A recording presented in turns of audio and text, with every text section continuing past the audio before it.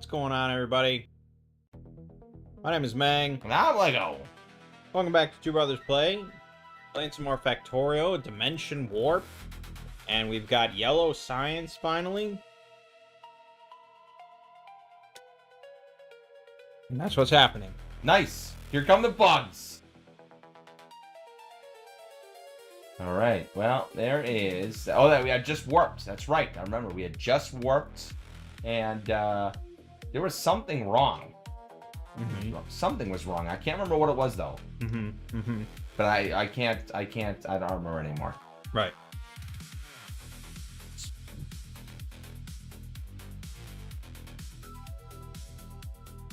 So I guess we'll just move along. 96K. Oh yeah, that's right. Ammo looks good. We were running a little low on ammo, but we've got it. It's pumping. Yeah, it's pumping. Okay. Good. That's pumping as well. Good. Okay. You got ammo going in there. Dump it in there. Good. Everything looks good. We're burninating everything. Well, I guess. I mean, I have to fight really hard for this. And I don't feel like fighting hard for this if there's no iron. But I guess, what materials do you need? We're talking about you right now. Right now, Sure. It's all Meng. Not sure yet. I gotta look into it. You gotta look into it. Fair. I said go easy on it, and they went fucking heavy. I think they're just stoned there. I'm convinced they are stoned. They don't know what's going on. Like, I said go easy on it, and they went... Well, this is the life we have.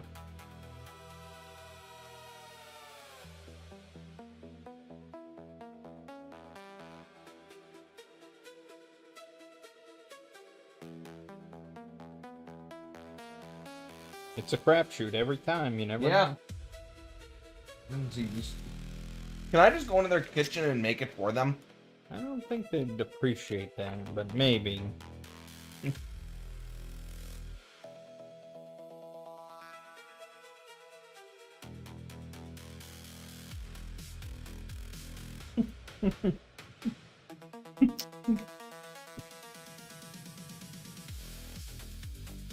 So I finished watching My Hero Academia. Oh, Okay. It's over now, you know. How many seasons they end them? 8. Wow. And they've only released episodes on like DVD or Blu-ray of like 4 or 5 so far. That's because no one buys that shit. You watch Crunchyroll, which is a piracy. That's where I watched it. And what did you think? Very good anime. Very top tier. The Dream. And then I started to rewatch Demon Slayer again.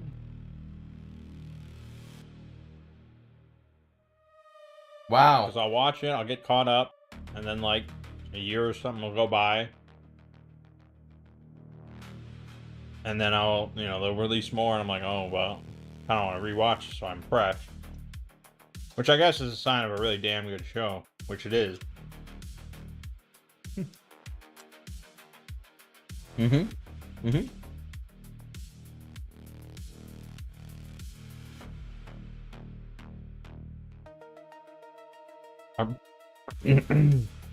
Probably could have watched One Punch Man season 3.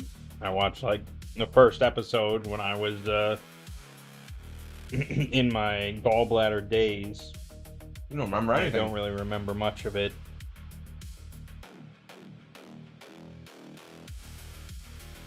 Are we warping? Uh-huh. Oh, okay.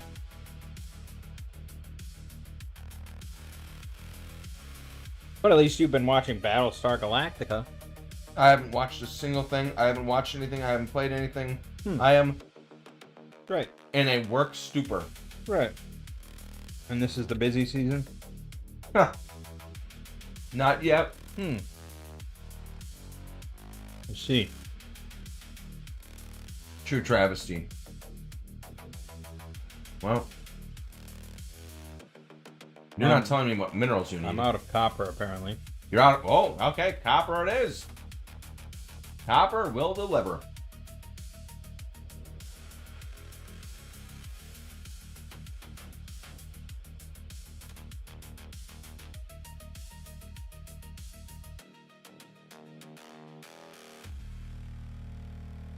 I think I'm out of coal. You're out of coal too? No. We bought. No, you're not out of coal. Wow. I filled 105K. Yeah, but you removed it from where I was loading it in. Oh, well, you'll have to do your own shit then, yeah. Sorry.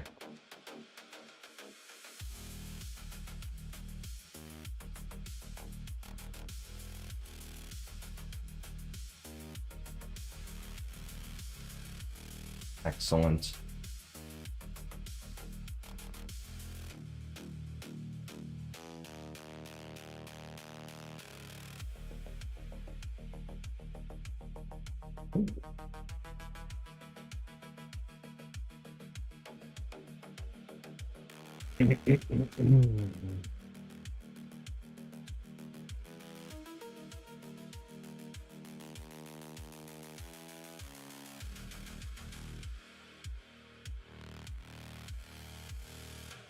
Could be good. This should be good. This should be good.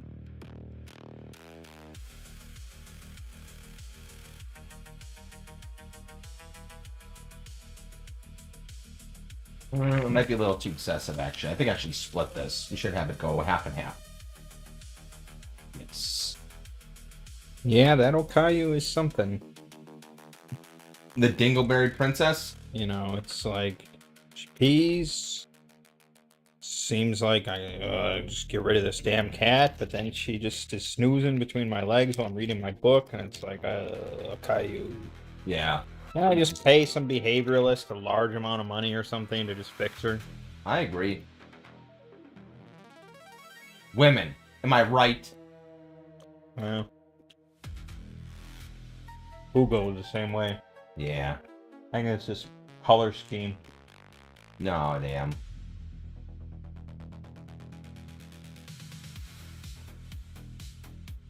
Right there, that's good.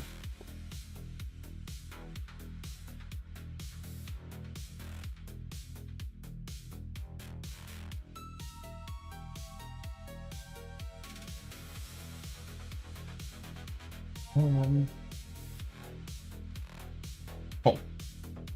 Splatterated. Good. Good.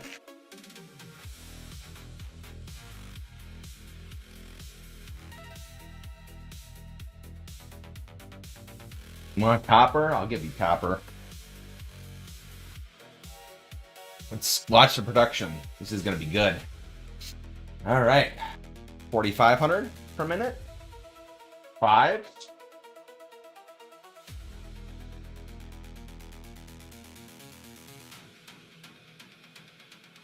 $65. I've still been doing a lot of stuff with Claude. Yep. You know, solo RPGs and stuff, and I wanted to do swords and wizardry, and I loaded that up in Foundry, and I looked at the character sheet they had, and I was like, this is fucking grotesque. This is garbage. Total fucking garbage. I'm listening. So I had Claude whip me up a new character sheet with full automation and everything. Nice. And a built-in character creator wizard. So I can whip up a character with, like in a marketplace, so I can spend your starting gold. Yep. And then it also has just like a market equipment shop that you can access anytime and pick your character, and it'll load in how much money you have, and then you can just spend it on gear and it'll load it onto your sheet. Automation. It's pretty good. It's pretty darn good. There is 90K copper ore. I see. Okay, I gotcha. This is the problemo. Yeah, that is up there, and you need it down there.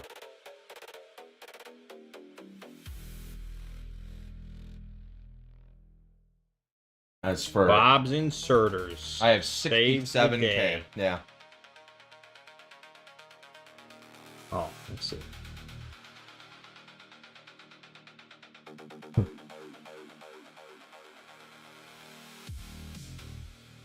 Good. Copper. Who's got the copper?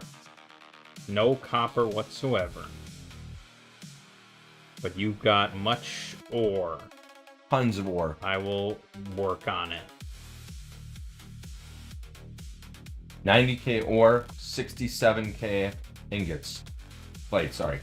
I wish we had that one thing where it was like a teleporting chest. Yeah, that was really nice. That was nice. I'm gonna set up, I guess, an extra box. I guess they could help you run it. No. I don't need any assistance with anything like that.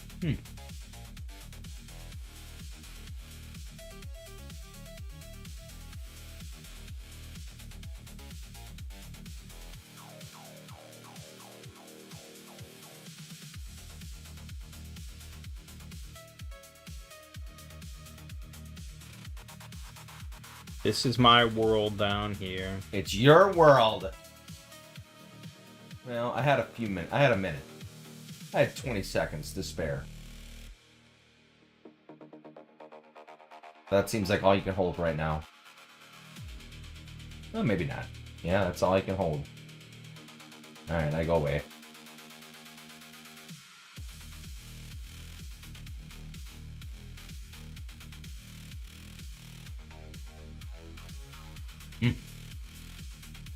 Burn him. Get him.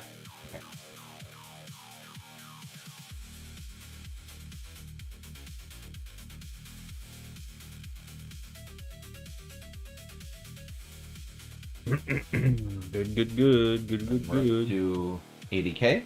We're making 10K a minute. Seems like plenty. Mm-hmm.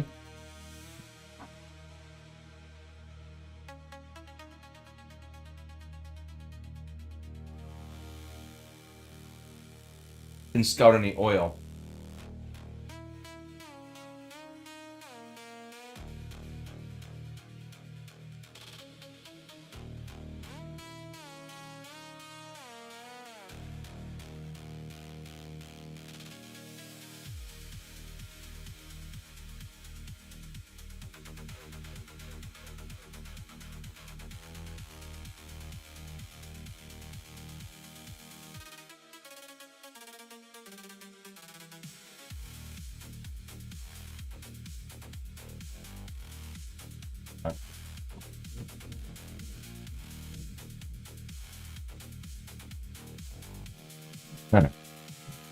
That's good. Let's fill these up again. 200 ingots on each. Beautiful.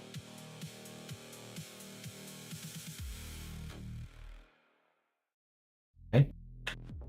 Lots of iron ingots. 102K.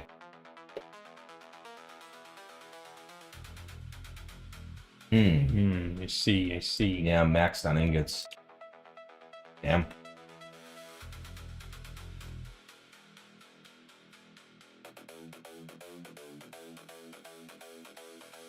Okay. Oh, no, I can take them out of there. Excellent. Bob's Inserters, baby. Nice. Bob is the dream. He's the greatest. You don't get any better than Bob. Put that in there. Good. All right. Yep. Dump that in there. Correct.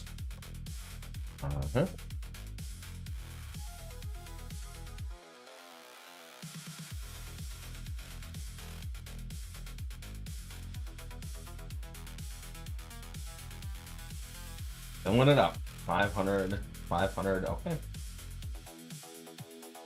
I am processing an insane amount of ore. It's crazy. Would you believe I'm almost out of ore?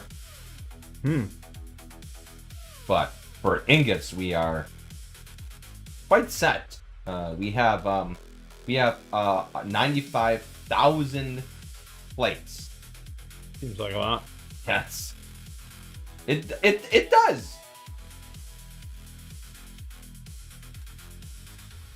Very much so it does.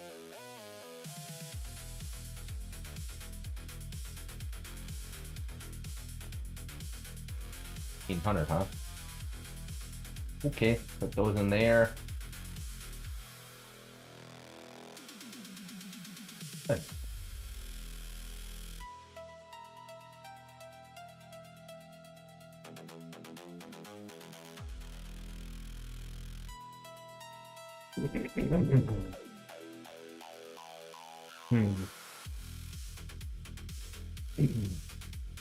All right.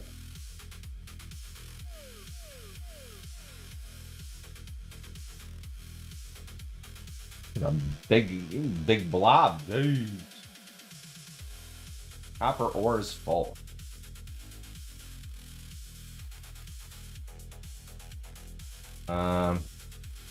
Okay, our copper ore is full. Starting to fill overflow now. We're out of iron ore, but we have 100k iron plates.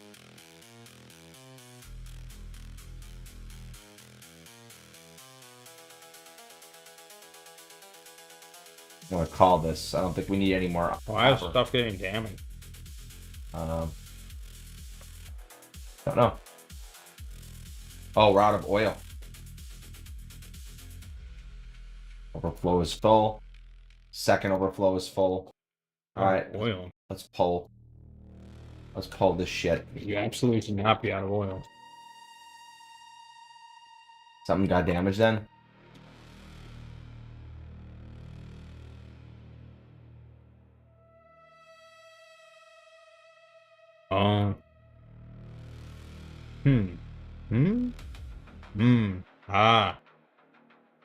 Some was moved? Yep. Shame. I'll fix. Fixes are good. I like fixes.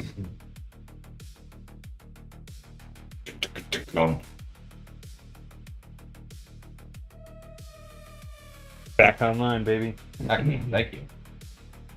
Mucho thanquero. Let's see here. Keep working, little guys. Keep working.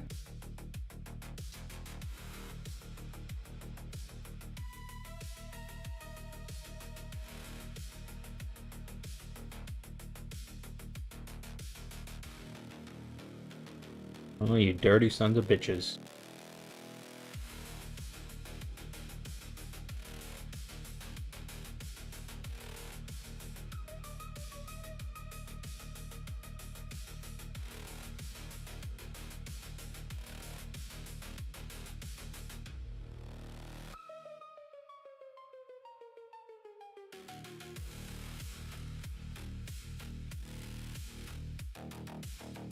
Definitely getting damaged here and there. Yep. Look at this shit. That's nasty.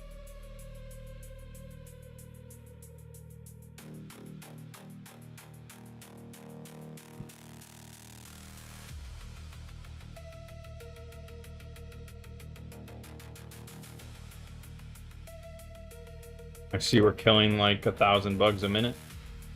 Yeah. That's fun. I can't pick up these. Why can't I pick up my things again? They don't come back in? I don't know. It's very strange. Come on.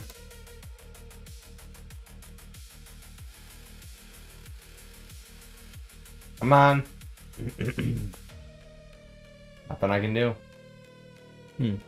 All right, fine. Veronica Benson wants you know if you can see the chat. Yeah, I can. How's it going? There you go. What you been up to? Living the dream?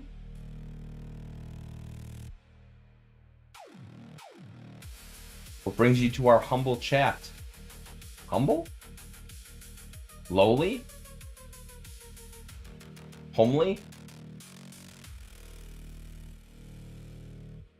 I don't like this. This is not good. I say warp. But I'm just a little warper.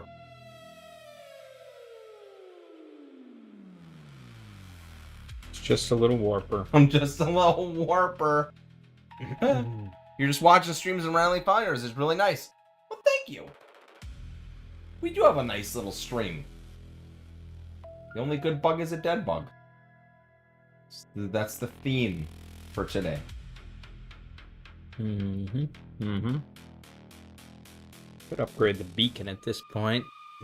And to be clear, the bug started it. We were just trying to get off this planet, Neo Novice, and they decided to be the aggressors. So here we are, having to defend ourselves.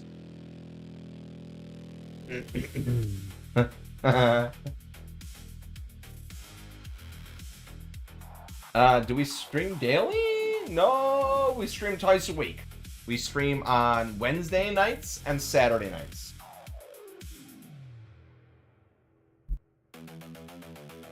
And get you advanced flamethrower turrets, acid thrower turrets, Oh my gosh, shoot sulfuric acid.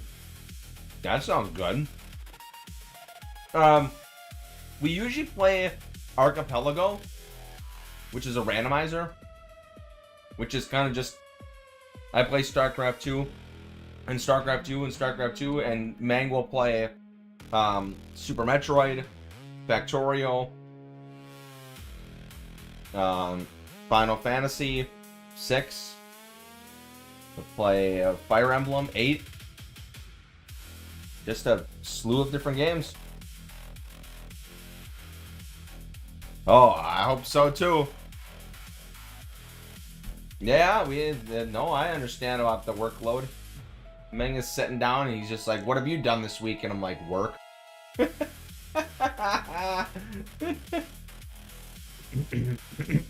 Oh yeah, I can relate.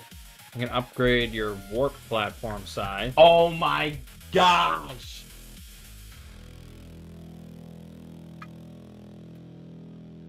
Drawing is fun. I'm gonna have to upgrade power again, I think. Well, rock the boat, buddy. Thank you.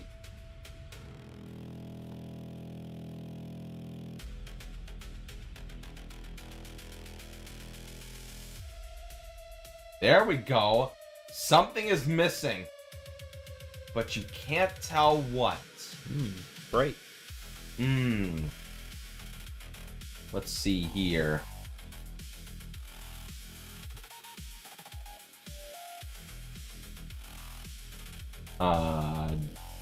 I'm not a big Discord user.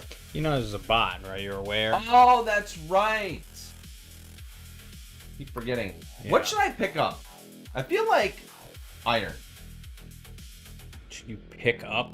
What? No, I meant like what should I like farm here? I feel like you're just bored. No. What do you need?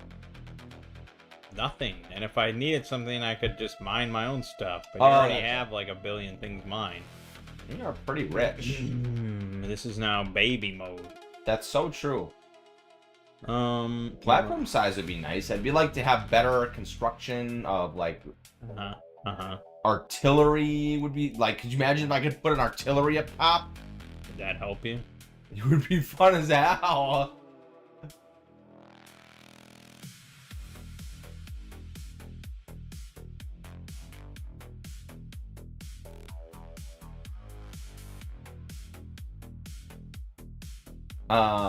I got a notification. ChatGPT is like, we've improved our image generation. So I tried it out, and I was getting better. Getting better, huh? Well, I use it for room settings, which is not a huge use. Like, this is not some, like, oh god, you're pushing it to the max.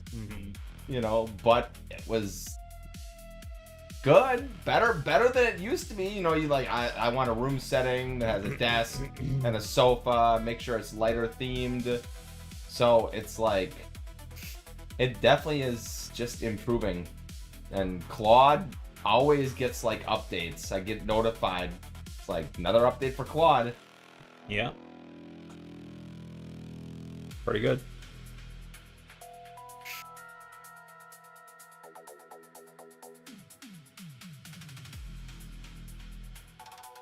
Now Claude's even like checking itself. It's like, wait a minute, you said this before, and I'm like, I don't know how you remember that, but you're right, I did say that. Let me check my own work. Like, oh yeah, I misspoke. I'm so sorry. Yeah, it does that, but it's not flawless. No, it definitely has some sort of. I've seen some drift, so it's like, okay, I get ya. But it's definitely getting better.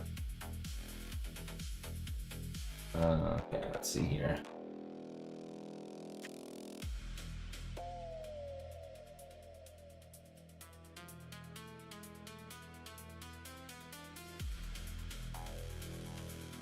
Oh, okay, fair enough. Sorry enough. You're not a bot. I get you. The bots are evolving. You know, it's a real concern. How do you know what's real anymore? I feel like every time I go online, I'm just like, okay, this is the internet. Nothing is real anymore. I don't know, man. No, that's fine. I'm sorry. I'm generally not interested in just art. Also, I don't really use Discord much. But yeah, I mean, this would be more believable if it hasn't happened 10 times before. yeah, we get like 50,000 people that are just like, do you want to check out my art? And they don't say anything about the game that we're playing. Have a good one. Nothing like that.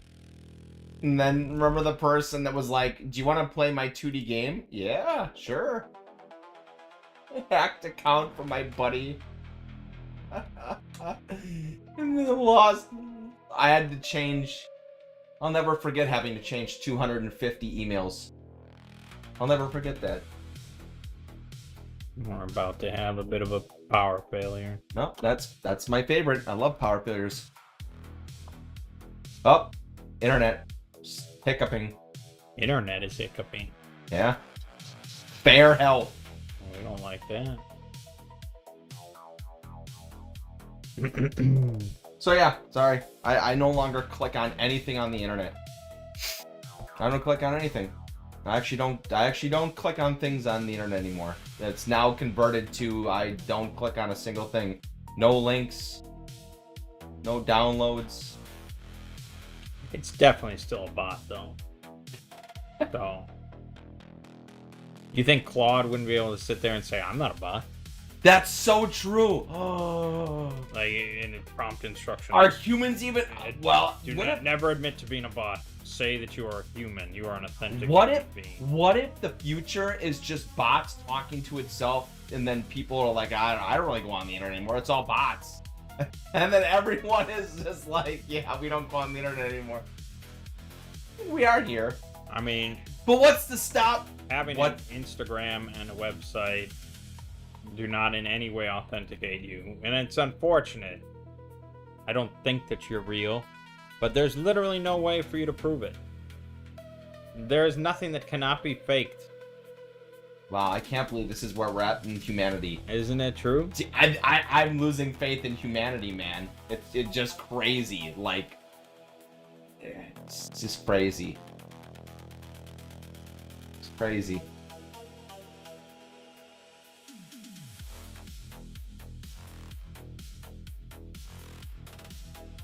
How would you prove this is a human?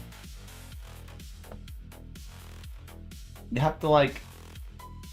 There isn't. There is not anything you could ask or say or have them do or anything. Are we really there? Are we really there? How would you prove you're... You have to, like, oh yeah, we have to meet up. That would be, the only way. Yeah. Physical meetup. Until we get robotics that advanced, like Cylons. Oh, no. You're right. All we have to do a meetup now.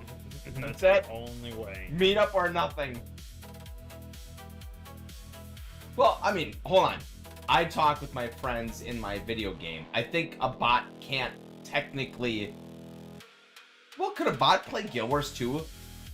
Could you train a bot? That old ass game? Yeah, that...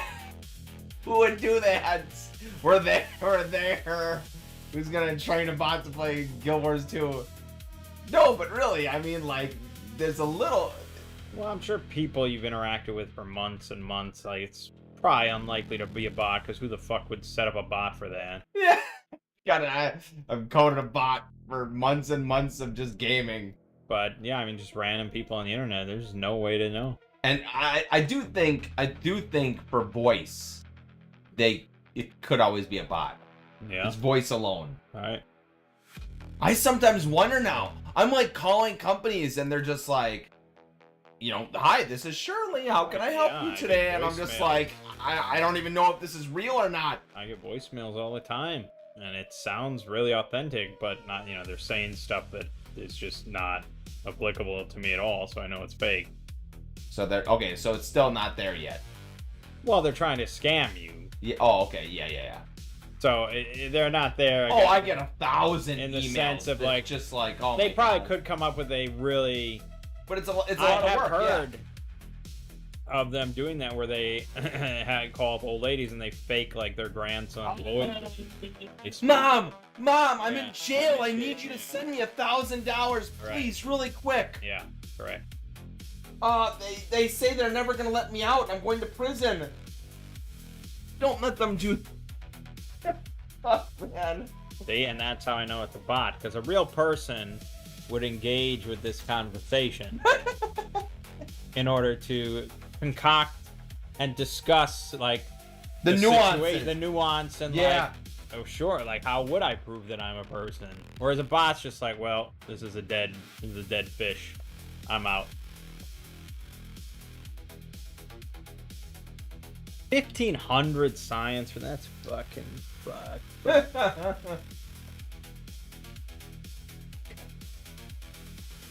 We need to get space flight and get out of here. Yeah, it's easier said than done, my friend. Well, you should be using more. There's a lot of science. Do you want me to start putting warehouses downstairs for you? Purple science. It's the only way. So set up purple science for me real quick, and then we can do it up. At this point, can we set it up outside? Maybe. 40-minute auto warp.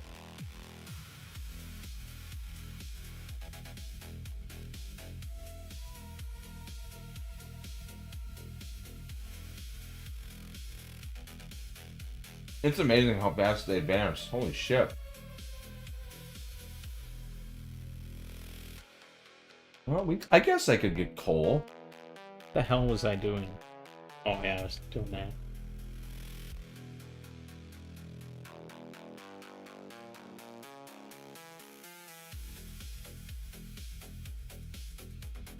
I'm gonna make another warehouse.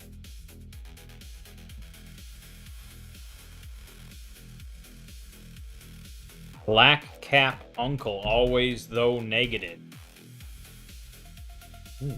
Thoughts?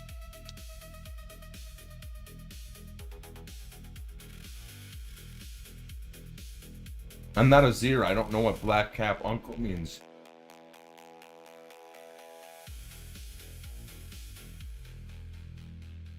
I could probably generate another warehouse of copper. I mean of coal.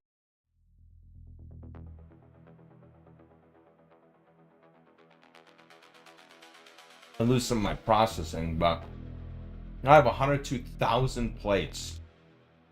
I don't need any more. And I mean, it's the same thing as Battlestar Galactica. Just like they look like us, they talk like us. You know, they said all that sort of like how can you possibly tell?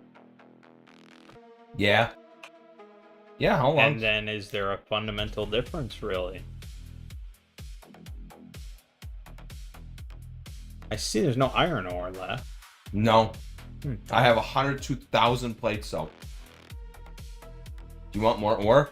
Do you like ore? Well, I mean, it's either that or I set it up on my own. But yeah, I mean, I'm the one that uses most of the ore. You understand? Well, there's a big spot here. Why So don't if you you're just, why don't you go ahead and drop it down? bidding Yeah, around, just you drop it could- down. Yeah, drop it down for yourself. Really, there's a big empty spot. I will grab ore. I mean, shit, I'm gonna need a second warehouse soon. I can no longer hold any stone. Damn, I need a warehouse for stone. What do you need all that stone for? Nothing? So why are you mining stone? No. You did say we needed it for some science at some point. Purple science, yeah. Are you gonna do purple science? Maybe. Right now I'm gonna get some coal though.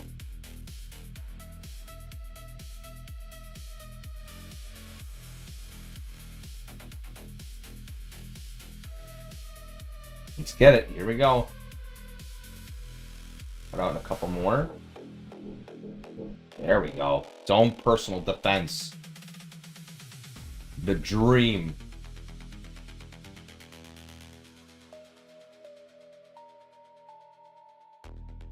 Probably filter that one this way. Filter this way. I have enough loaders. Excellent. I don't know. Did anyone ever decide to do like... I feel like transport belts should have used power. Or am I just crazy? There's a mod for that if you really want. Yeah, I didn't really want it. I just thought to myself, like, probably should be playing with it. But then I was always wondering, like, is it gonna add genuine, like, oh, this is so good, like it does, hygiene for RimWorld, you know? No, it's awful. Have you tried it? No, that sounds awful. That's fair.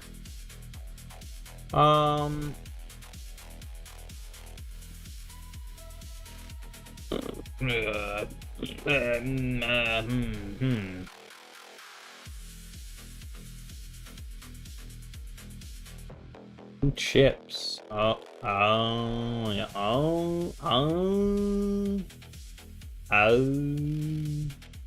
Let's see. That's obnoxious.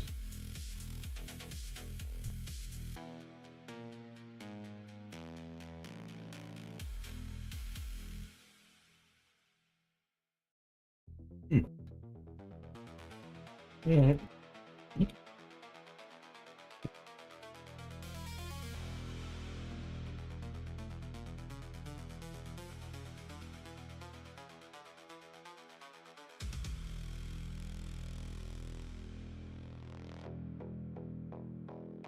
Pop down a warehouse.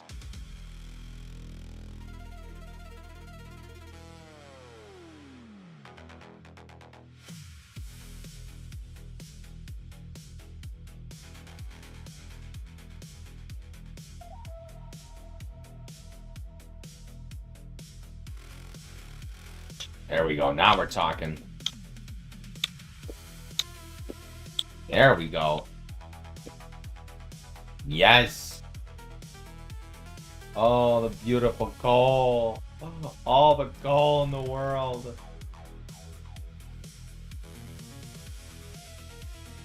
Everything the body needs.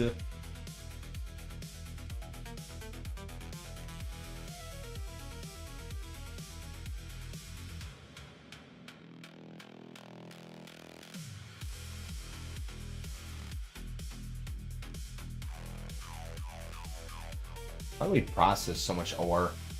They You would love it. kind of do. A lot of ore be working. We're working that ore.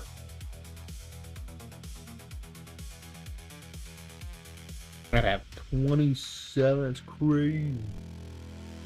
Oh, yeah, I guess we dropped it down to 0.5. That's the number. Is it the number? I'm 8.4 iron per second. I don't think that's a problem.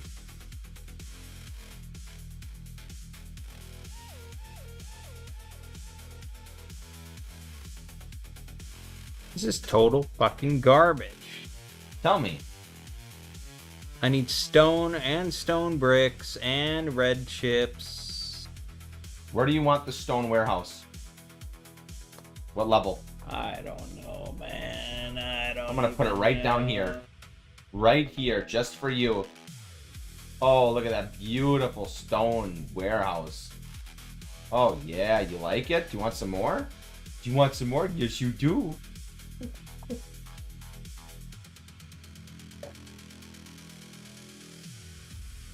There we go. I have so much fucking stone. Gross. Okay, well, if I set up logistics and use logistic bots, this is not the worst thing in the world. It's like going to the dentist. I just have to do it. I just have to do it. That's all. Like Shia LaBeouf said, The booth? just do it. So true. Alright, well, you have 66k stone ore to start on your little escapade. I'll work backwards. Nothing has ever been bad working backwards.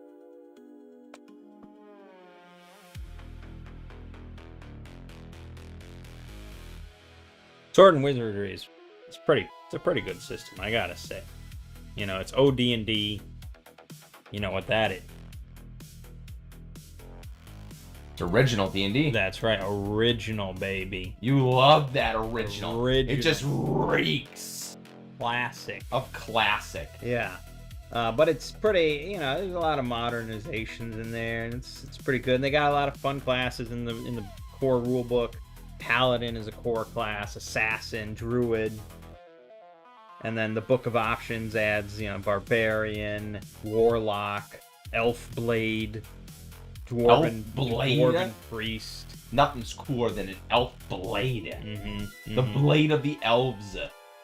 And it's pretty tight. Oh, yeah, tight. The complete revised rulebook, which is basically everything you need completely to run. It's like 140 pages. That's pretty tight. Tight. And it's good. The nice thing about old school games is, like, there's no ability checks, you know. Yeah, I can see that. So most things are just resolved based on the fiction, and it's just like, unless you have a damn good reason as a DM to not let them do something, I'm gonna do this. You just let it happen. Just let it happen. Just let it happen.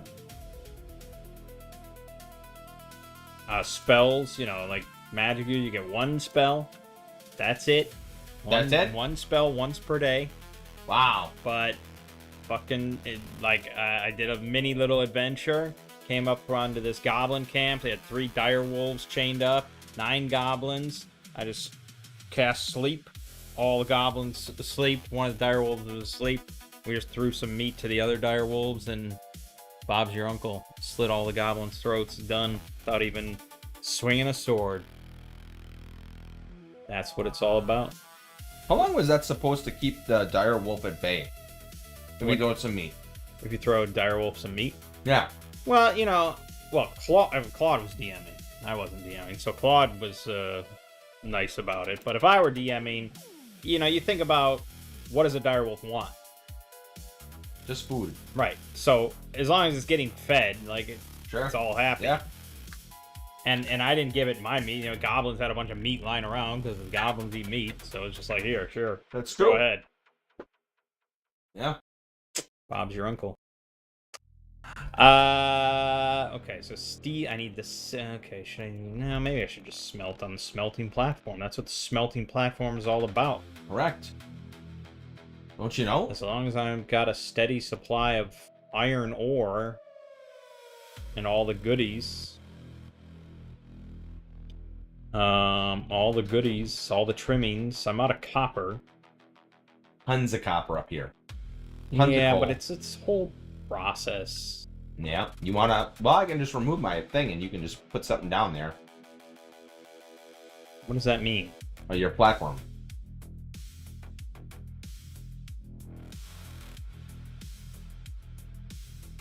It means what it means is.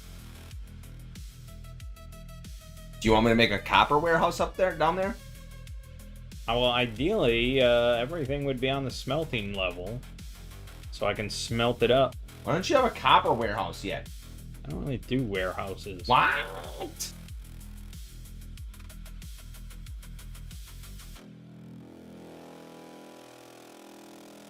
I'm not opposed to the concept, I guess. Okay, good. If you could fit it, right? I feel like that's your holdup, is you need to fit Well, it I'm in. working on the upgrade for the smeltus platform. He who smeltus deltus. Yes, correct. Why do you not have power here? You need to build it You properly. probably destroyed it. What? You take a lot of stuff from me and my things. What? You would need it. It's just... Oh, because they added that extra loader. I gotta get the upgraded power. the power. Thought I did. Oh, this is substation. I thought there was really baloney ass shit. Oh, I do have medium power poles Mark II. I will fix this. I will fix this. He is Mr. Fix-It. Oh, we got our bigger floor platform. My God. That was ages ago. Thank you.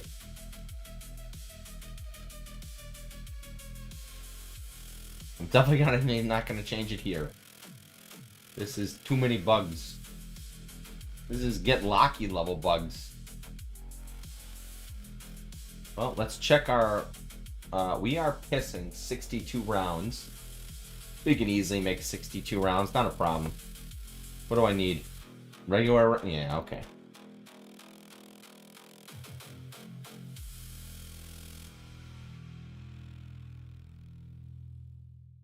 Here we go.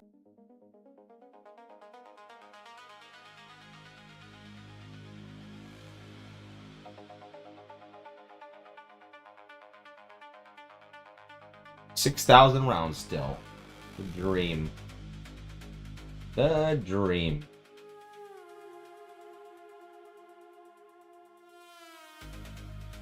Full of iron plates. Backup's full. Backup.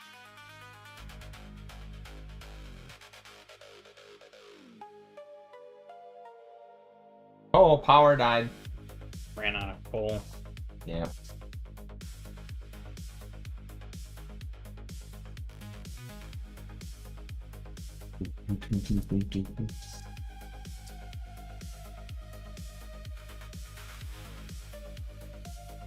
We're getting all resources pretty equal, pretty good.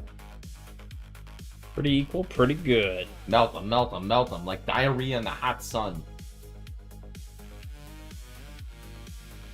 Hear that? Good. Thank you, little guy.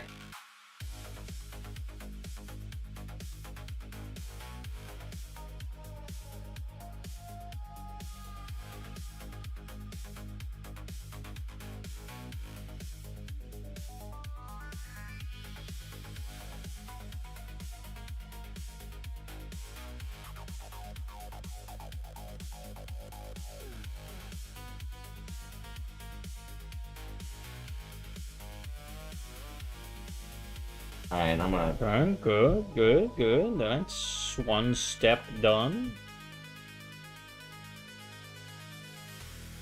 Oh, that's right. I can run more stone down to you. Can always be doing something. Need a team effort. Teamwork makes the dream work. Stone it be. Okay, then we got the electric furnace. I need one machine. You're at 73k stone. So I need copper, I need iron, I need steel coming down, but I also have coal coming down. I can't get plastic. I'm Filling you with copper literally again. have to just manually run plastic. Or I run chips, but I don't know if I have enough chip production for that. I guess at a certain point, the smart thing would do strip all this out completely, rebuild it with bots in mind. Yep. Sounds like a fucking nightmare.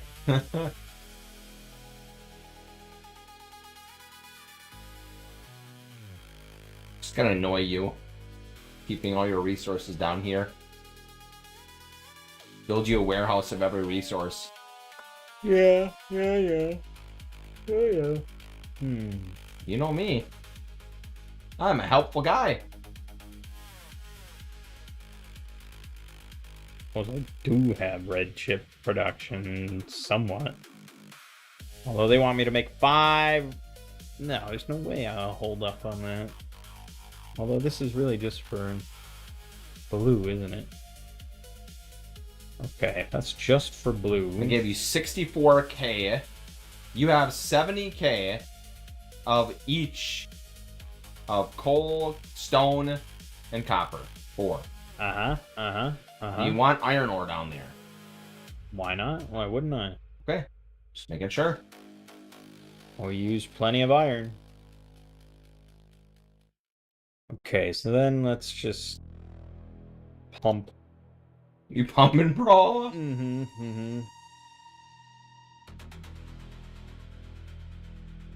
2, 4, 6. Oh. No, ran out of it? Oh, damn. Alright, it's fine. Hey. Destroy my walls. How dare you? Filthy bugs. If I bring plastic, no, that's no good. No good. That has to be iron, copper, steel. No, I don't need steel. That could be red. I do have steel. No, I can make my own steel. As long as this iron production flows. Oh, now you've got 52k iron. Ore. Yeah, I mean, all we need is the rocket, right? That's all that matters. That's all that matters. Then we can consider this beat. Even though that might not be the objective. It's unobjective. Yeah, I really don't like this. This is way too... This is getting a little dangerous now up here. Okay, I will yield this time.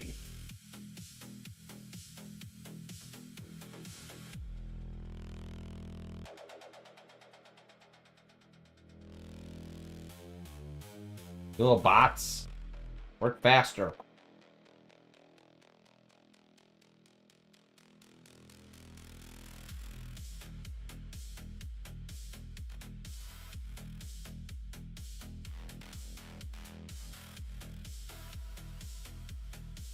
Fine.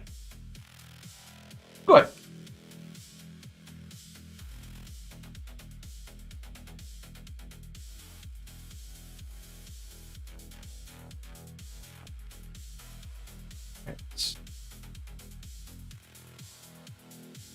Oh, there's also stone. No, it's like, yeah, okay. Steel, no, iron, copper. It's gotta be stone then. I can't send bricks. Okay, so I have to smelt my own stone down there and my own iron down there. Fine.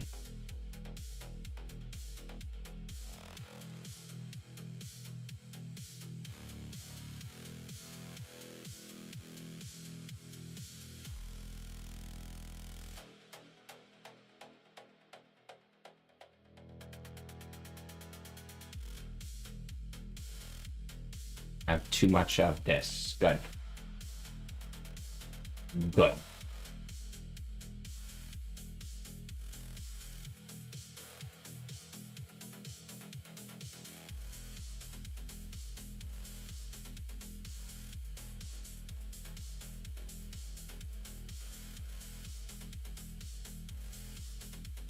Get all apart, little guys.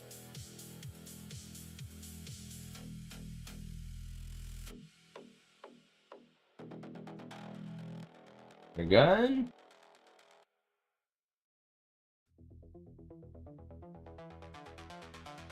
Do this section next.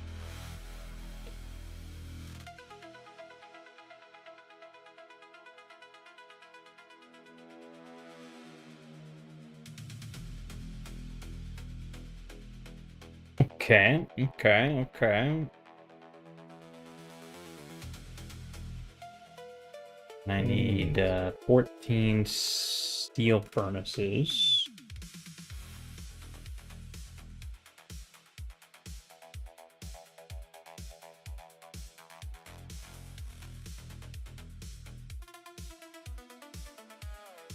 Clean up my mess here.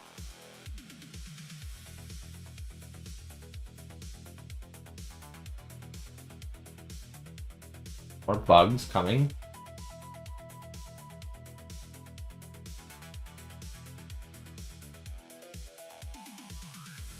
Pull your platform.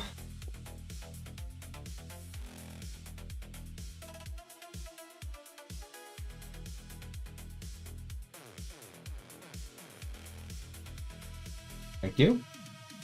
You are a gentleman and a scholar. I have deemed this place to be a little too dangerous. It's a bummer.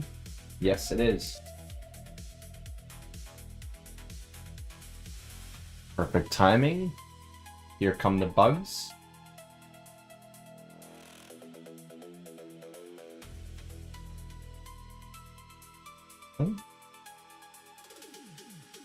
Grab them, little guys. Grab them.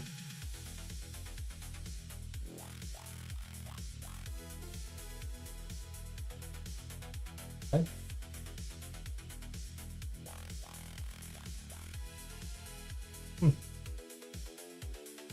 We can rock the warp. Warping. I can rebuild my platform later. Nice. Amazonia, your favorite. Oh man, Look, get that ready. iron. Get ready for the big bugs. The big bugs. In a world you of like- biggest buggus. You like the bug. Oh no.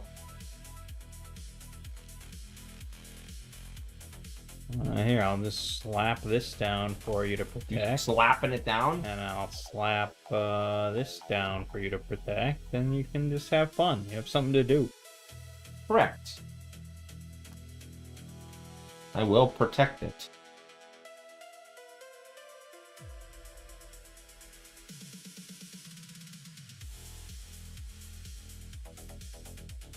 Fuck you.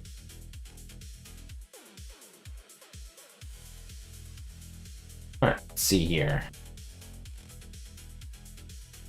Okay, you want me to protect this? Okay. I'll get you minor Mark 5s. I like the idea. Yeah. Or Dimension Mining Productivity 12. Oh. The productivity of dimensioning of the mining? Yeah, correct. I love it. I don't think you really need any of that, though. And if No. we just want to win, I shouldn't research Yeah, anything. you probably should focus on what you need to focus on to get us out of here. Yeah.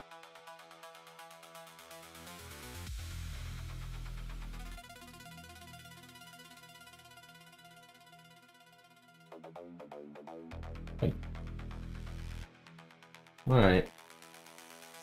Can take this apart. Oh, we're out of oil. Rip.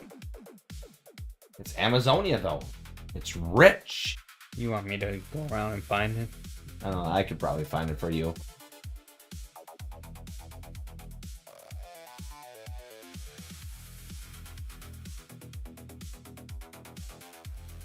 Gates, please. Okay. Correct. Mm-hmm. More gates.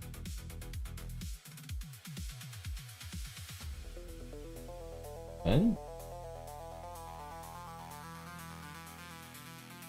Hey, what's your favorite Phil Collins song?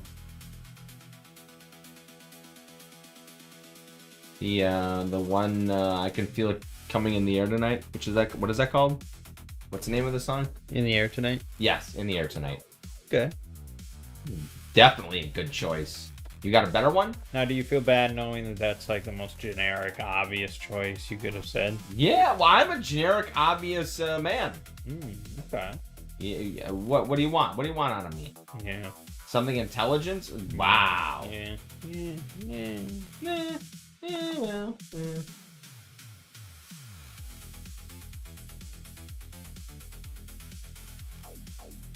I do concede. I'm quite the basic bitch. Yeah. I will try and not be in the future, but that's really hard. Yeah. What's your favorite? You Can't Hurry Love? I'm pretty sure I've heard it, but it's just not ringing a bell. Oh, okay.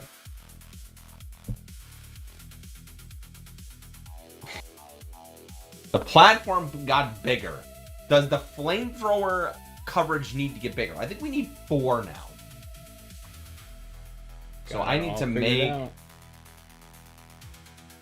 flamethrowers. Don't I need engines for flamethrowers? Mm-hmm. I have 107 if you want. Engines? Yeah. That's great. Where are they? I'll put them in this iron ore box. That's a great spot.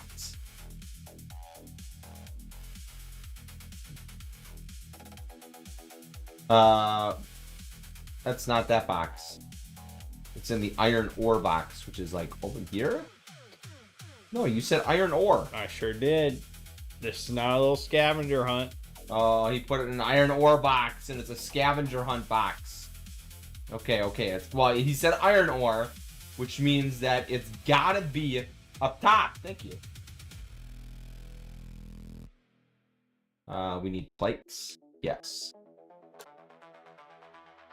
Okay, good. That should be good enough for me. Everything the body needs. I'm also gonna need more pipes.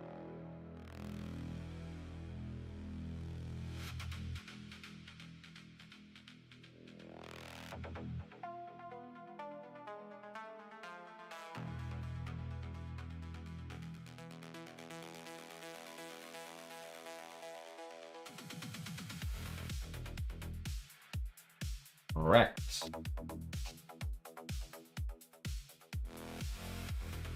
No, I'm thinking with belts too much. Are you thinking? I'm not thinking. That's the problem. I gotta think with robots. So true. That's the whole point of the game is robots. That's what I'm thinking now. Okay, we got 4, right? Yeah. 1, 2, 3, 4.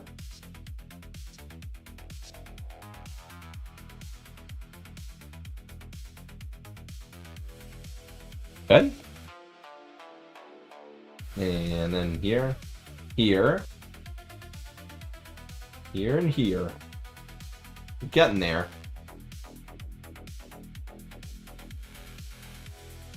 Need to keep up on ammo though. Good. We are certainly using lots of ammo.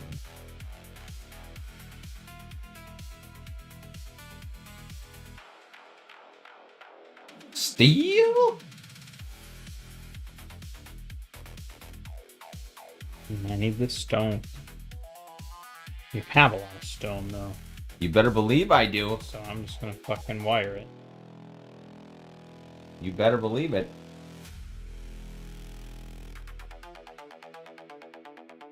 I can do this side first. Good.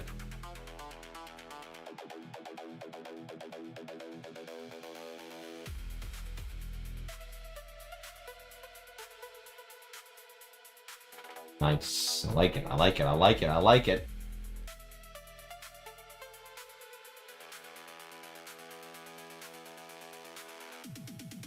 Oh, actually, we should probably place it. Yeah, make it easier. Okay. Stone acquired. Set up more smelters.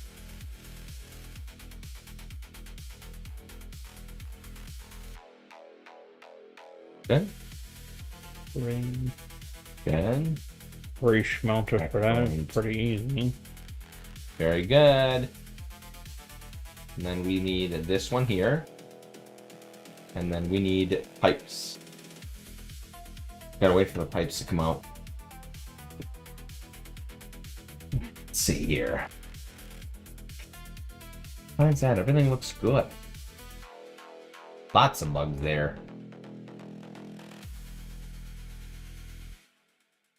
Lots and lots of bugs.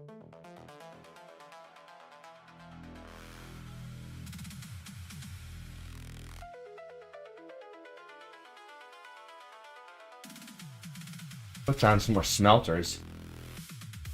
Like running low on steel. I'm gonna redo my smelters though.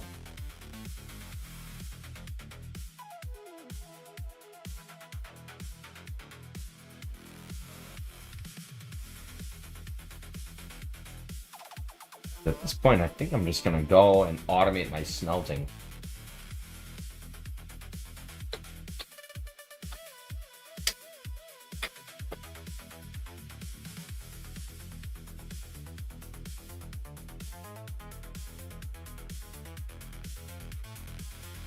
Okay, it's good.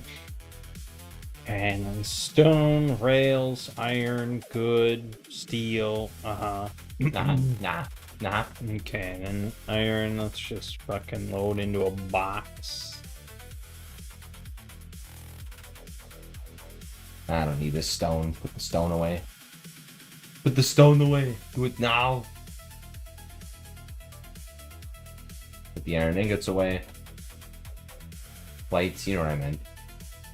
Then I just set up this. And this is,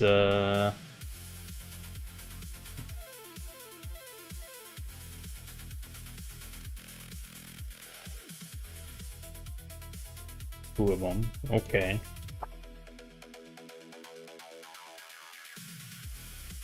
Chances are it's not going to be enough.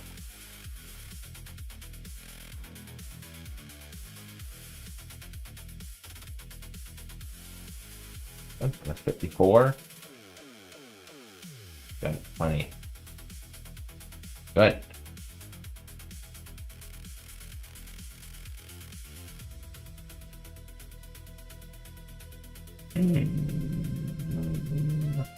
Hum. That's right. Okay, never mind. Do it this way. There we go. Very good. Okay, good. Connect this here. Excellent. And then... Good. Excellent.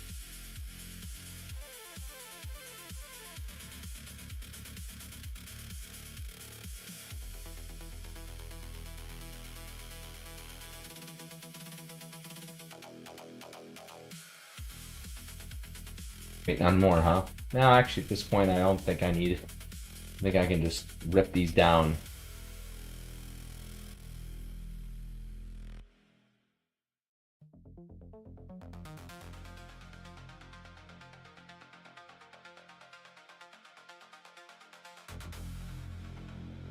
Have enough now, I think.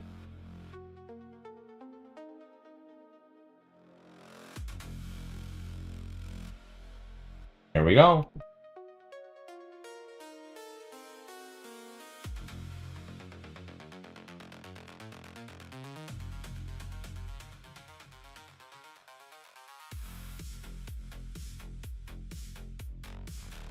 We had enough, that's good.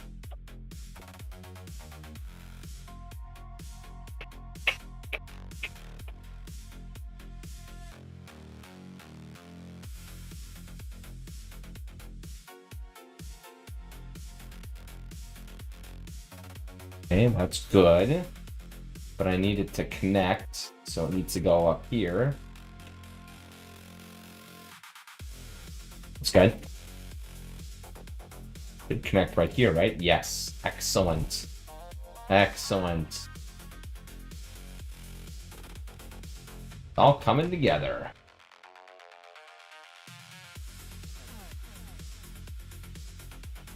Very good.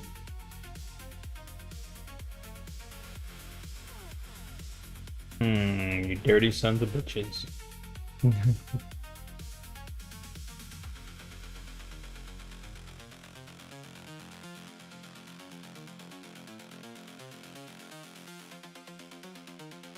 Good. The robots are doing their work.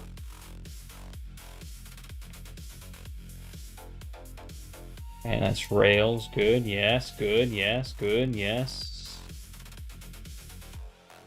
Good.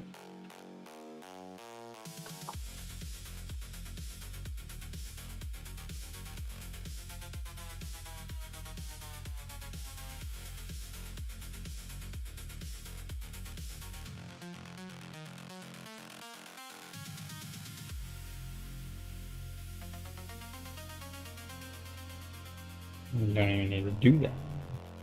Yes. One machine.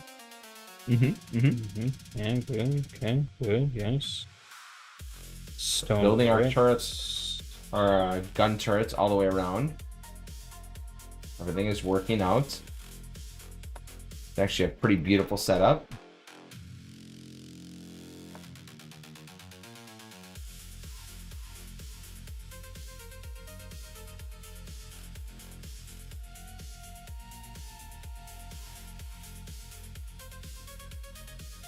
Good.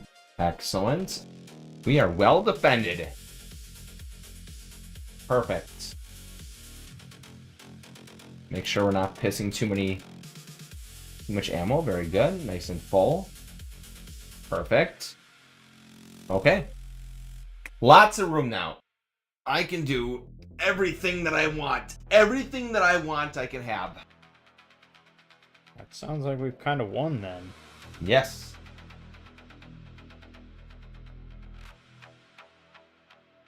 Grab another warehouse. Start getting my... Okay, that's what cost. That's what cost me. Okay, and then it's the modules, which is green and red. So I'm gonna set up green, I think. Only reasonable. Well, I don't have to set up red. Let's do set up red. Falling asleep from boredom. Well, we'll get there. One way or another, we'll get there. Do you need this anymore?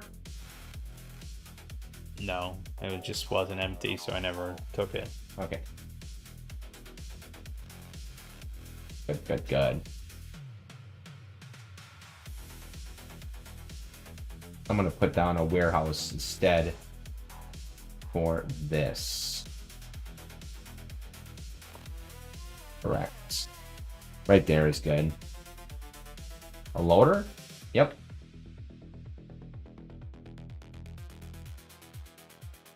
Good, good, good.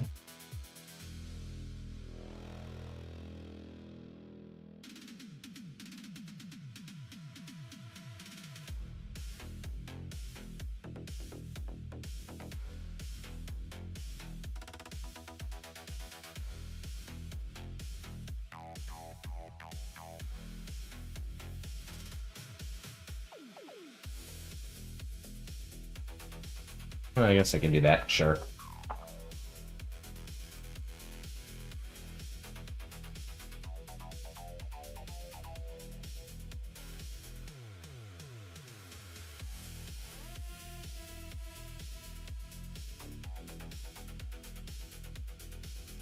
It's 51K, of course there is. More than enough.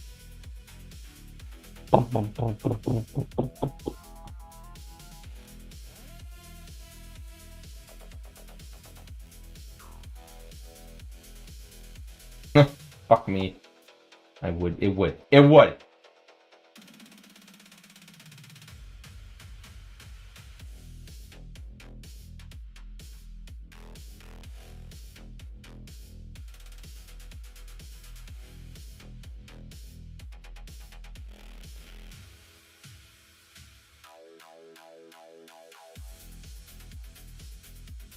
do this. This should work. But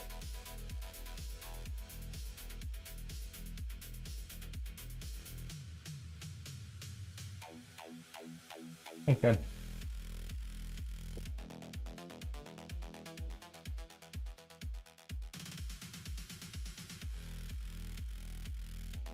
Can't even carry that many.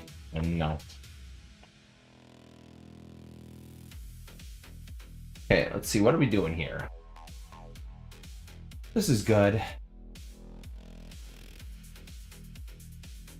Essentially, I want to smelt and then send it right into this one.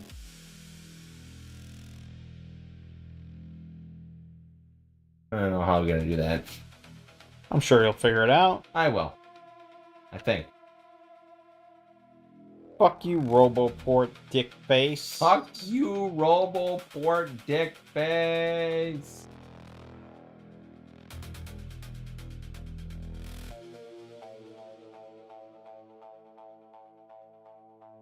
Should be getting a big bug soon. You like the bugs? You know, I'm waiting for the big one. They'll be coming. He's coming. He's coming.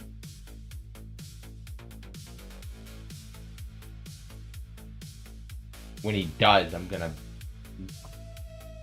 fucking tossing out 30. You're gonna myrtleize them? I'm gonna myrtleize him.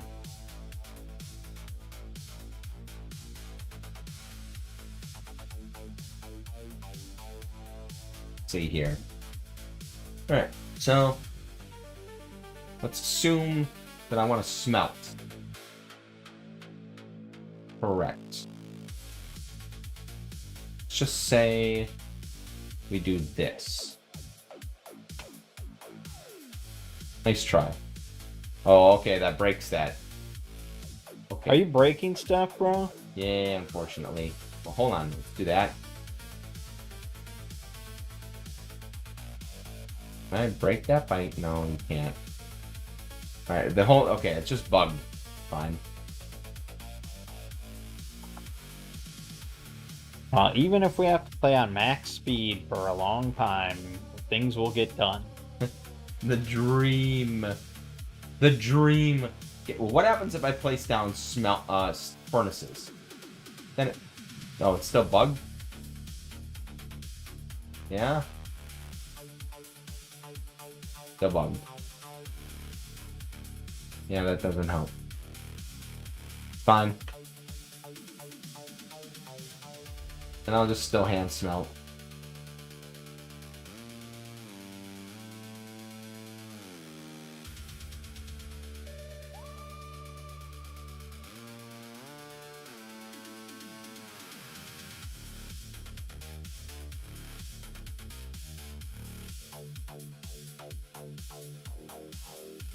Brilliant.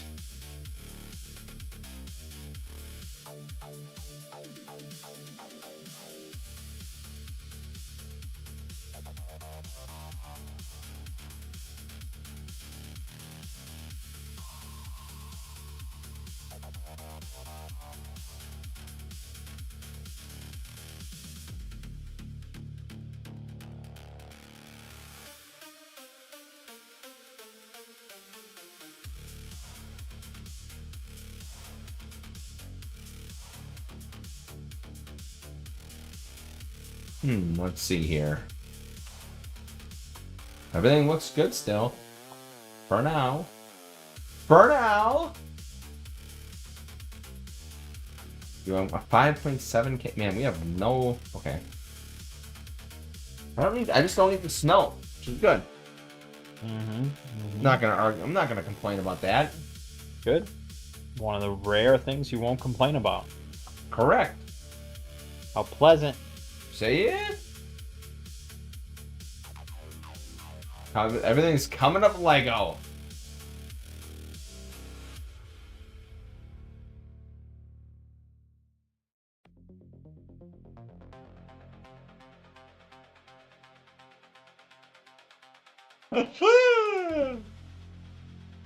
All right. Very good. What's success? You're getting a lot of smelting done and farming. I'm trying to give you a rocket into space. Thank you. I appreciate it, truly. And to celebrate, I will eat my ranchero. Good.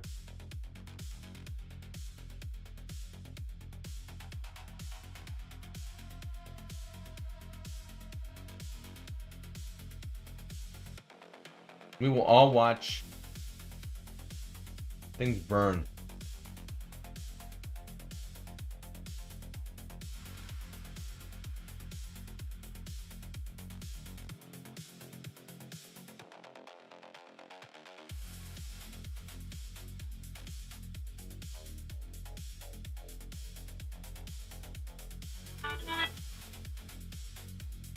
Hmm.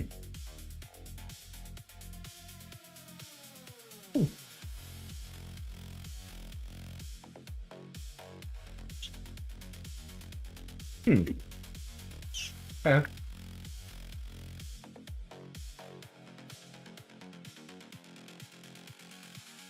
Excellent. Time for some cotton candy.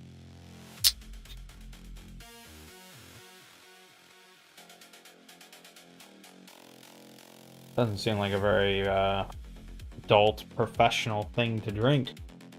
Bang Energy cotton candy. You're right. Smells really good. Tastes really good. I guess you got it all under control then. I mean, if it tastes good and it smells good, what else do you want? What do you care?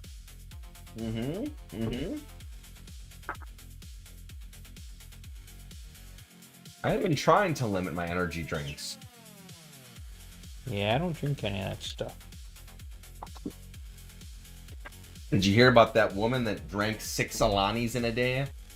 I don't even know what that is. Yeah, it's like some sort of energy drink. I would have assumed that based on the context, yeah. Mm-hmm.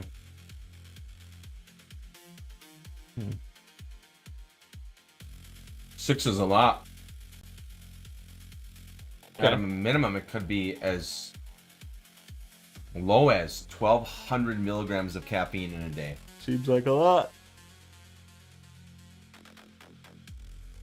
Don't they recommend no more than like 400 or something? I think it was but it was really the problem is how little she was. When you look at the context, like it does go off of body percentages, you know.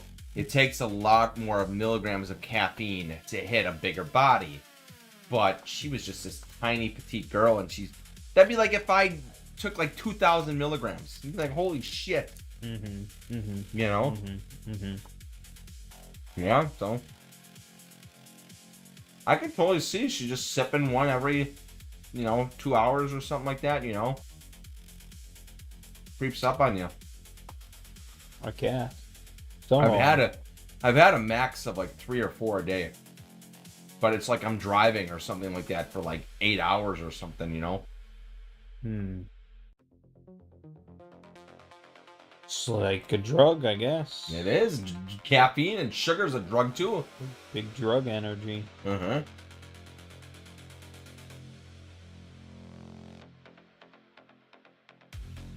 Auto warp in 23 minutes. But we are just crushing it. Okay. And it's the oil, actually, is what I'm worried about. We're down to... Oh, yeah. We never got oil. Yeah. That's going to be a problem.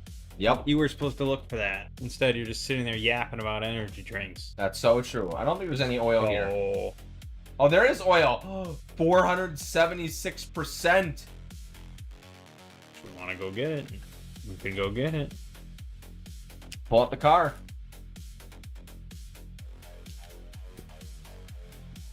Vroom, vroom. You mean my tank? Is that what you were referring to? Yep.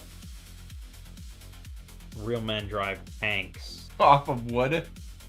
Wood-powered tank, yeah.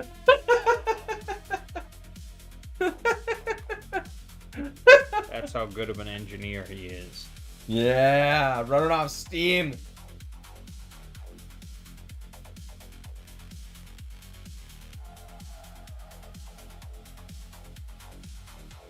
find it? You are south. There's a lot of bugs though, so go around them. Now due west. You drop it, I can drop 50 guns. Yeah, it's kind of a constant stream here. Mm-hmm.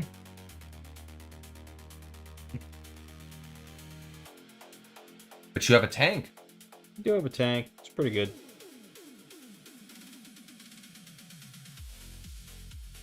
Hmm. Big bugs. You don't have uranium rounds. Such a shame. Really be cranking.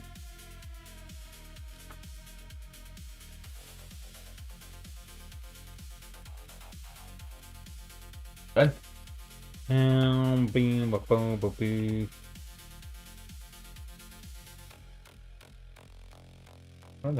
Get rid of the shit. Yeah, get rid of the shit.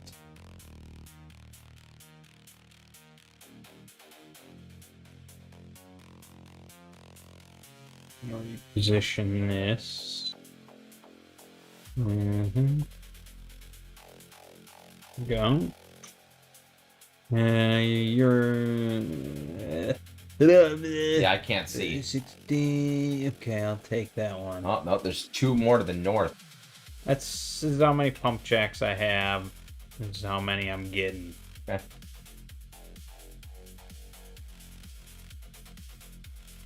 Like, I don't have enough energy to power these 6 fully anyways. Alright, well, you're well protected. Snug as a bug? Yeah. You've got a lot of guns there. Look at those turrets. They're pounding. They're pounding, bro.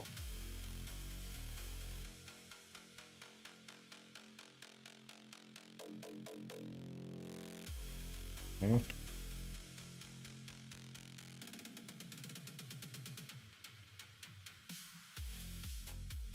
least we'll have oil.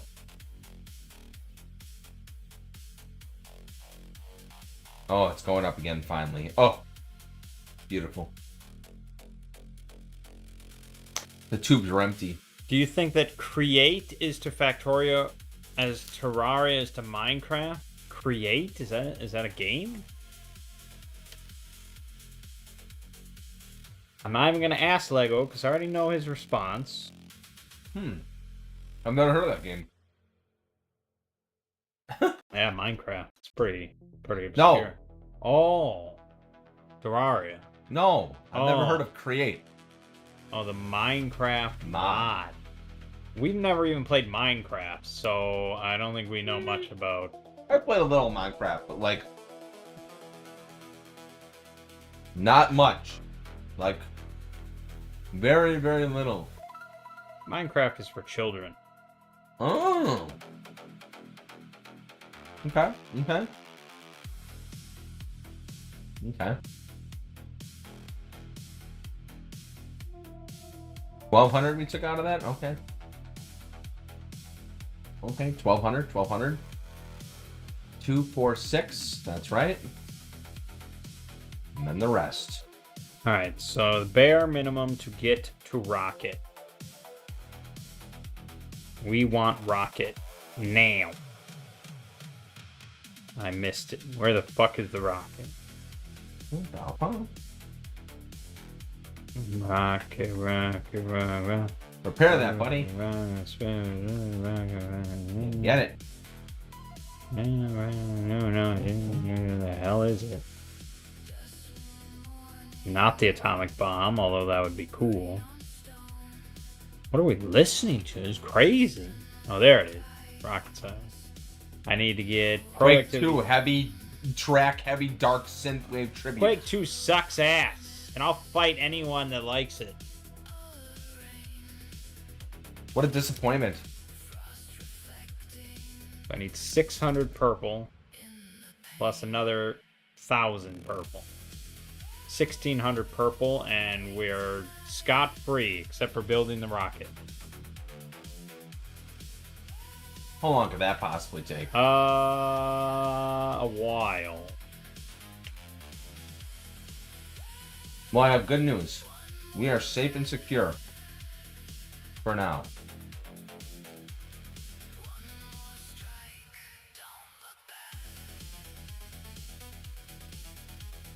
Safe and secure with his music. Okay, well then we can now fast forward for a long time. Well, I look up this Minecraft mod called Create. I thought Greg Tech was sort of the Factorio equivalent. This is Create from 2022, the Create team. You don't know shit for dick about the Create team. No, I don't know shit for dick. Tell me about shit for dick. Look at that, they got trains. Oh my god. They got things you would never build because you don't like to build things in a factory. This is Create. The only way that it's like Factorio is if there's bugs. That's true. That, to me, that's the key thing about Factorio is the actual defense aspect.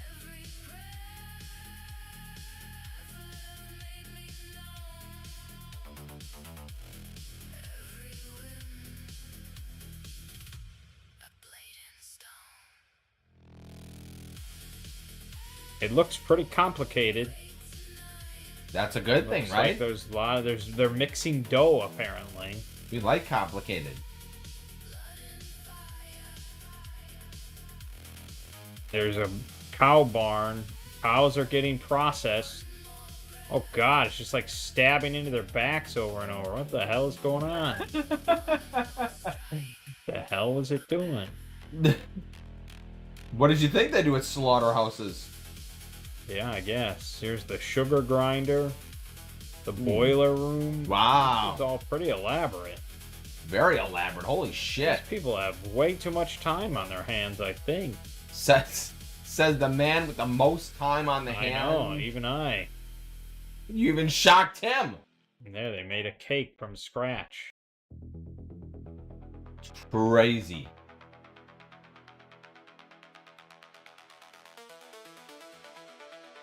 Huh.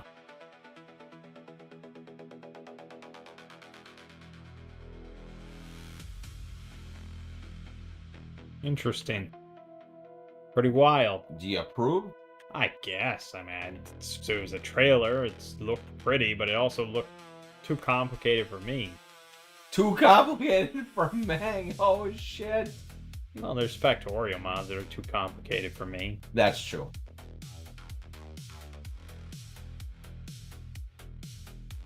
Why did that stop? Oh, steel. We're out of steel. We're not making enough steel? Did I not calculate this? Was it not calculated? Calculating. Apparently not. Okay, I'll influx steel. I got steel for days and decades. I guess I have to process some ore here.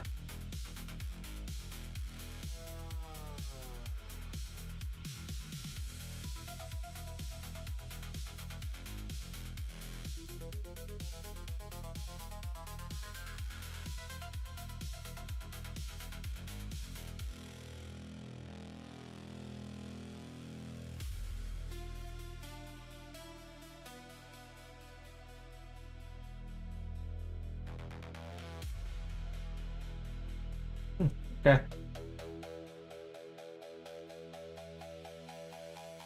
Alright. Stop. Speed. We're auto warping. I'm pulling. You're gonna want to pull your things. Okay. I Okay. didn't fill up, but that's Okay, Danny boy. Alright, then I can pull.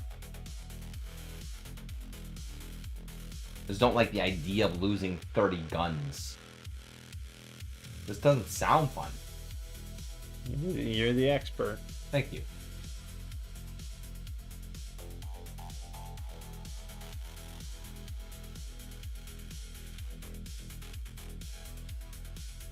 Oh, my minions. Grab them. Grab them. Get out of here. Okay. All your platforms. Pull the platforms. Excellent. Many thank yous. Mucho thank you. Good.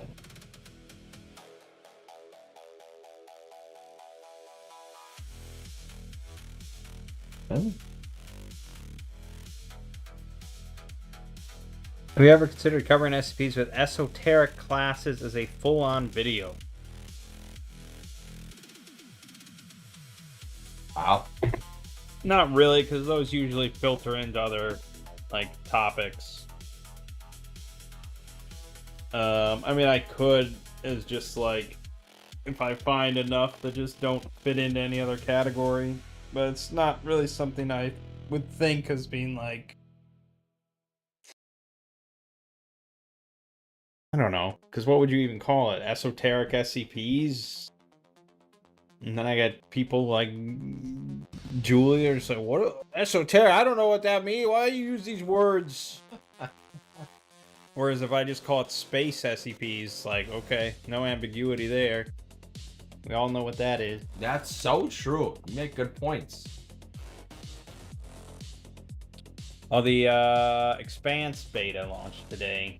What? That's so crazy. I gotta get you a key. That sounds fun. Hype. You seem like you're losing a lot of things. Yeah, we are. Everything is because I asked to warp. You didn't say anything. So true. We lost another one.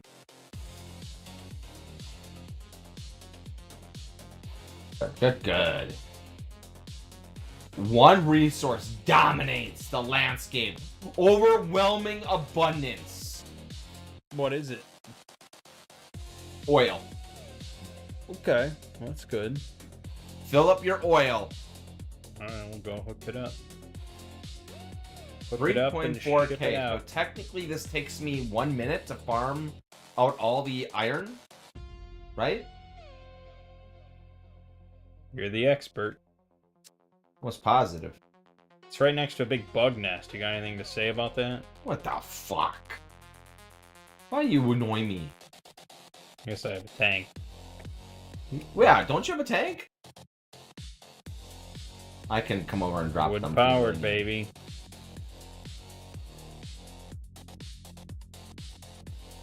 It's gone. These are baby bugs. Just yellow. They're so yellow. Yeah, so yellow.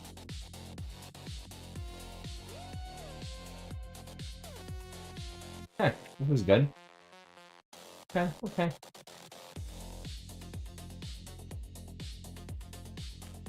There's more bugs coming, and you don't seem to care about defending me.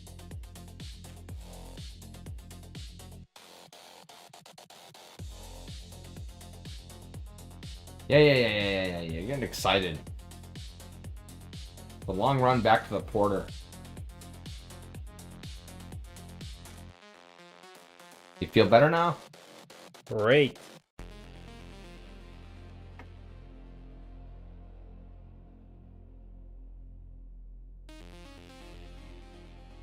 Run power.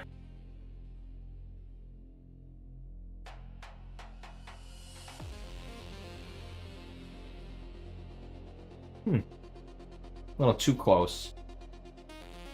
Scooch away a little bit, please.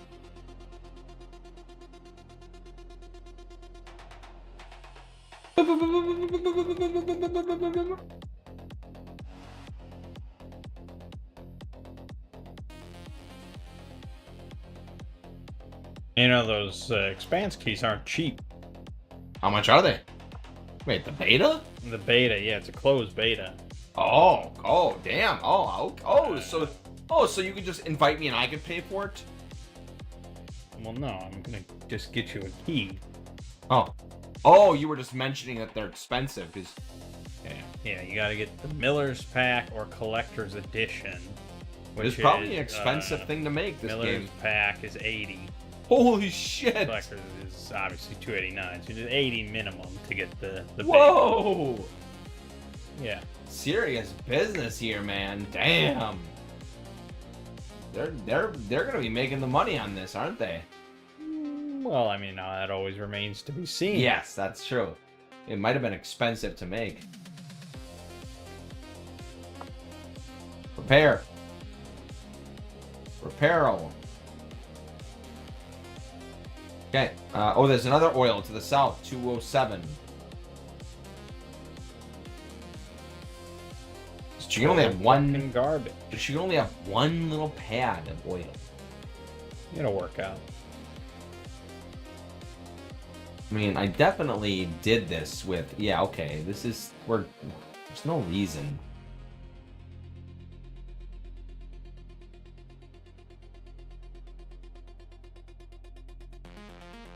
No resources, huh? Yeah, no resources.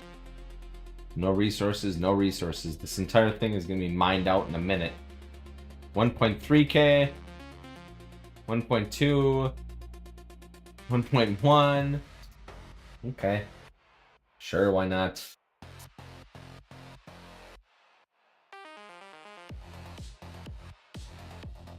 Then just wait till this is all done. Still 3,500 iron ore is 3,500 iron ore. 543 to the south. Oh, that's way better than 293. Oh, error. Error.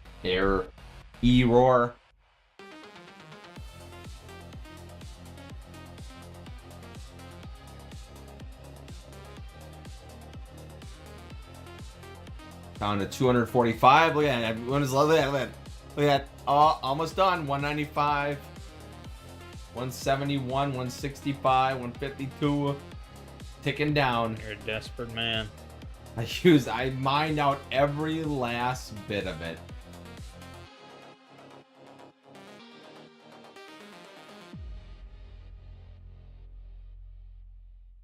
$42.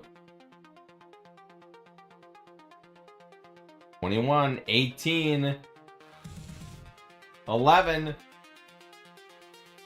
5. Completely deplete a resource patch. There you go. Mining with determination. It's kind of cool.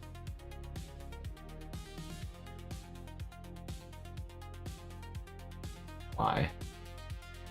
Very cool. I'm a determined little guy.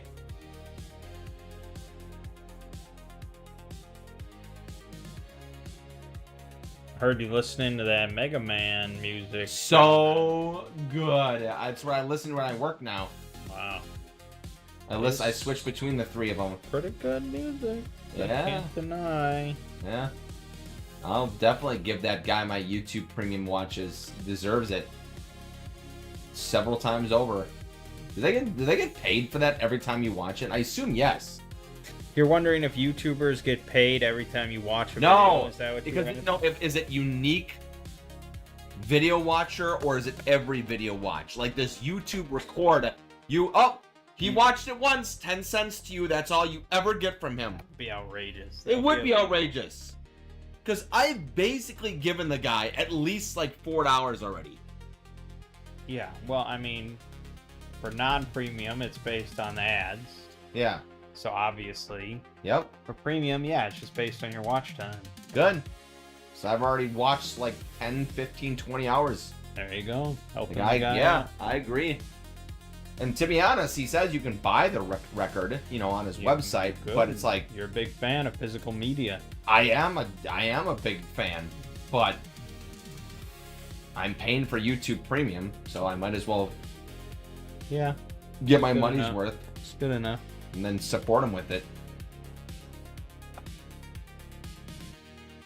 It's a shame. It's all that's on this island is oil. Fine.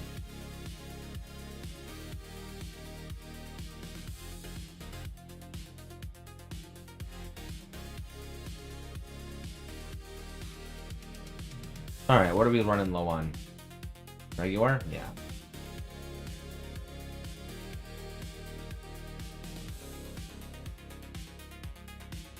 Always running out of this shit. Yeah, makes sense though. Why did that get ripped out? What the fuck is going on?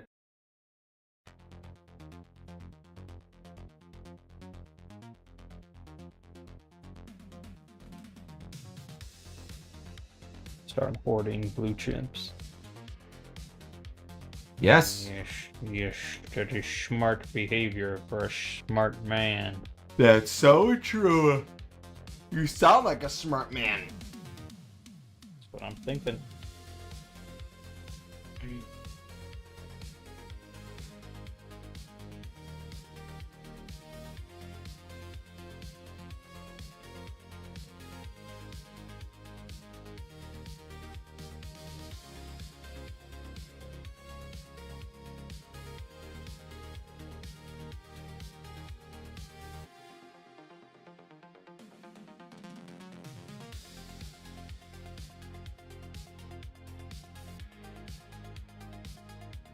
Map did not reveal. Oh my god, 1,157% yield? We don't need that much yield. The fuck you mean? You're just over mining. You don't know what it's like down here. I don't know what it's like. Alright, let me see your oil. Let me see your oil. It's up here. You got 17. Okay, I mean, yeah, you're basically almost done. Lasts a long time. Once you fill up, then we can leave. Good. Then I will speed it up. Speed it up and ship it out. You're still only at 17k. Yeah, it takes a while. There's a lot of tanks. That's Fills it true. up equally. Now that I can understand. Research is working well now. I might as well Nothing will produce. stop us.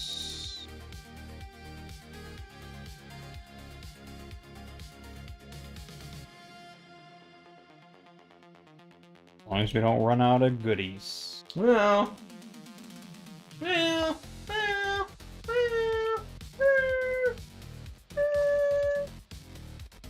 refill the boxes manually. Thank God for far reach, huh? Oh, I so agree.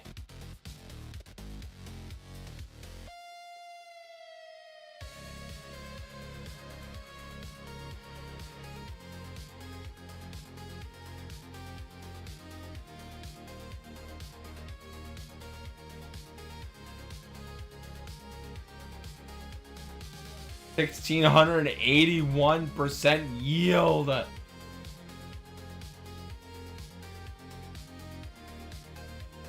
You know who Jacksepticeye is?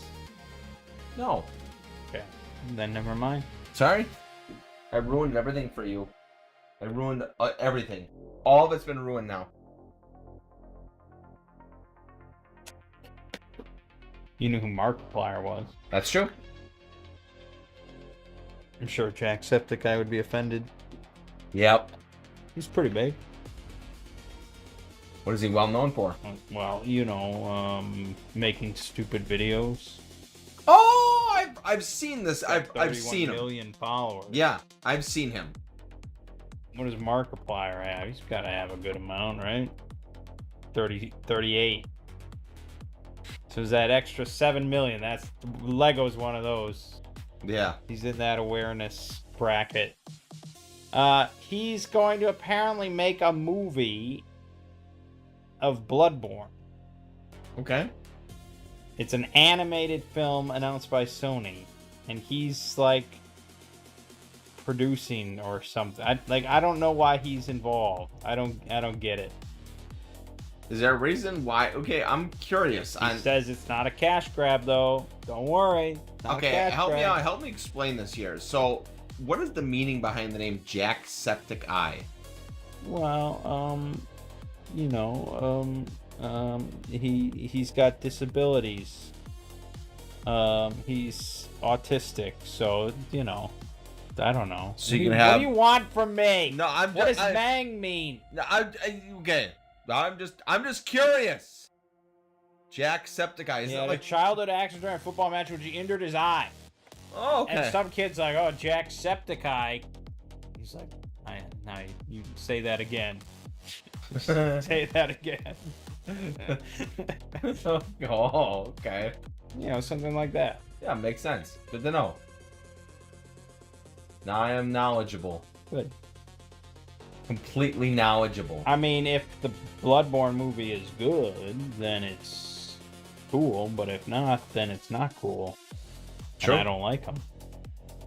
Yeah, fuck them. Fuck They them. need to make more stuff about Joe Abercrombie's material, because that's the good shit. Mm-hmm. But James Cameron's going to make a movie about the devils, so that'll be good. Oh, they asked me if I wanted to keep that cardboard that was in here, and I said no, because I think even if we did want to shield each other's views, I don't think that would cut it anymore. No. I don't know how we would do it anymore. Yeah, I don't know either. Honor rule. I mean, I guess we could use the cardboard and like taped it here or Oh, something. that's true. You're right. Maybe. I guess there's wedges here. Maybe I shouldn't have had to throw it out. I could always bring another one. Because, you know, there's a new We Were Here game. What? In space. Oh my god, we gotta get it. Now I gotta bring that cardboard back. Yeah. Set? I don't know. We Were Here Tomorrow. Oh, man. There was also We Were Here Expeditions, the Friendship we didn't play, which was apparently, like, the best one of them. What? I like those games because you died at the end of every one of them. What an It asshole. was fun. Pull your pump jacks. You jack of pumps. Why? Because we're reporting. What? We got 21 minutes on the auto warp. Yeah, well, I'm slowly draining resources. That's what happens. What do you think the next plan's gonna be different? No, that's not what I said. I meant we're draining as in I could probably use some iron. I thought you had like 30 billion iron plates. I'll never run out of iron They plates. take a lot. Uh-huh. Plus, there's no harm.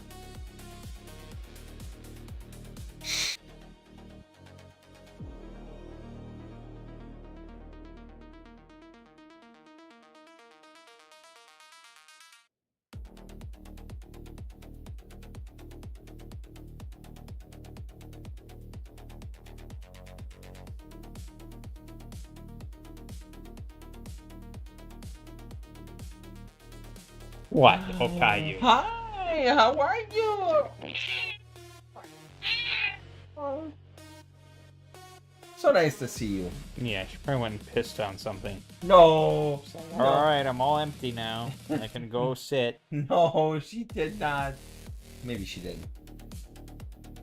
Please do not piss on everything. She needs a lot of medication. She needs to basically be comatose, I think. That's our goal.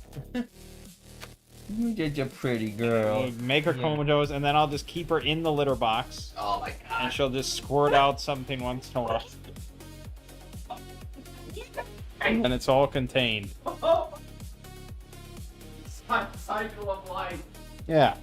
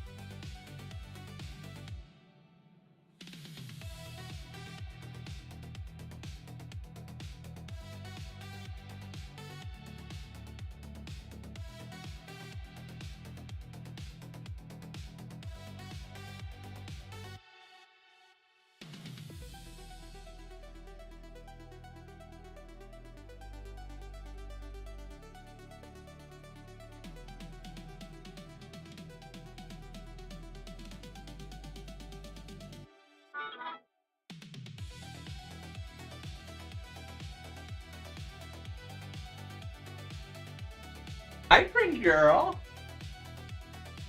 Oh, we wanted to warp. Hybrid girl. How are you?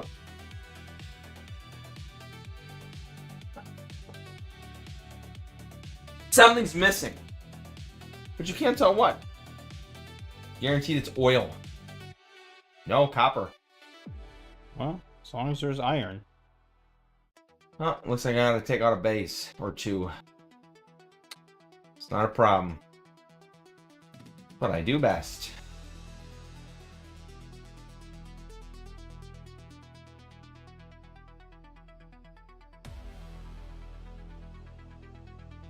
Your base is doomed. Alright.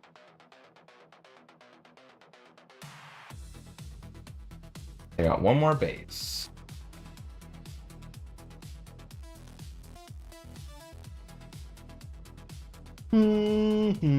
Okay, you.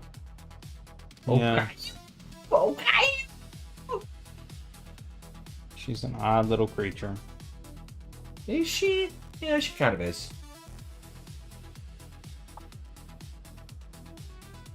Boom!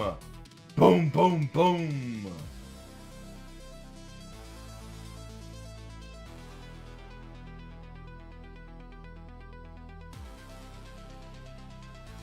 How'd you lose 26 things? They had nukes. They had nukes? Yeah, they were nuke bugs. These aren't nuke bugs. There's no such thing. It was an exploding bug nest. Oh, the nest, maybe. Yeah. It's not a nuke, but sure. As long as you protect my little drill pad, Correct. we're all okay then. Yep. I'm gonna have to make more guns now. That fucked me over. Not like I don't have something to do, so it's okay.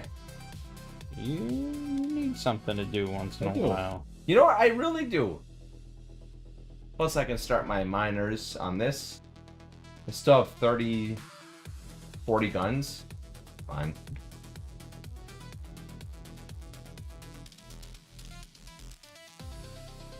Plenty.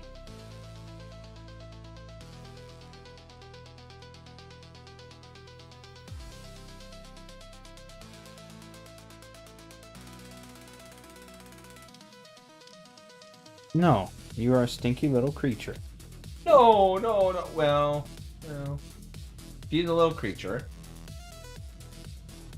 She's really nice and friendly, though, isn't she? I'm not so sure about that. Is she not friendly?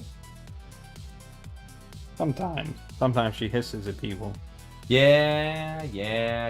That's a problem. Why you gotta hiss, Okayu? Why you gotta piss? Why you gotta piss, Okayu?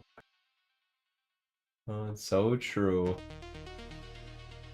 Alright, let's see here. Try this. Definitely do this way. And then this way. Correct. And then this way goes like this. Right here. Correct. Insert. Inserter. Inserter and inserter.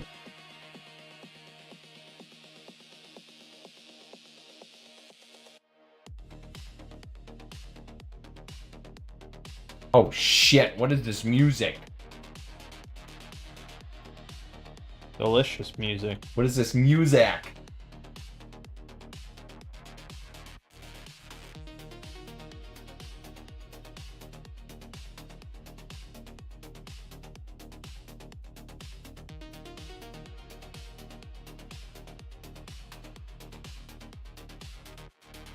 Alright. Daddy Lego needs some steel plates. Let's go. Alright, good enough.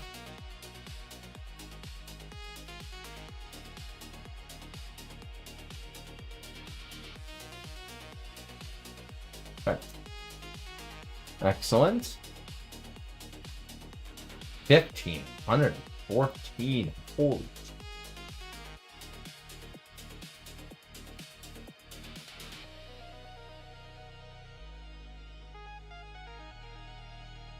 Good. Excellent. All right, keep making ammo. Now we're smelting. Yes. Down to 32k, 17k only. Damn. Yeah. I'm consuming a lot because I'm doing a lot of research for you to make a rocket into outer space. Oh, yeah. That makes sense. So we can leave this planet. Yeah, I agree. Fuck this planet. This planet is for assholes. Truly. It's okay, though. I have level... What level miners do we have? Level 4. They are pounding the ore.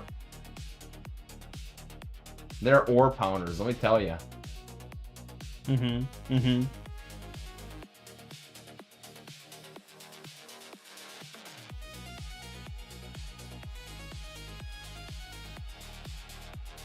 Character is in the way. You better believe I am.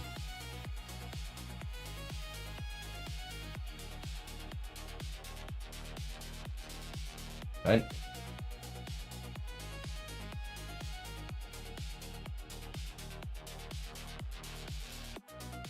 Alright, how much ore are we mining? Let's see here. 9k ore. Good.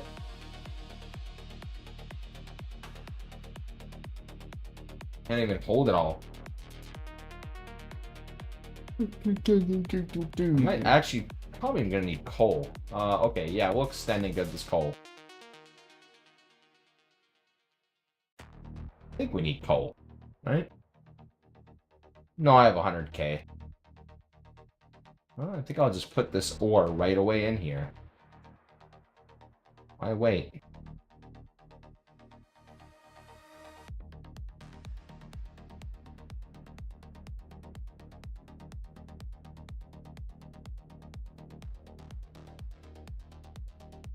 Good. Everything is good. Sure, might as well grab some ore. Coal. I like coal.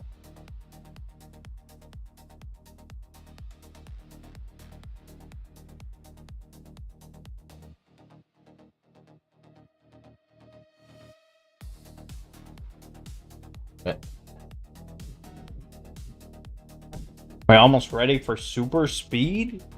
Almost. I'm gonna grab some coal first real quick. Just a little bit of coal.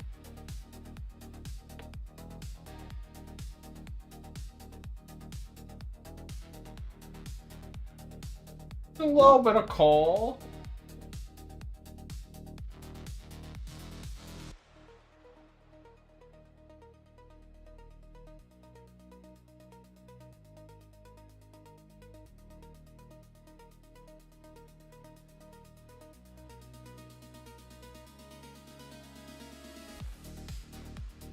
Hey, leave me alone.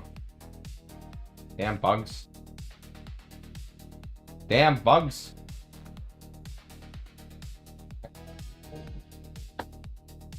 That's good enough. Just enough.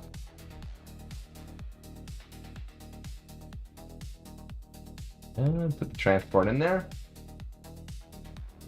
Excellent. Good.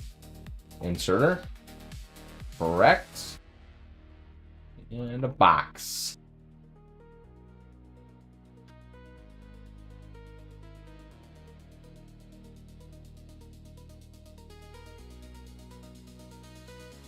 Okay.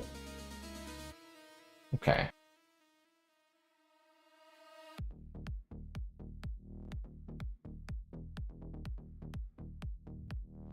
Oh, that is a big wave.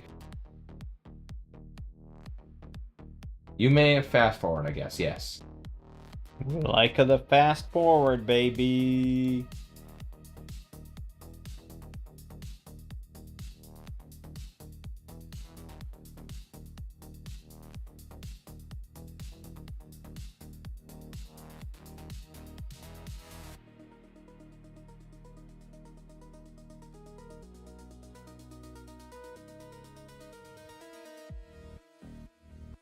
Make sure we don't run out of ammo. Looks good. Good. Ammo's pumping. Ammo's pumping. Or be pumping.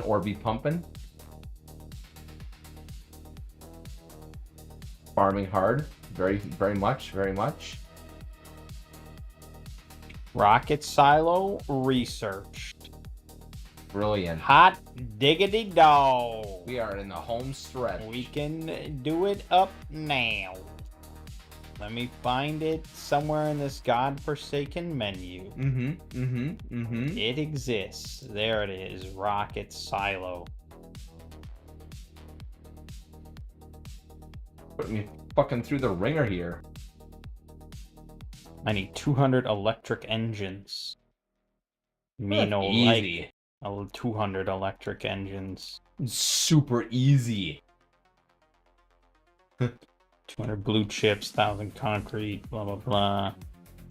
Well, I got 200 blue chips.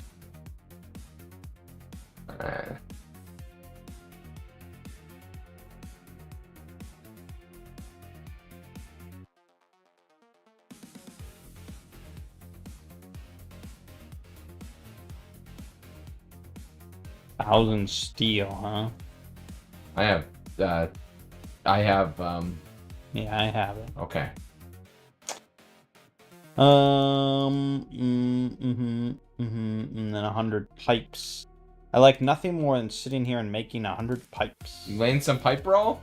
Yep.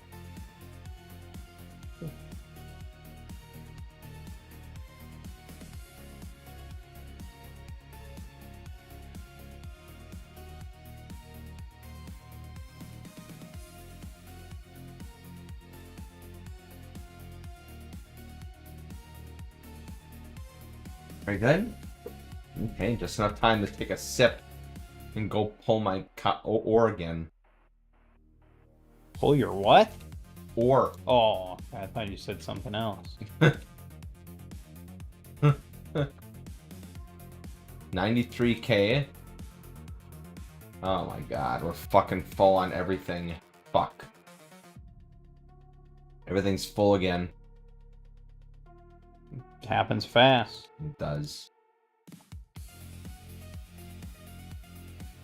Well, I guess the only thing to do is put down a second warehouse. Right? Right? Sure. Sure. See? See? Oh.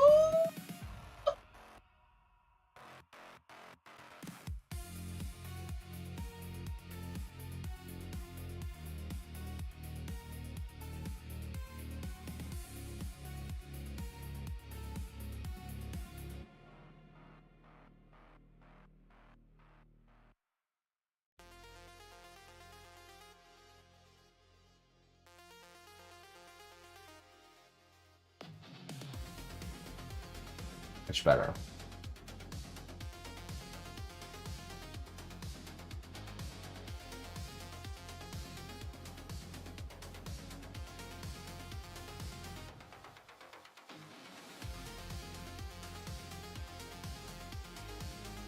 Oh, fuck you, you're full.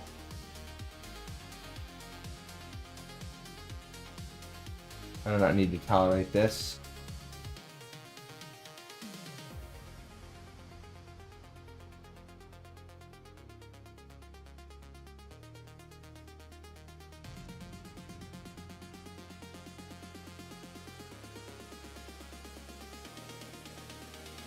It's about out of coal down here, and I'm all out of iron ore and copper ore. Everything is full up here. Oh, I'm glad you have something to do. Copper is... there's no copper on this map. Okay, I have no copper at all. Okay, well, there's ingots up here. You want ingot or core plates? You have a lot of ore, but yes, I guess I'll take your plates. And what do you want, buddy? Have whatever you want. Oh yeah, I have 60k and 45k. It's true. It's so true. Okay, that's broken. Oh, that's no. Okay, no wonder that's okay. That's broken. Pick that up. Pick it up. Pick it up. Pick it up. Pick it up. Pick it up. Pick it, put it somewhere. Put it anywhere. Put it anywhere. Put it doesn't matter. Pick it up. Pick it up. Pick it up. Pick it up. Pick it up. Pick it up. Pick it up. I'm glad you got this all under control. A bug game. Okay. Seems like I got a lot of bugs coming in. Can I place another one here? Is this a good spot? Yes, this is a good spot. Okay.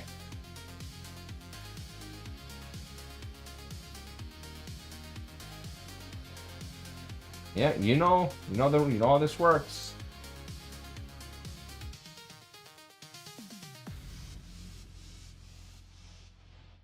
Yeah, of course we got a lot of bugs. We're all about bugs here.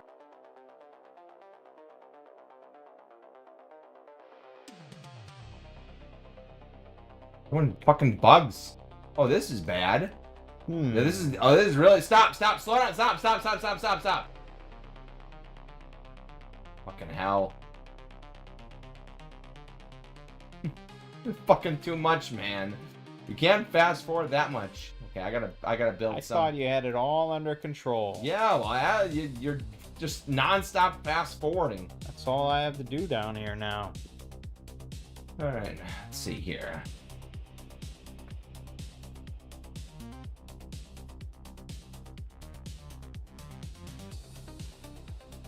See here, yep, fucking full again. That's fine.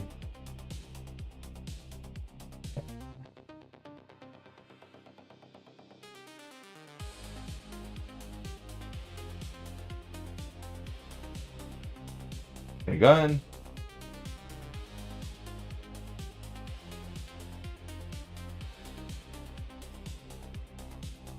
Alright. Or is full again.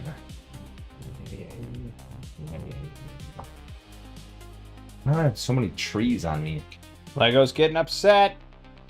Okay, much better. Cannot insert iron ore. Inventory is full. Gee, thanks. Alright, much better. We are well. Okay, we're organized now. We're good. Everything's good. Everything's fine. How are you? Okay.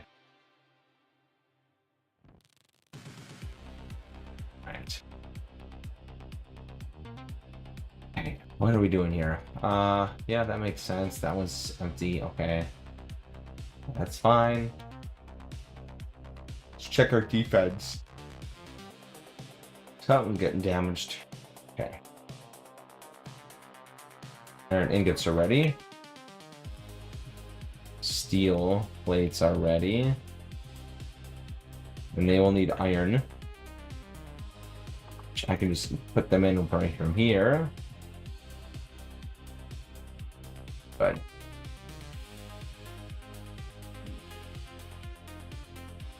Okay, what do we need here? We need regular. Good. That in there. Indeed.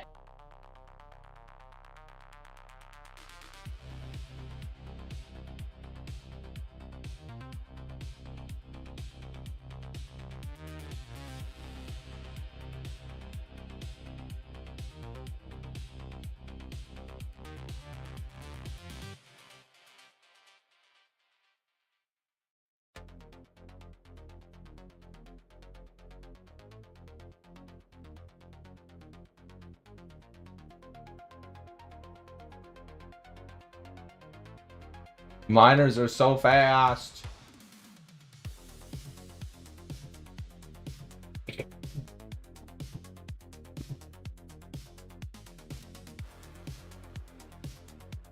My God, I've got 180K in iron ore. Got it all figured out. It's obscene. Here's the rocket silo, which I can't put anywhere. Cannot build on warp platform. So we actually have to defend it off. No, I can't build it on the ground either. I can build it underground. Yep. Yeah, that makes sense. Yeah, okay, sure. Yeah. We got it all figured out. I kind of that makes a lot of sense. Okay, then I just gotta get rocket fuel going on, which is simple. Simple, dimple. Simple, dimple. That's what I'm saying, yeah. Okay. That makes sense. Produce 1,000 processing units per hour. You could never dream of this sort of production. You'd piss and shit all over this kind of production. Well, we have miners Mark 10. We don't have super speed though, because Lego's not good at its job. We can super speed. We just have to leave, I think. We're already at 50%. Okay, you. I mean, these are getting huge waves. What? These are huge waves. You got your nails clipped. You should feel like a princess now. You should feel like a princess now.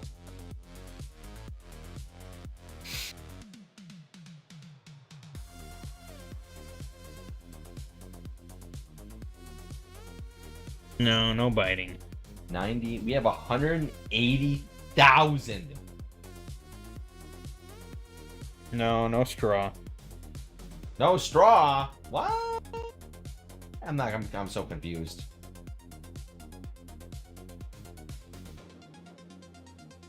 How much ammo do you have? 5.4k. No, no straw. She likes the okay. She like the straw so much. She's pretty chill. Huh.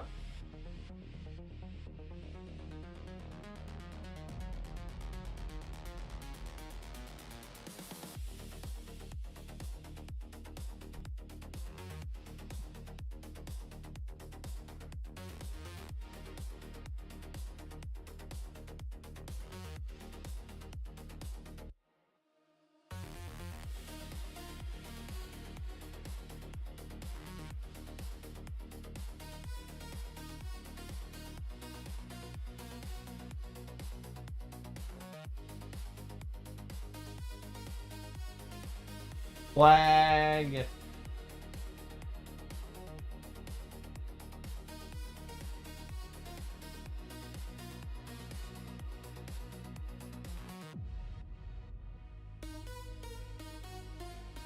It's coal? Yeah.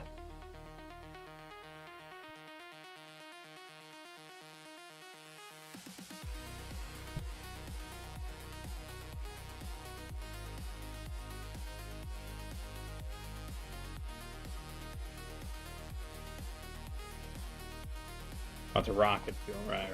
Okay, no, it's rocket fuel.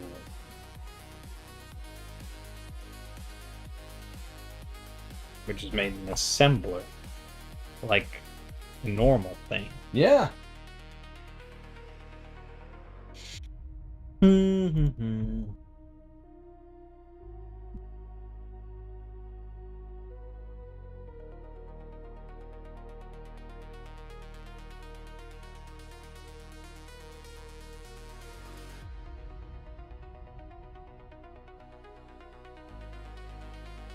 All right.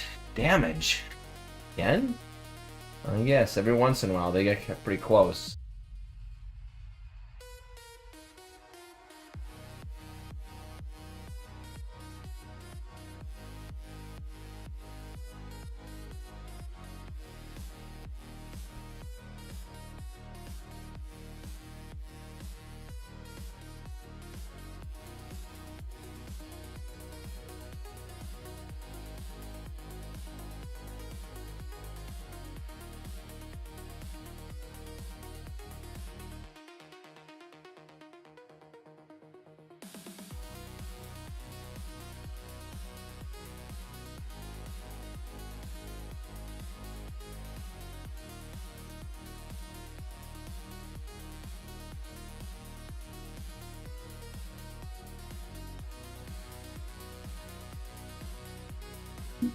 Looking good.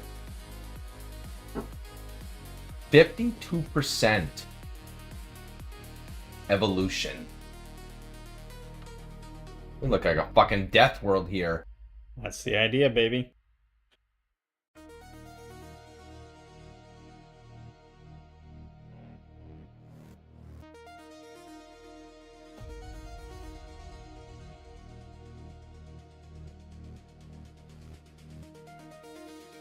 Oh, here's a big bug. You love that. Something exciting for you to do. He popped. There's a lot of bugs. Thank goodness for flamethrowers, huh? Yeah.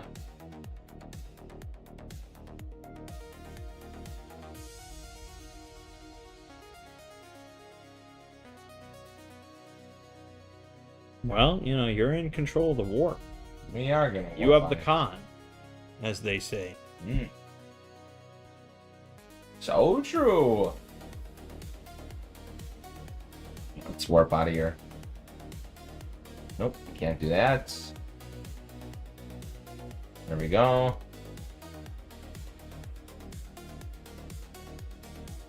You can pick up your platforms when you're ready. Uh-huh.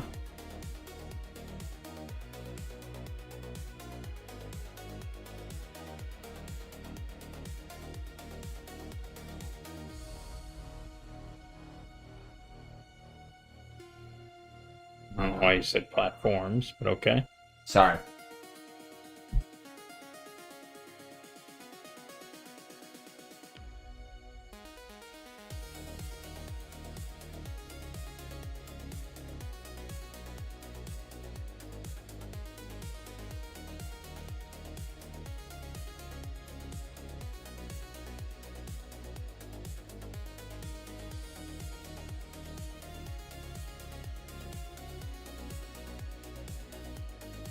Okay. I'm gonna carefully rip these up.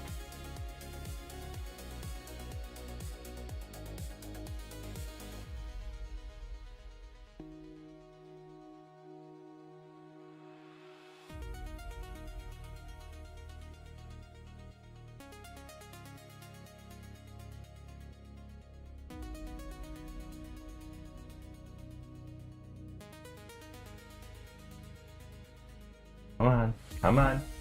Finish him off, finish him off, finish him off.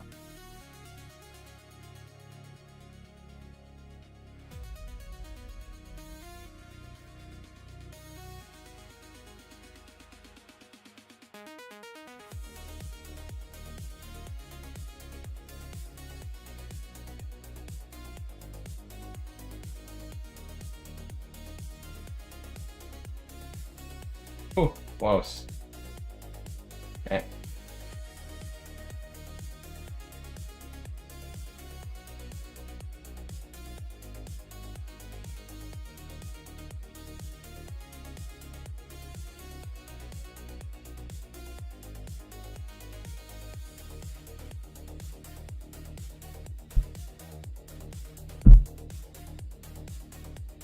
Great. Great. Yeah, well, you need to do your stuff, right? I'm a doing of the stuff. I mean, we Planet Evolution 15%, and I don't give a fuck.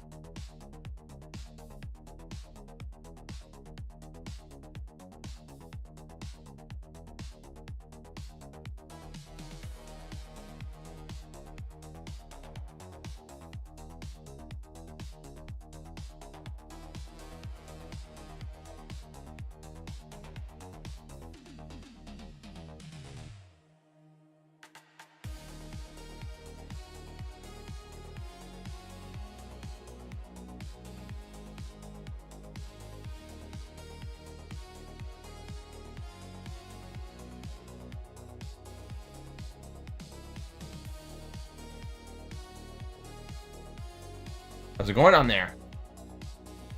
Well, I'm just making the productivity 3 modules. What's the rocket at? 0, because I don't have the productivity module. Oh, I didn't know it. Otherwise, that would be a big waste. Yep. We have limited resources down here. So true.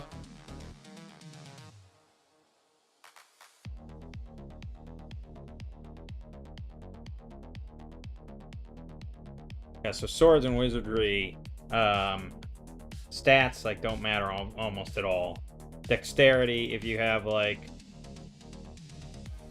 it's like under an 8 dex, you have -1 to hit with missile weapons and -1 AC.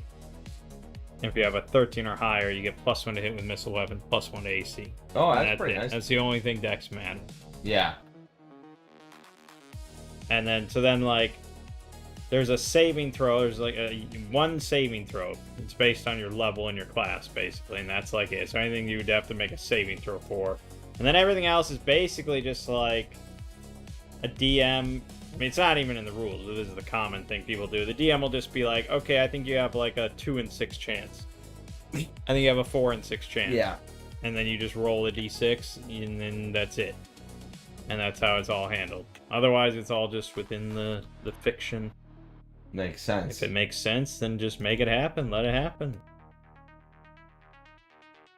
It's pure. It's pure. OD&D. There is a case to be made for it being pure like that. That's what I'm saying. Shadow Dart, you guys are sweating so much about stats, and it's all stats, and you just expect to use your high stats to just win. And it's like, this is not how it should be. This is like if we were playing 5e.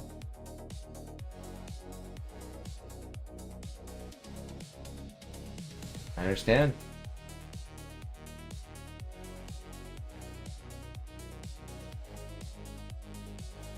Let's see here. Oh, need more iron.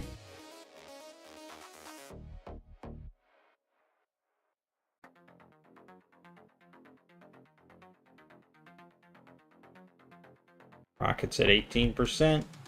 Wow, we are cruising. More or less. I'm working on it.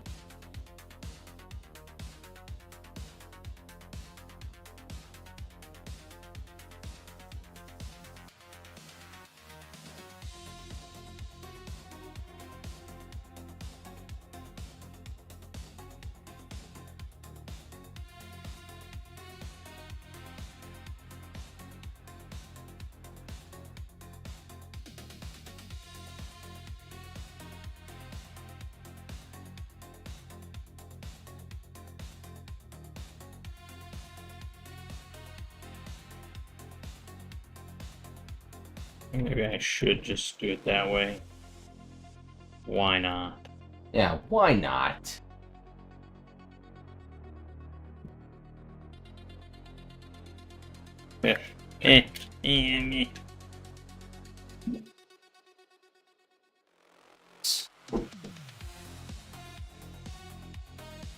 This is the perfect time for a bathroom break.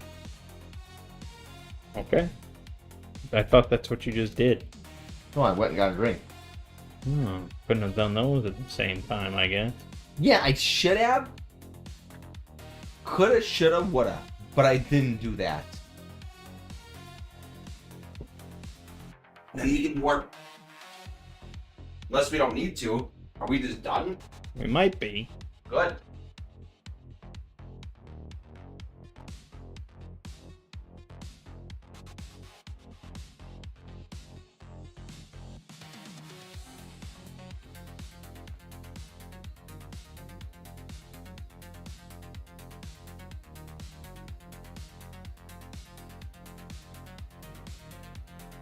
Yeah. As long as I can just keep the rocket fuel flowing, I think pretty much done here.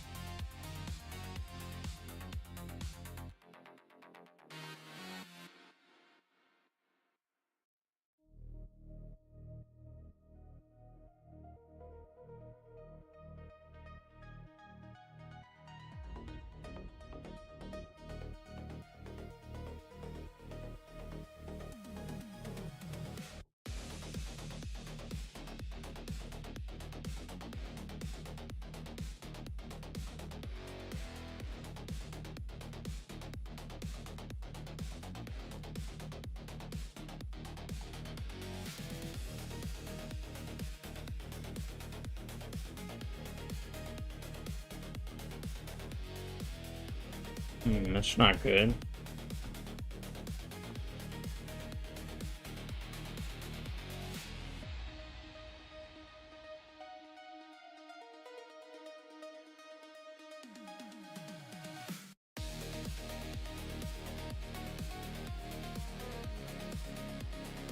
Okay. Hockey. No.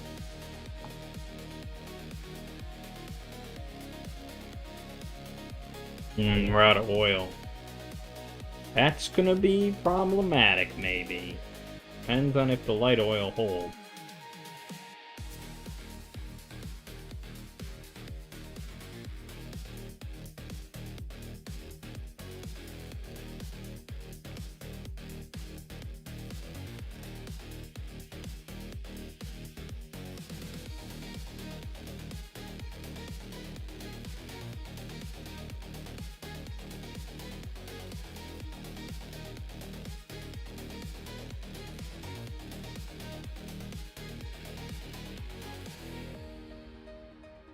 Feel like you have to make the satellite in the cargo pod, don't you?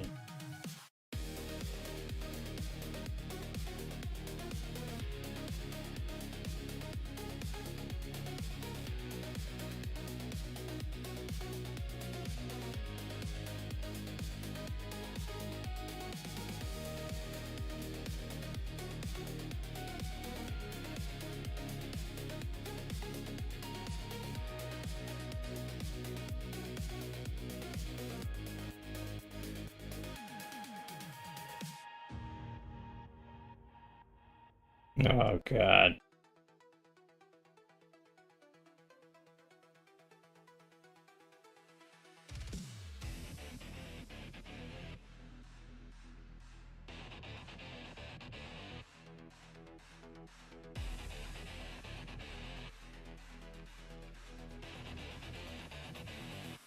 Annoying.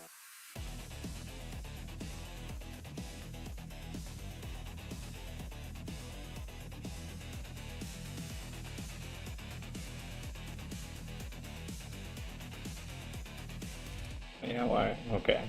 Fair.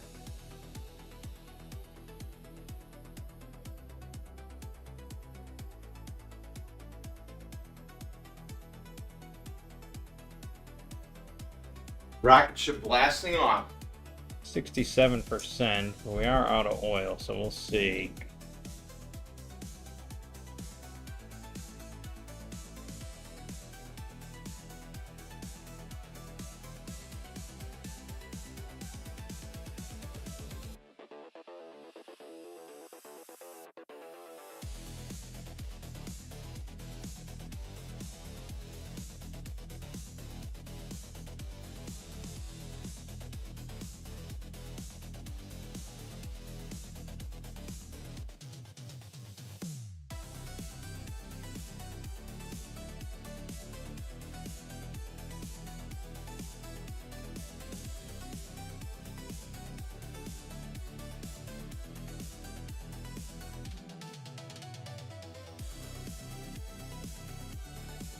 %.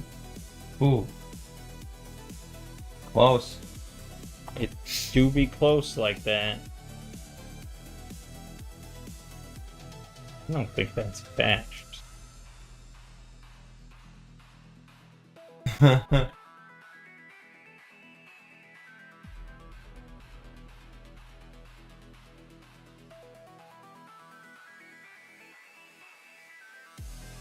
I don't know if it has to be attached. I don't remember. Well,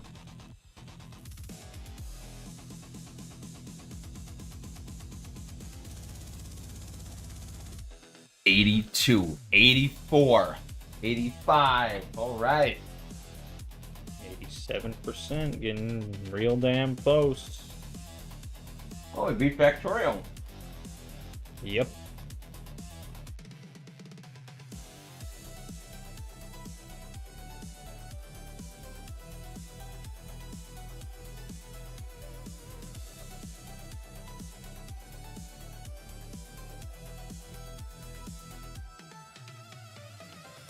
Are we only on 2 times speed?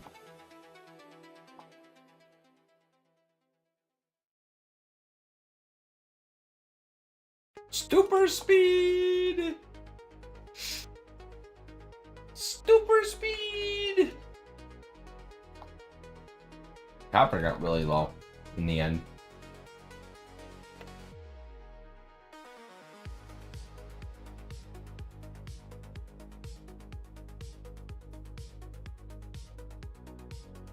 Yeah, so we have to, I don't think we have to send a satellite. Well, no, because you can't, it has to be a satellite, so I have to make a satellite in order to launch it.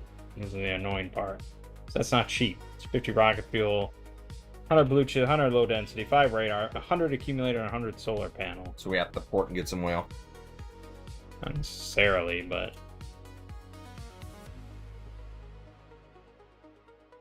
to make the accumulators and the solar panels. Batteries.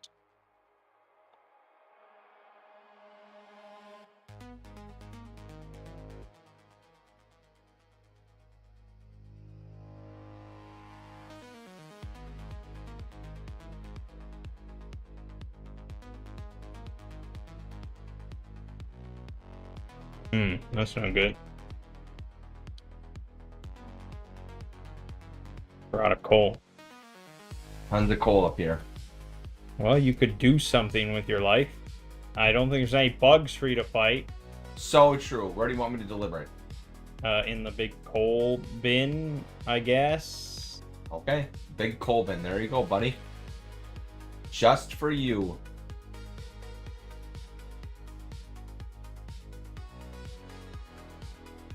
Saw the iron.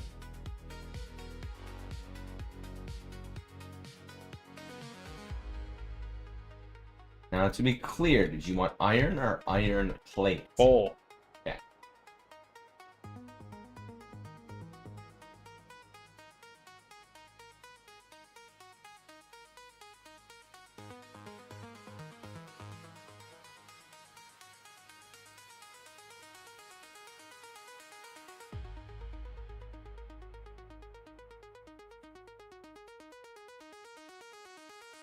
Okay, let's see here.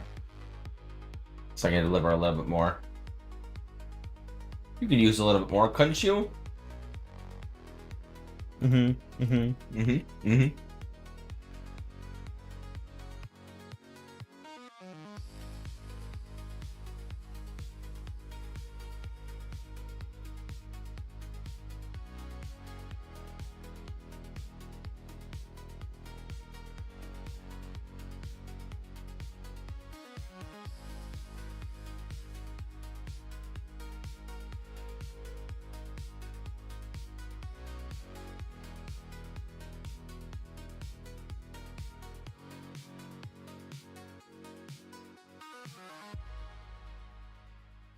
There was some iron ore.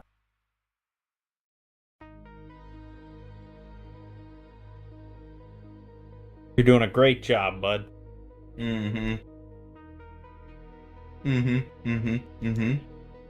Thank you.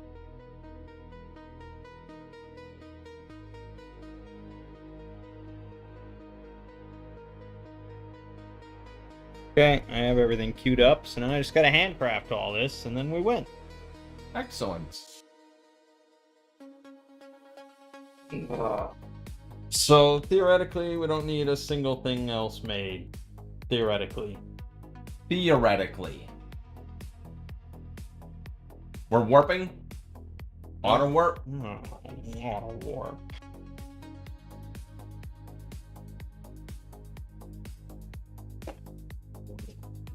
Hope it's another empty planet. Not likely.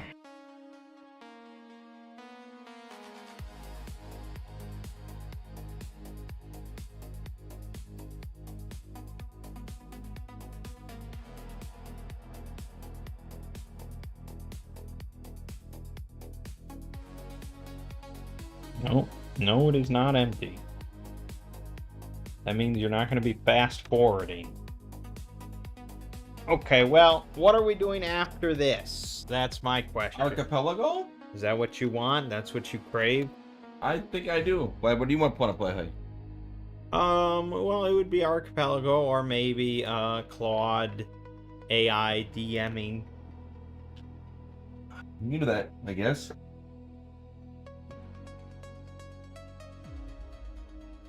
You definitely can do that. Uh-huh. Well, make your choice, I guess. Sure, we can Claude DM. Sounds interesting. Okay. Then I'll have to set some stuff up. I gotta get Claude Desktop on here.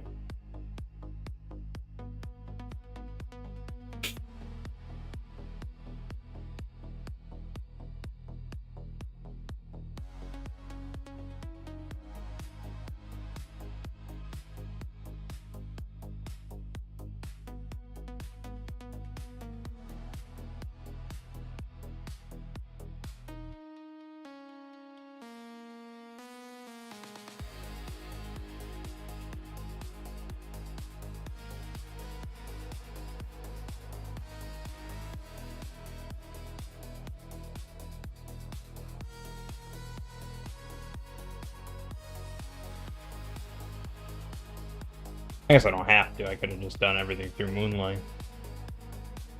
True. Saved me a lot of trouble, actually.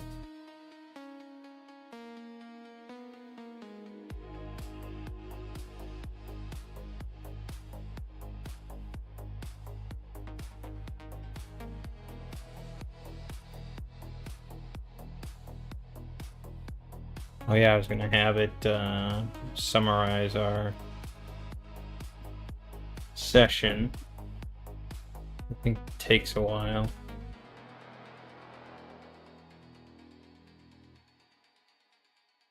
Hmm.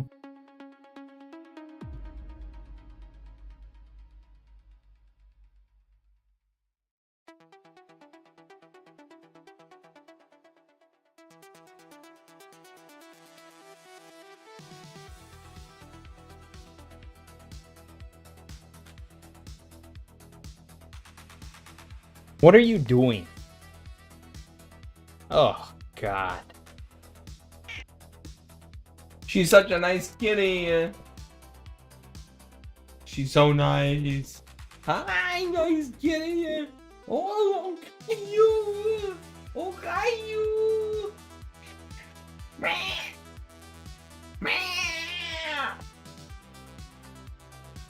No. No straw.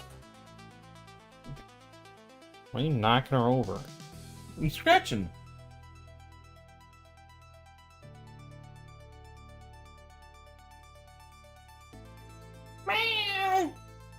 Hi, how are you? How are you? That's a nice kitty. Oh, that's a nice kitty, I know. Oh, hi. Hi, how are you? Oh, that's a nice kitty. Oh, I know. I know.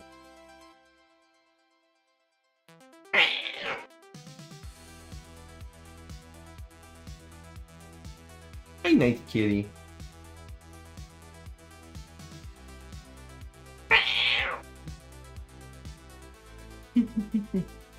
Oh yeah, you're a nice kitty.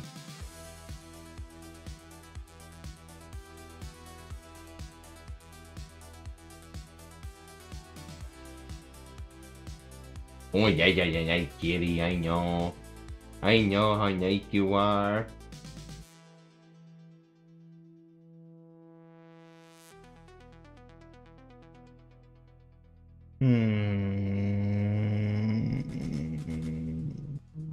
No, I'll keep it simple. Okay. I need to settle on a module.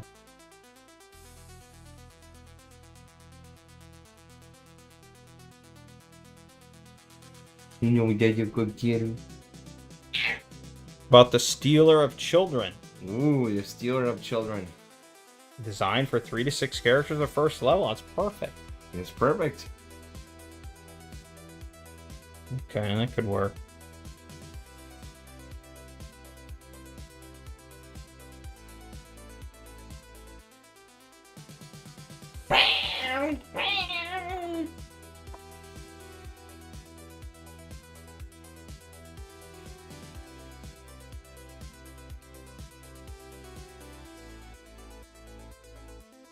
Oh, we've got a poopy butt. Great. Sure, she got a butt. And you were holding her and loving her. Yeah, I'm still nice. It's great. Get out of here, freak show. I'm still her poopy butt. You got a poopy butt. You got a poopy butt. You got that?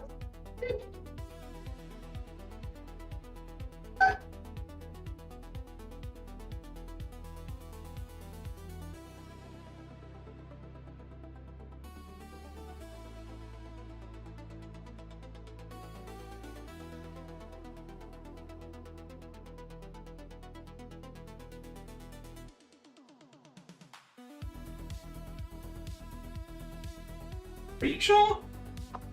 No, she's not. I don't know about freak show. Well, she's licking her butt now. Ah, it's poopy butt.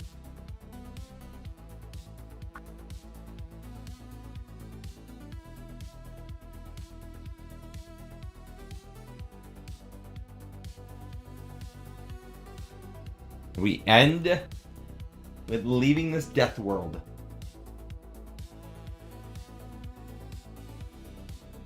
Eventually.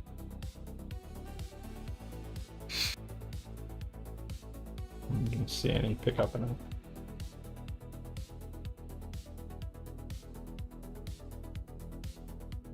How do you say that? Don't say that to me. No, you don't need. Why are you making that? Oh, I see. That's my problem. Okay, Oh, that's his problem. I got you. Well, there's your problem. I got you. I got you.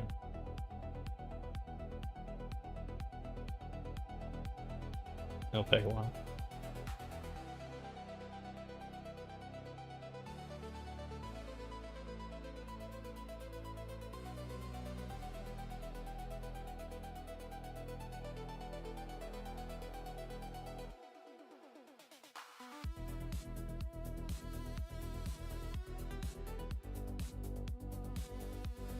Oil's down to 21.6.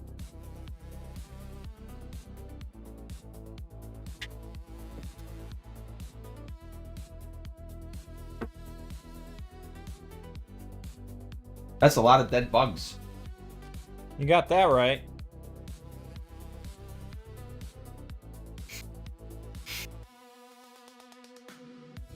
What a death world. Game name is in the title of the stream.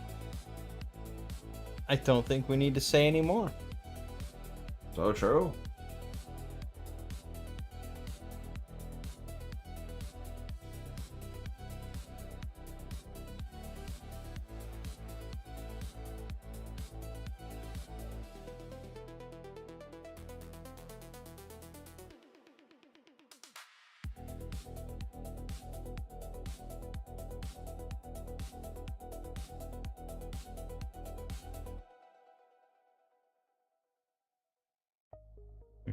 Okay.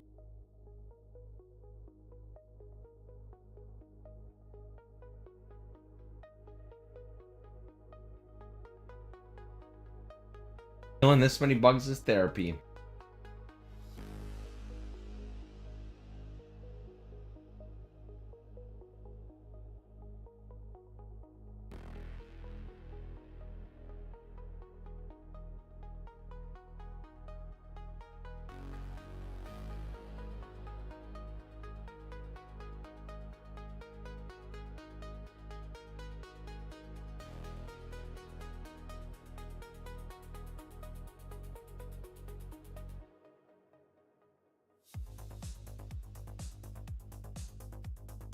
Mm-hmm.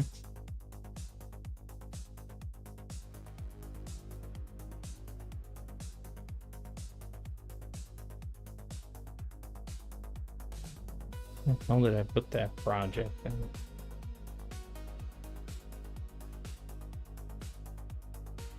Yeah, we don't really know much about Minecraft or Minecraft mods. It looked complicated, I'll say that. Yeah, it did. At first, I felt a little overwhelmed when I picked up the RimWorld mod pack. Yeah, how's that going? I played it last week. Oh, last week? Nice. Mm-hmm.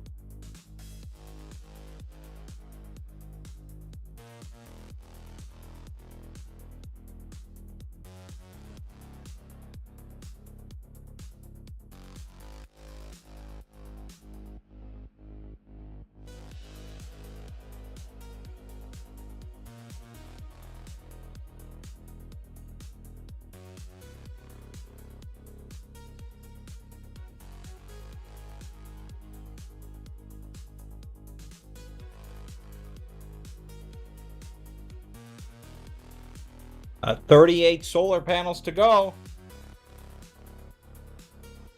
You could just keep warping. I mean, unless you like watching it, I suppose. It is pretty If therapeutic. you're worried that we're gonna lose them. No.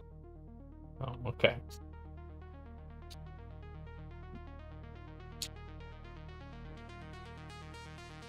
Oh, you did press warp.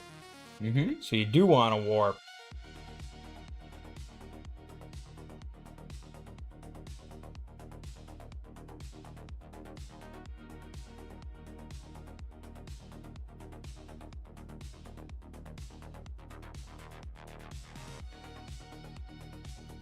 What was missing?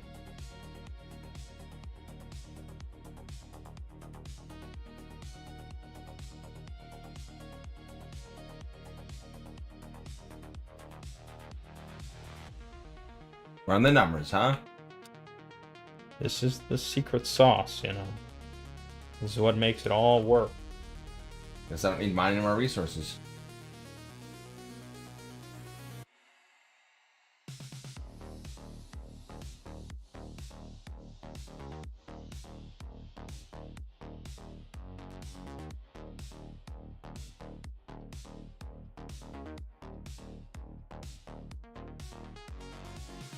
$26 to go. Brilliant. Can't believe we won.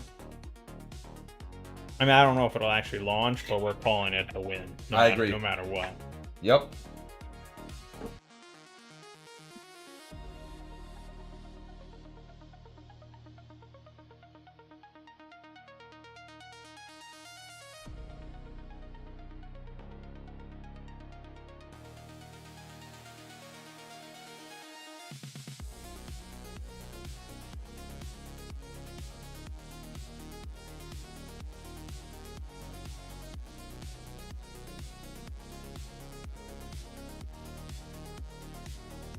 Where was I? What was I doing? What was happening?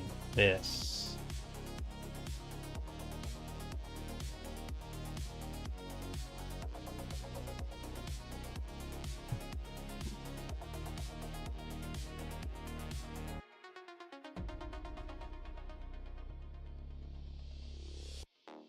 Oh, we're all good.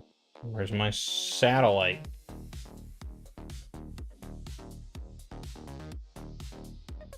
Satellite created. Satellite loaded. Launch. Oh!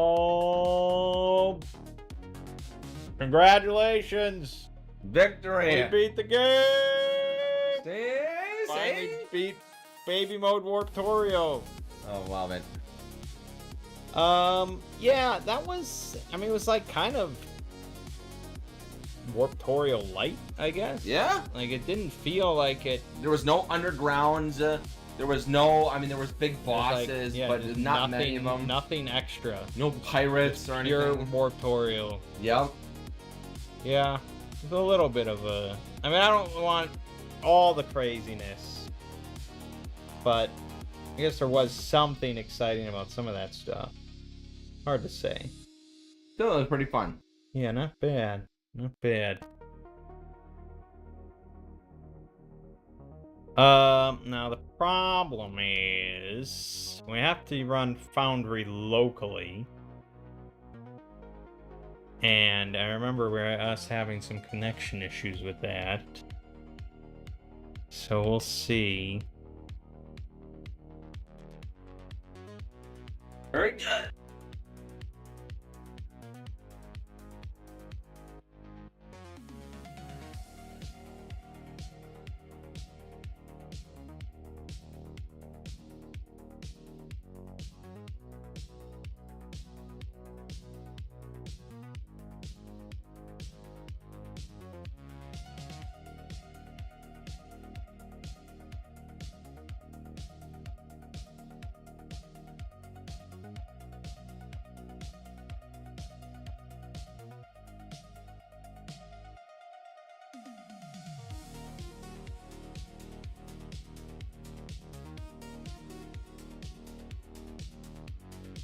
Metroid inspired synthwave.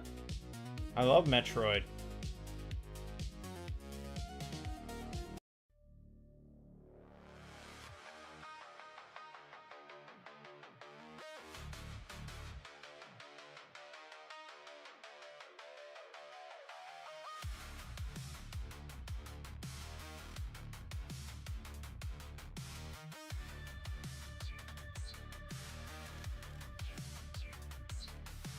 Hmm.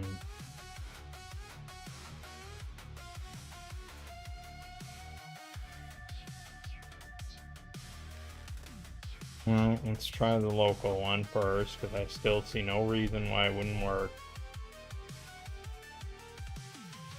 Why wouldn't it work? You just ate mac and cheese, a microwave that pissed me off due to the heating. Well, okay, I mean, there is some good mac and cheese that can be microwaved. I've had a couple.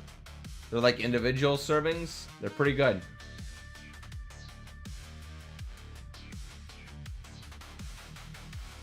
But the recipe specifically calls for microwaving. I don't know about regular mac and cheese.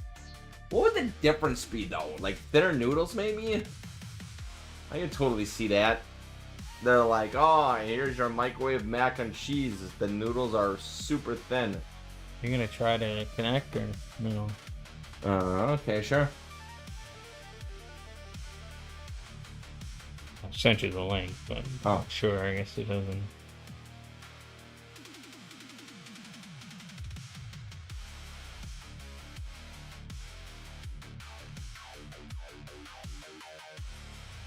Wow, that was really easy. Who'd have thought? Okay, great. So, if you go to actors,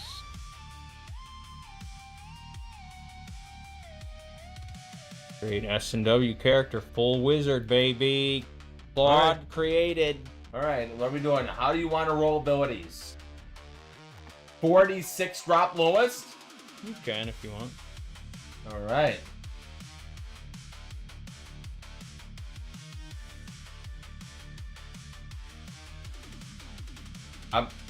Yeah, it doesn't. It didn't roll it automatically. You have to click reroll. I don't know. I never bothered to fix it. There you go. Now keep in mind, it really doesn't affect much. The only thing is, a couple of the big ones. If you have high dex, fighter is pretty OP because they get a parry bonus against melee attacks. And if you have a 15 or higher wisdom, you get to start at level 1 with a spell as a cleric. Oh, we don't get a cleric level 1? No. Oh. If you have a 15 dex and a 15 wisdom, monk is like broken because they get bonus shit. Other than that, it really doesn't affect too much. So you can kind of be whatever. 15 int, I mean, that's a pretty good magic user, but you can look at all the classes.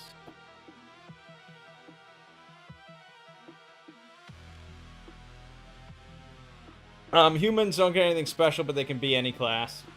All the other ancestries are heavily restricted on class. All right.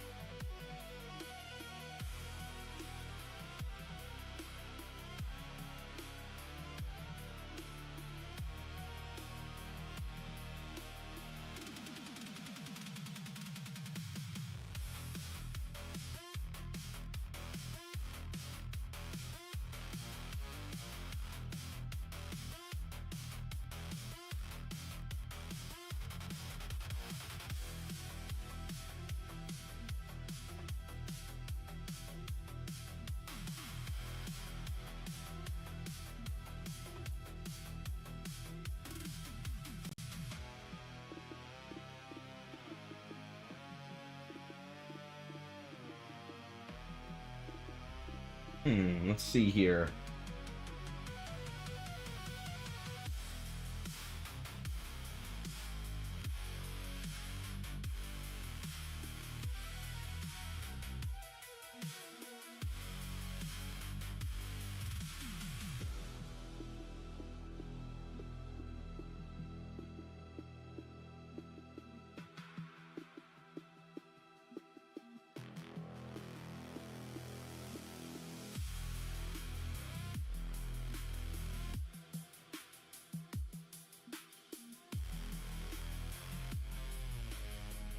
What do you think?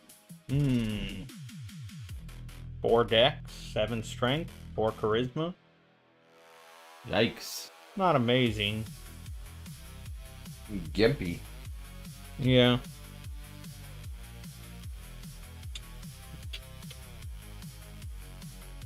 Not amazing.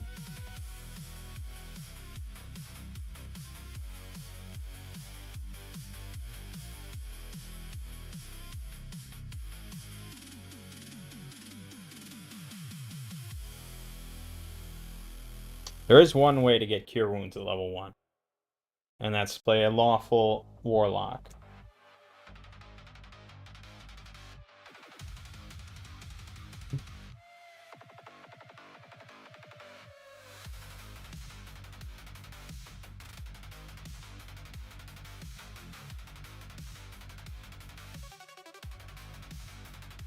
Well, you say doesn't matter for stats. I'll go with the Paladin then.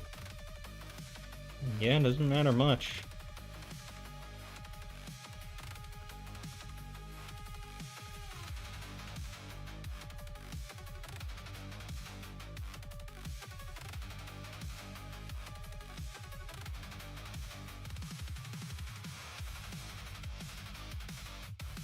What deity do they have? I have no idea. Okay. I don't think there's any listed in the book.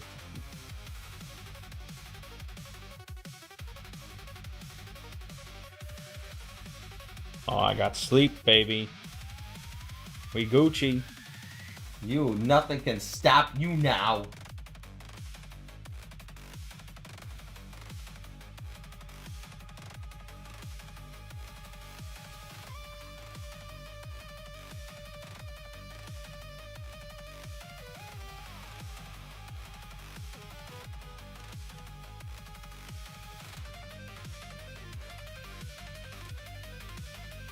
Ooh, pretty nice.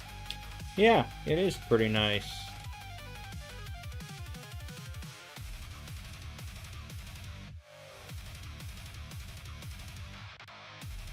What's the difference between the shield and the power shield? Doesn't seem to do anything. Or buckler. Is it broken? Well, if you hover over it, it should say.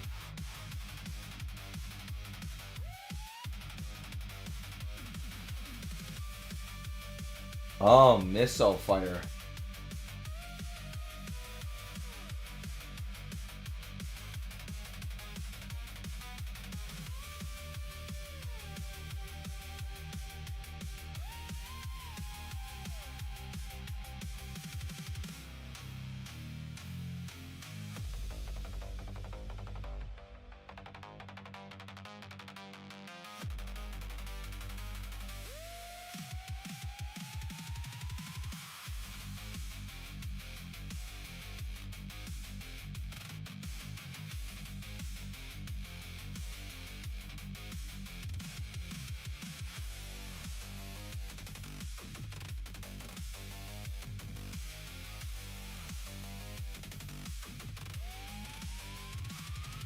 Acid flasks.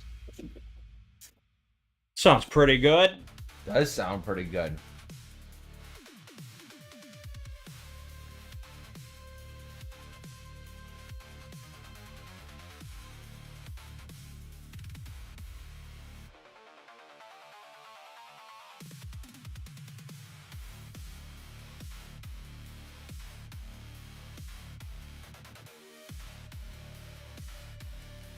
What are you doing? It fell off. I don't know why it fell off. Oh, my God.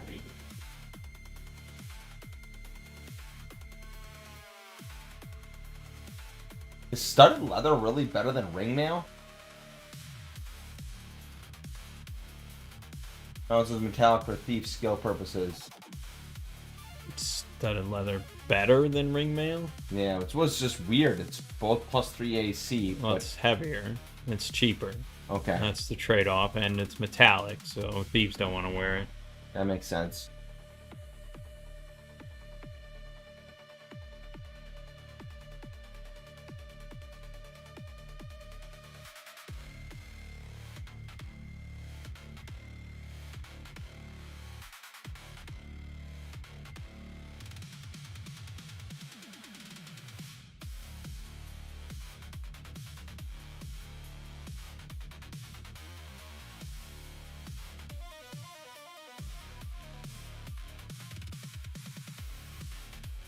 What kind of rations did you take? Usually I'll just pick up trail rations unless I know that we're going on a road trip, but I never know. But yeah, usually you can just pick up dry rations later if need be. How many rations trail do you buy? I think a week.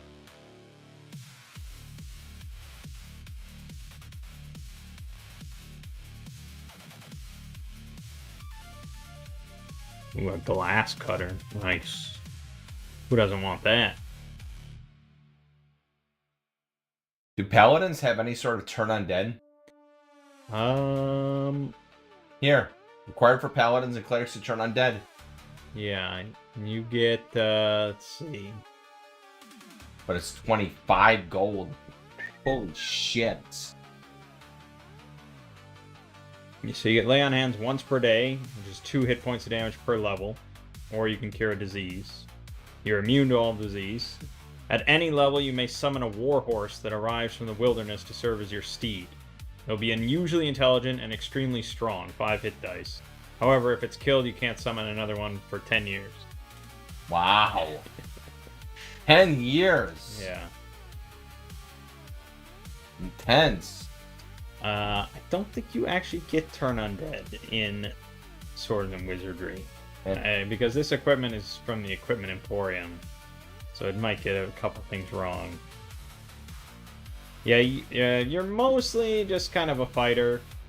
But you can lay on hands. And your big thing is your saving throw. You have the best saving throw in the game. Nice. Did you get any candles or bedrolls? I mean, do you usually want to pick up some? Yeah, you want a bedroll for sure. And then I bought a few torches on Torvald. But we'll see what I get for my other character. Okay, pretty average. 15 con, 9 day, 11 strength.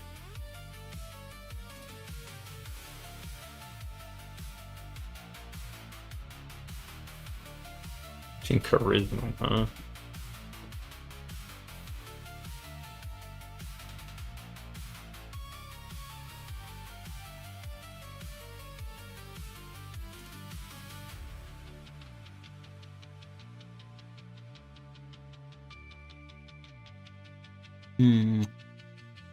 Could be a troubadour.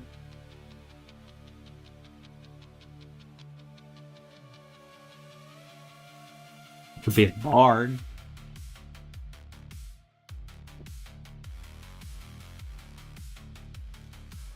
Could be a bard.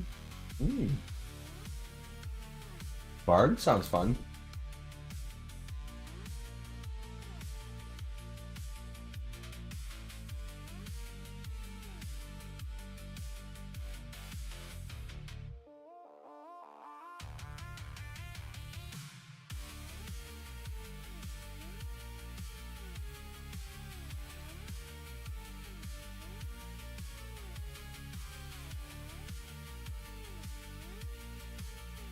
They actually have a suggested loadout for Paladin.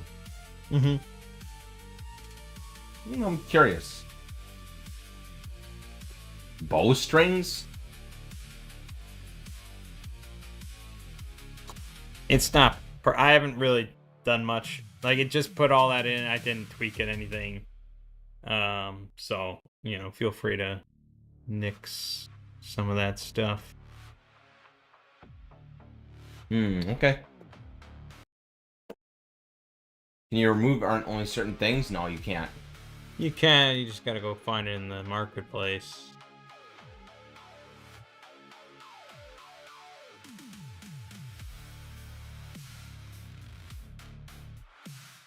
Adventurer's backpack.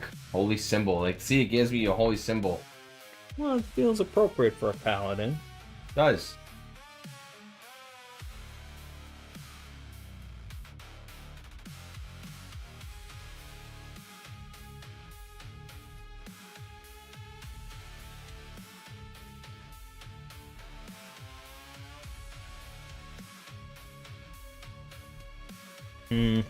No, I don't imagine you're gonna play a thief, so I might play like a dwarf thief. They're pretty damn handy. Or a halfling. I could do a fighter thief. Halfling thief.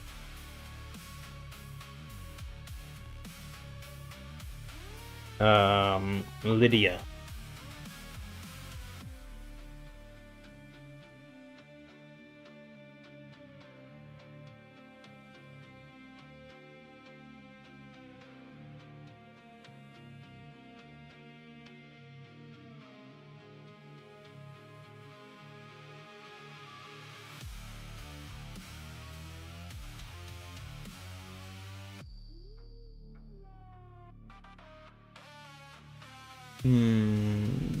Well, it's leather, but I could get studded leather.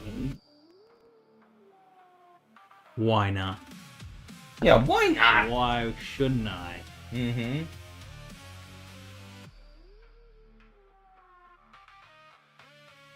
And I think thieves can use... Oh, no. Okay. Yeah, any weapon I can use. But I'm a little halfling.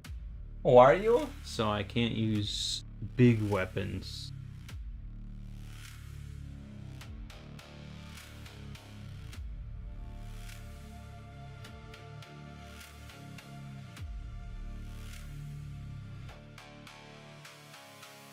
Oh, but I should pick up a bow. Can't go wrong with a short bow. It shoots twice per round.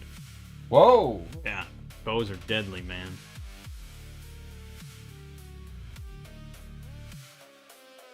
Maybe I pick up some silver arrows, too.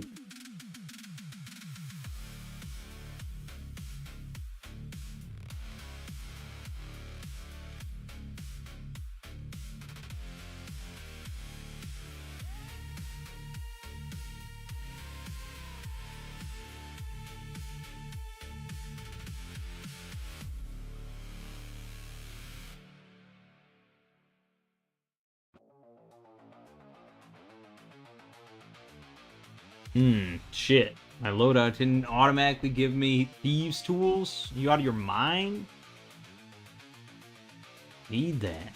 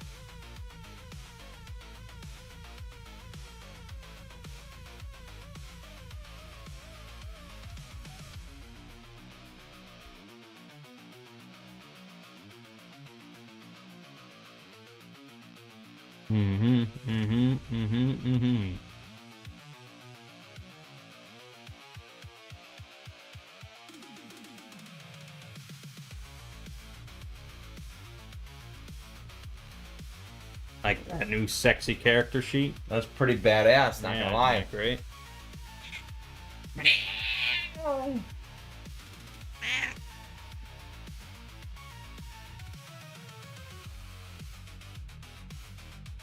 She doesn't like you here, Lockie.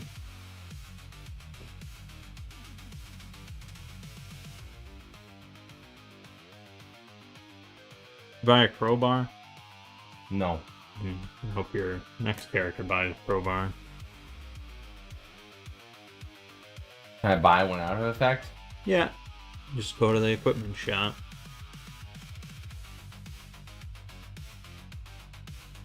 Where is the equipment shop? Where do you think?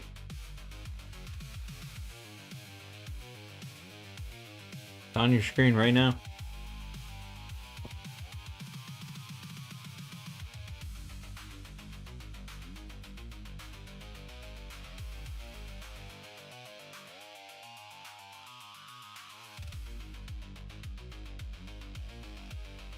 There it is. Yeah, that was hidden.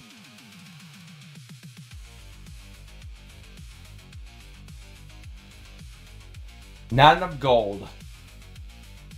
Yeah. Life's a bitch, I guess.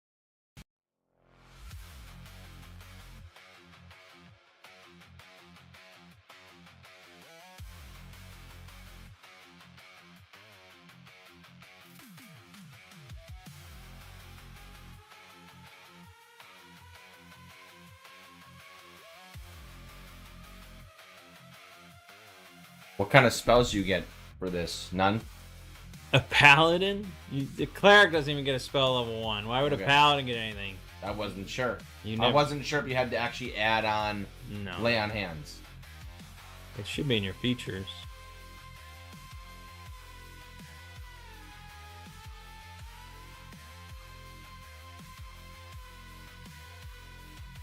Okay. Yeah. Your HP per paladin level.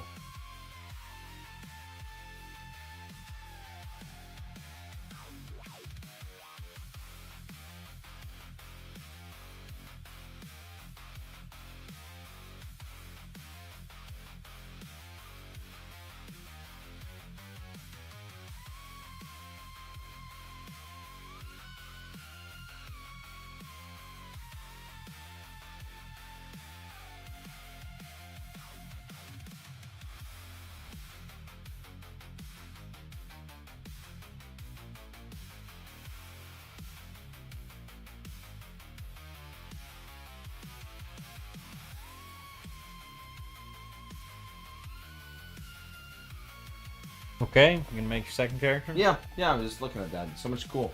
Yeah, so much cool, baby.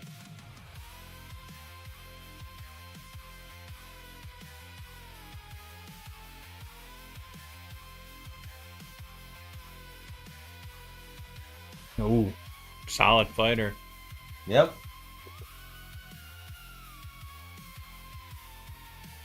Yeah, I mean, unless you want to play... yeah, I mean, like I said, stats don't... You could really play almost anything. You could be an assassin. I like the fact that they,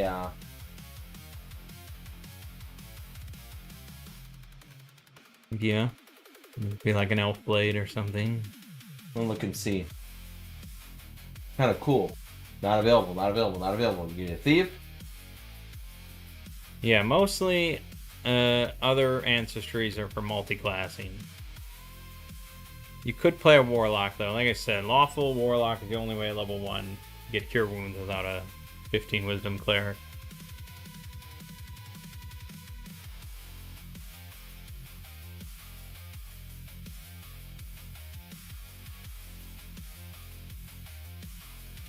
Yeah. Dwarf. Fighter. Thief. You're right. Okay, I see what you're saying. So, yeah, you basically just do a human. Typically, unless you have something specific in mind. Ranger actually starts with 2d8 hit dice, which is nice. They have the most health usually. Wow, that's crazy. Yeah, not bad. What is charisma based on a druid? Charisma based. Oh, so your prime attributes. So basically, if you have 13 in all of your prime attributes, you get a 5% extra XP. Okay. So you have the prime attribute for magic user, because it's just int based. Yep. Probably not much else. I don't know if anything's pure dex based. Maybe thief is just pure dex based. It's not that big of a deal, but it's like if you're not sure, it's like it kind of nudges you in a direction maybe. Oh, you do hit bard prime requisite as well. Oh, dex. And int. yeah, and demon hunter. We'll do it this. Bard. Okay.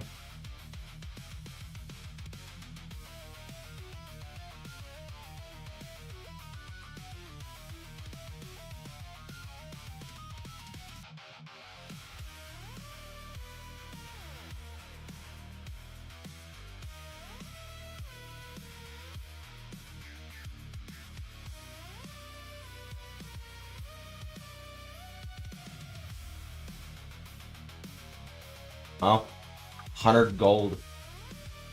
Sheesh. Well, it's slightly below average, but yeah. Oh, the other one did 70. I wonder why I got screwed. What do bards usually typically use? Okay, let's see. It's an optional class. Bards can use leather, ring, or chainmail. No shield, but they can use any weapon you want. Ba-da-ba. You get spells at second level off the druid spell list. You get oratory, which allows you to basically like put people into kind of a trance and do suggestion on them, but you start with like a 10% chance to pull it off, so it's not great. How's ranged weapons? Well, you have 16 dex, so you get +1 to missile weapon attacks. Kind of what I was thinking. But, I mean, yeah. I have a thief and a magic user, so we don't have much on the front line. Yeah. Not that a bard's amazing on the front line, but, you know, it's up to you. You also get lore, which is also a 10%. You get a +2 on saving throws to major resist spells, spell-like effects. You get additional language every level. You speak the secret language known to all true neutral druids. That's about it. Thinking about a sharp bow.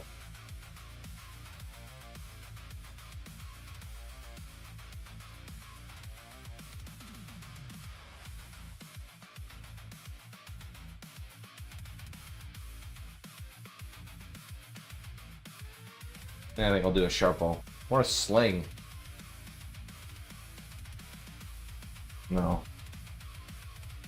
Well, do you have to carry a torch in this game? Well, yeah, of course. What do you mean? So I'm thinking about doing then a one-hand crossbow. It's D3. It's not super great. Problem is, it's 150 gold. Yeah, they're pretty rare from what the text said.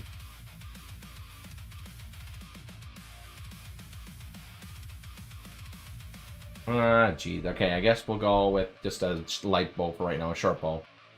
Probably the easiest way to go.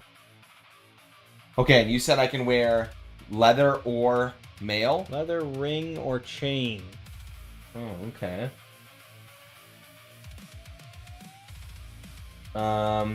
Do they ever stealth, or are they kind of considered stealthy? They're not stealth. Alright, then ring it is. Arrows.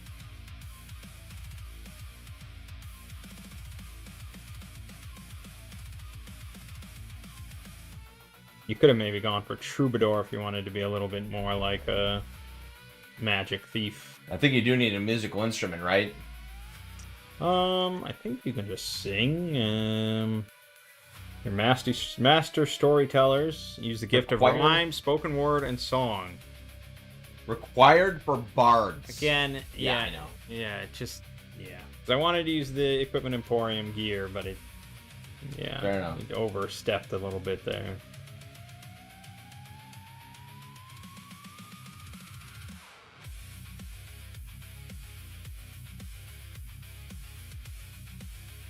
Well, what happened? Did you press something? Yeah, the side button by accident. Well, don't do that.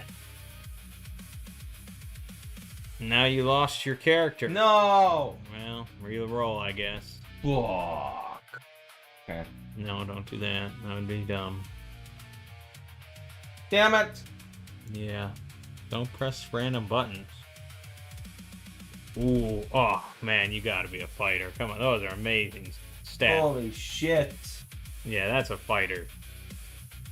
And a charismatic one, too. My God. Your fighter's gonna be cracked. Like, a 17 dex fighter is really... Yeah, this is broken. Okay. Because basically, any melee attacks against you have a -4. Okay.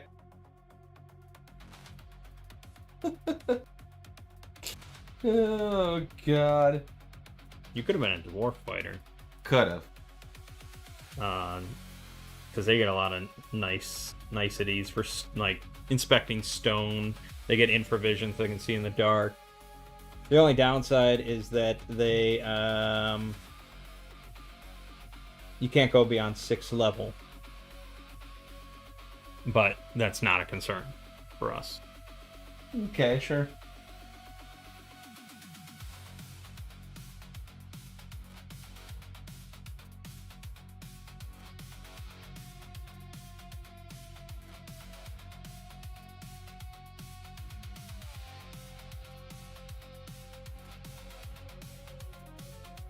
Sure.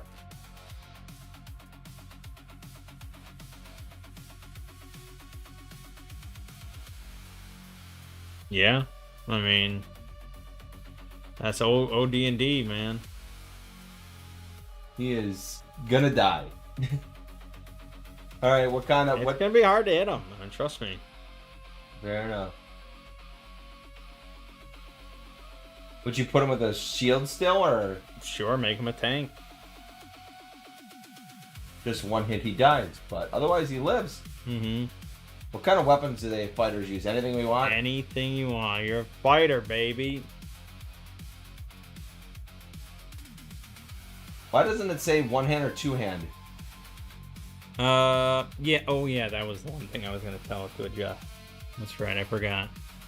I would assume that a battle axe is one hand. Battle axe is one hand. I have to check this equipment emporium.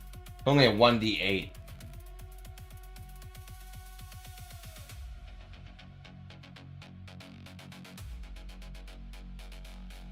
It's a medium wet size, so yeah, I assume battle axe is one-handed.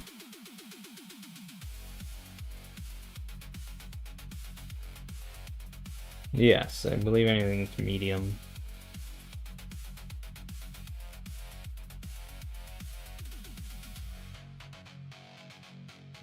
Yep. The halflings, gnomes cannot use large weapons at all, must use medium weapons with both hands.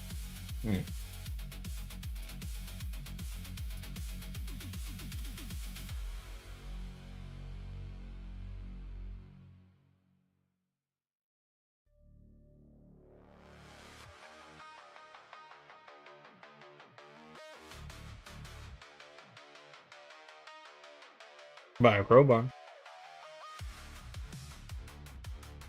Not a bad idea.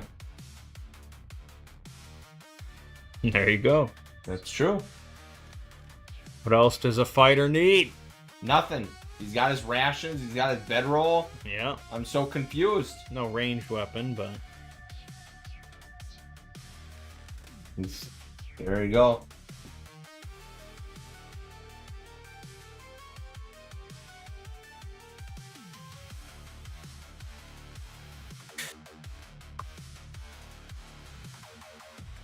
so it's 16 AC, but you have 20 AC versus melee.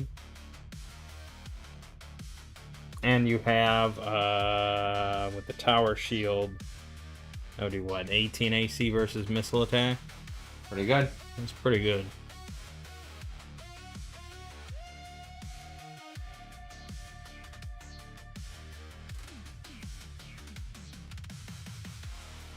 What else do you need, right?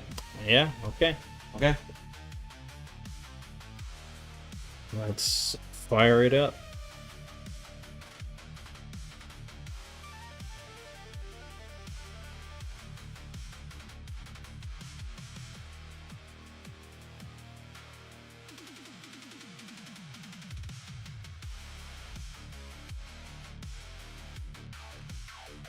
I'm gonna choose the campaign log, I think. Okay. Whoop.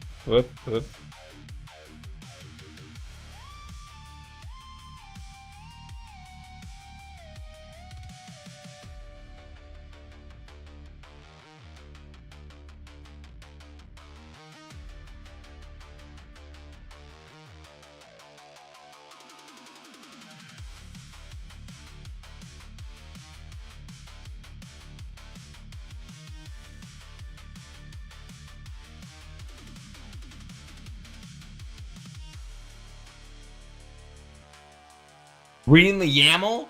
Reading the YAML? Yeah, who doesn't like YAML? YAMLs are the way to go.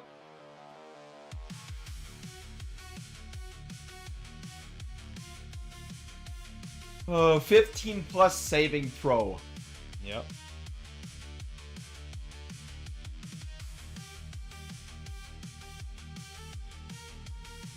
Yeah. 12 plus saving throw. That's your big thing.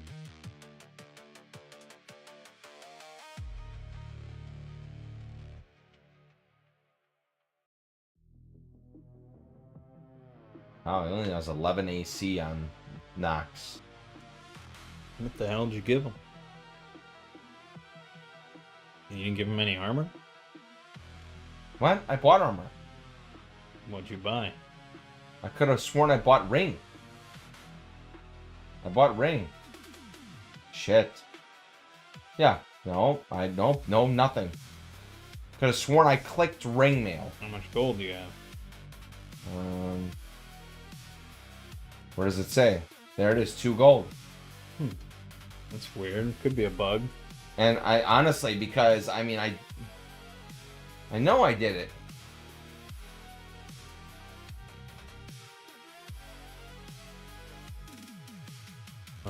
Ring mail and We can remove something if not. I mean, I don't mind removing something, but okay. I mean, if you trust that you had enough money, I did. Maybe I'm just wigging out here. okay. Okay, There you go. better. All right. The Duchy of Valnwall, late spring. Word has reached you that a distant relation of Nox and Kranth, an aging cousin in the village of Leandris Row, has taken ill. And the family asks someone to look in on him and deliver a small sum of coin. The road has been easy enough, the weather warm and smelling of turned earth. Cherry blossoms hang heavy on trees that follow the road south toward the village.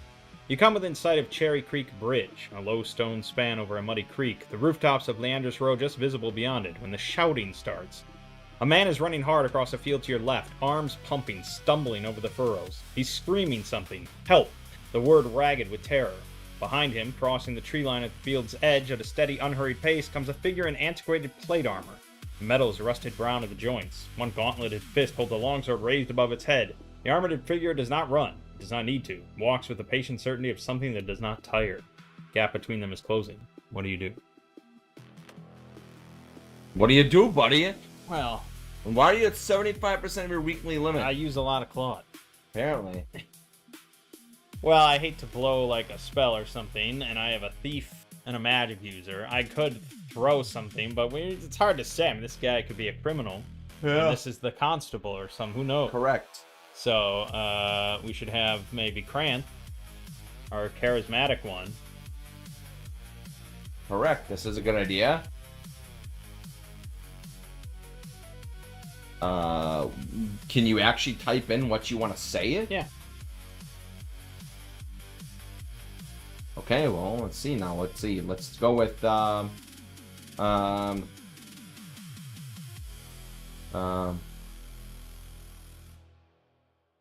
mean, you don't have to. You could just summarize either way. Doesn't matter. Doesn't matter to Claude. yeah, that's true. Yeah. What do you think I should yell? I mean, I probably should yell, like,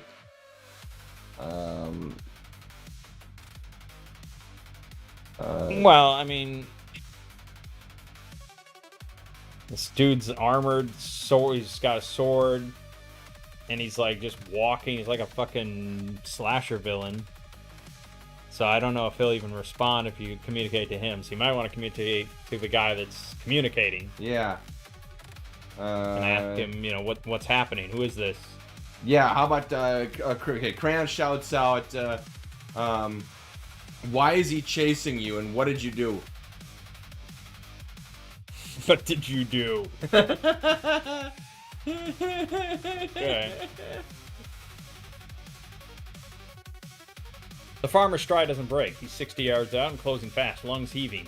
He glances back at the armored figure behind him, then forward at you, wild-eyed. I didn't do nothing, he gasps as he draws near enough to be heard. I was cutting wood, just cutting wood. There's a lightning-struck tree and it came out of it. He doesn't stop running. He blows past Kranth, grabbing at his arm as he goes, trying to drag him along. Run, you fools, run! Behind him, the armored figure has crossed half the field. It hasn't changed pace. The visor is down, the longsword catches the afternoon light. What do you do? All right, so Yeah. it's like an undead. That's what I say, he's like a slasher villain. He came out of a lightning-struck tree. I mean, I'm inclined to listen to the guy. It sounds terrifying. Well, I mean, we always could run. Is there any reason why we would stay? No. not necessarily. There's no But loot. if this guy's never gonna stop, I mean, where do we? What's the end point here? Yeah, he's just gonna keep going and going. Yeah, I guess. Who would you stick out front? 2 HP is rough.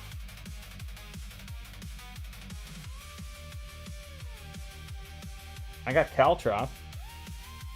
That's a great idea. Okay. I can drop some Caltrops and then we can see if it slows him down at all. I think, yeah, I just kind of want to observe, like...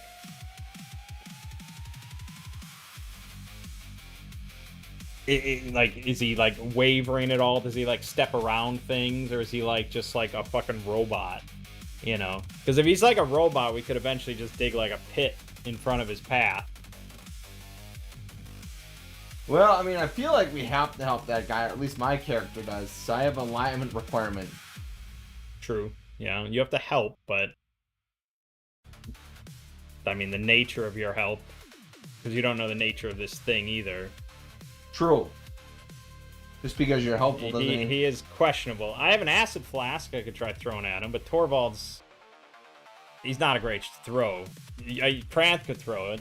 Yeah. I look at with 17 dex. Well, it's +1 to missile throws. Oh, okay. It's not a bad idea. Want to toss an acid? Okay. Yeah, let's do that. Okay, I'm gonna tick down one. Alright. Lydia is going to lay down some caltrops in the armored figure's path. Yep. Then Torvald will hand off an acid flask to Pranth to throw at the figure. Lydia sprints forward and scatters the caltrops across the furrows in the figure's path. The iron spikes glint in the afternoon sun, half hidden in the dark soil. The armored figure walks into them without slowing. Caltrops scrape and skitter off the rusted greaves. Gaps in the metal are too corroded and narrow for the spikes to find purchase. It doesn't flinch, it doesn't look down. It keeps walking toward you. Torvald, you're pulling the acid flash from your pack. Pranth is coming to you. The figure is 30 yards out now, close enough to see the visor's eye slits. Dark, no glint of eyes behind them. Okay. He did just walk straight over the caltrops without even slowing down, so I don't think it's like a human with thought. No. So I think you're gonna throw. Yeah. Cramp tosses.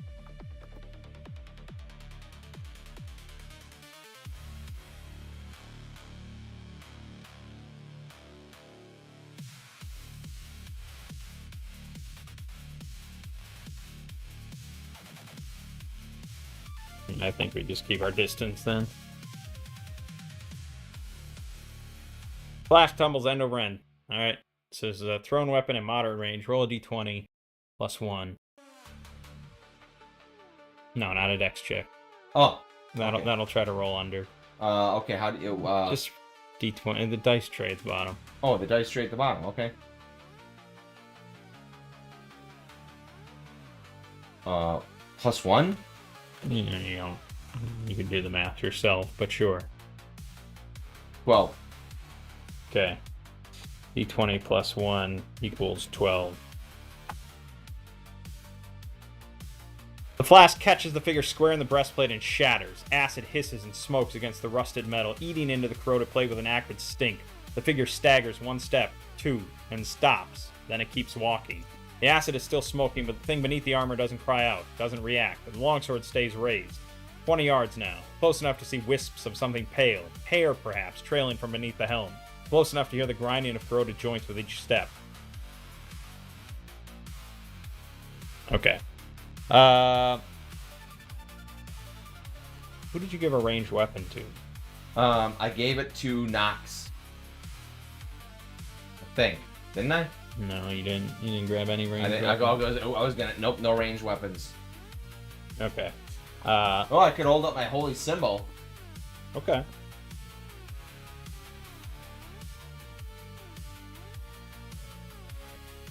Is that an actual check? No. Oh. You don't have turn undead. Nope. You have what's listed there. Okay. Oh, that's not to say that it couldn't maybe do something, or maybe, you get a feeling if it's undead or not, but it's certainly something. All right. Nox will hold up his holy symbol and attempt to discern if this is evil. Okay. Yeah, Torvald. I hate to waste more flasks, but... Or undead, I guess. Evil or undead is true, but I guess it's the same thing. Yeah, Torvald has darts, but the range on those is like 15 feet, and I don't want to get that close. Oh. I gotta stop all tapping.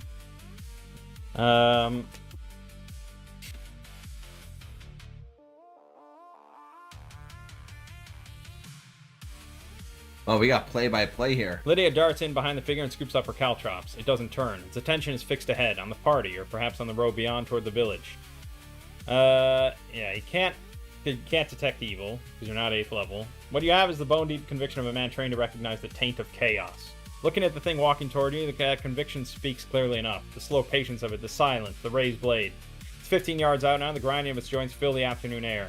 A piece of shoulder plate falls away as it walks, tumbling into the furrow, and beneath it a glimpse of desiccated gray flesh, wrapped tight to the bone. This is no living man. Okay.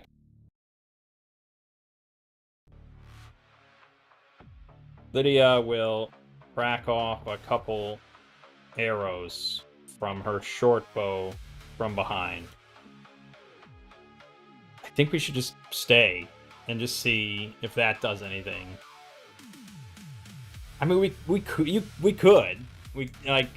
Grant, like I said, he has an AC of 20. Yeah. This thing could be like, I don't know. It could be, I guess, like a 5-hit die monster or something. It could be a white. I don't know. So it's possible that's a fatal thing. Otherwise, I don't know. I guess we can always just try. It's up to you. It's your character. So who am I? All right. Like, we have a lot of ground here, I think. So there's not a super rush, and it's obviously we can outpace it. Yeah, it seems like we really can outpace So I it. feel like kiting and just ranged weapons is maybe the better bet. Okay, I think that's fair. Outdoor combat, 120 yards around. Yeah. 480 feet a turn. Well, a turn is 10 minutes. Yeah. And a round in OD&D is 1 minute. Okay.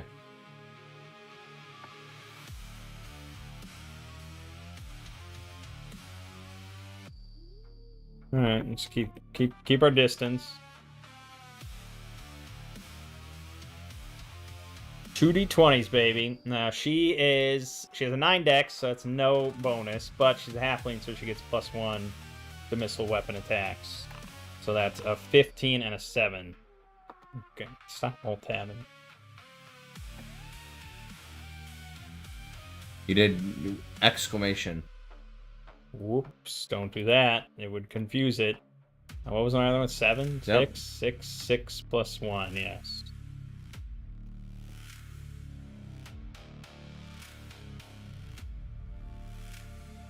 The first arrow finds a gap in the rusted plate and bites into the figure's left pauldron. A solid hit. The second skips off the gorget and spins away into the field. The figure takes one more grinding step, then stops. It stands there, 10 yards out, longsword still raised. Then slowly it turns, not toward Lydia, back toward the tree line it came from. The corroded joints shriek as it pivots. It begins walking back the way it came, the same unhurried pace, patient as stone. Farmer has collapsed in the road behind you, bent double with his hands on his knees, retching for breath.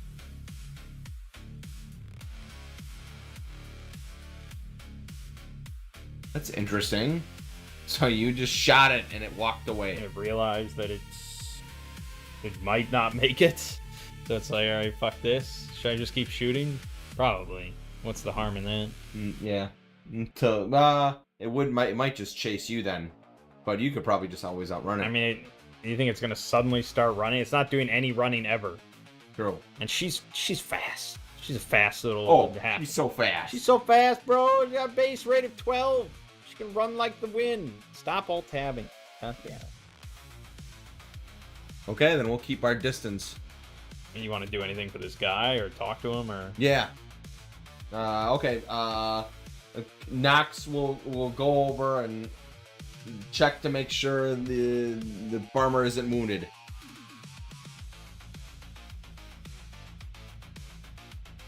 Yeah.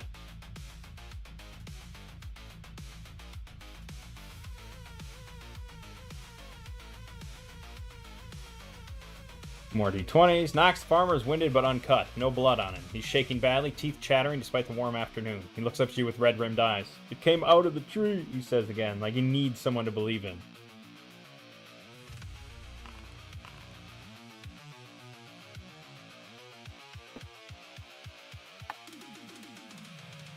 No, I don't know if we want to do something, but I figured it was. First arrow takes the figure in the back, punching through a gap between the backlight and the gorget. Staggers, one long lurching step, but rights itself and keeps walking. Second arrow skips wide. Figure is nearly at the tree line now, still moving at that same grinding pace. Two arrows jutting from its armor. It shows no sign of stopping. Knox, the farmer, grabs your arm. Please, he says, don't let it get back to the forest. I don't know what it'll do from there. Oh, I guess I mean, we are kind of seemingly affecting it. I mean, it does stagger. Correct. So we probably do want to, like, just pin it down or something. Yeah. All right. I think then Cramp will charge it.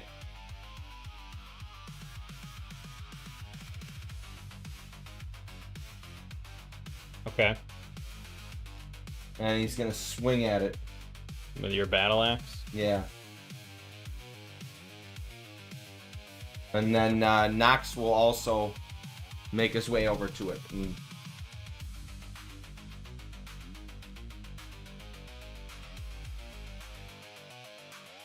Okay, Torvald just like, I don't know, man. Before I resolve, this is now a proper fight. Roll 1d6 for your side's initiative. I'll have you roll for the figure size. Well, 2d6 is total. Alright, you can roll ours. Just how many? Just d6. Why wouldn't you just bring up the chat window? Oh, sorry. Yeah, you're right. Chat window. 6.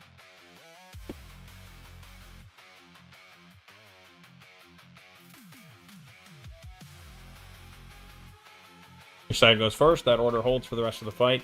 Grant, you're charging. Lydia, you're loosing. Roll your attacks. You're going to roll for your battle axe, and I got 2 for my bow. Do I just roll... Can I roll my weapon from my inventory? Yeah. Okay. Is there any modifier, or is it no? It didn't mention. I mean, we can always argue, just like with a normal DM. 1. Ooh. Okay, that's not good. Stop! Oh, God, the alt tab. Alright. Lydia rolled a 1, and... what was mine? 18. You mean Lydia rolled a 17. Oh, 1 and an 18. We got 2 1s on that little setup. Wow. Your axe bites into the soft earth as you close the distance, and the figure's sword comes around in a free counter strike. Roll a d20 if the figure's attacked against Brant. So we're gonna roll his counter attack and then my damage from my bow finally, which is d6. 1 damage. Alright, so that was a 17. Okay.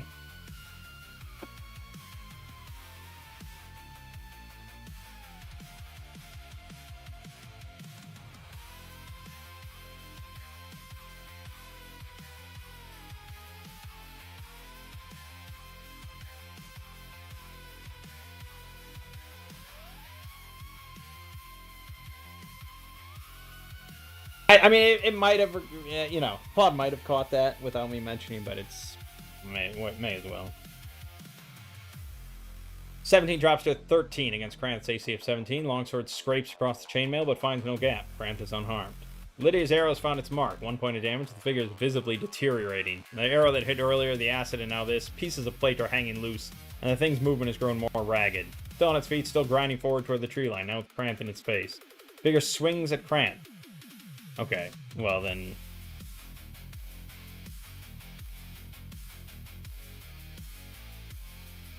Okay.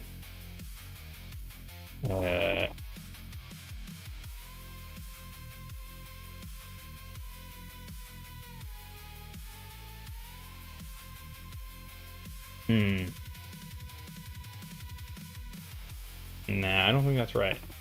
No, yeah, because that was a free counter-strike.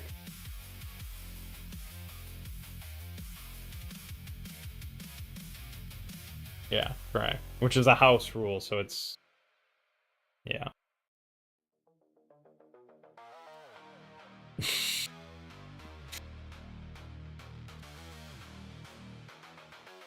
I've been trying out Sana. Originally, I was working with Opus. There it is, okay. It's gonna attack you then. Yeah. Morning from the UK. Hope you're both well. And Lego eventually masters StarCraft 2 as he mastered air fryers. Hey. Oh! StarCraft 2 and air fryers. I am great at air fryers, let me tell ya. StarCraft 2, pretty good. I mean, I'm okay. Longsword swings wide, grinding past Krant's shield with no purpose. Figure slowing, its movements increasingly labored, joints shrieking. Alright. What do you do? Alright, alright. Krant is going to swing his battle axe. And Nox will attempt to flank and swing his mace.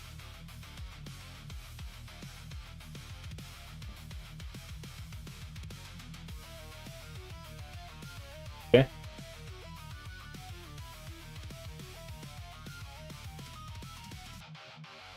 Three attackers. Roll 3d20.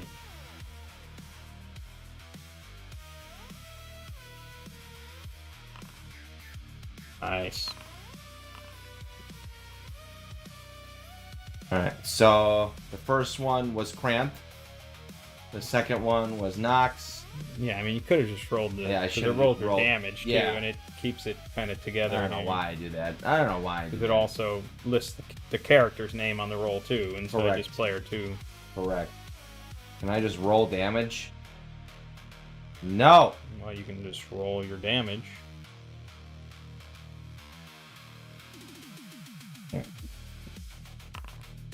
Five. What was your main roll for Krant? 17? Yep. Okay. Do you not have any bonuses to that? No, I guess you don't. Don't you? Go to Spend- attribute. No, you have +1 hit with missile. Yeah, strength 13 doesn't get you anything. Okay, so you roll a 17 for 5 damage, Yep. and Nox rolls 6. Yep.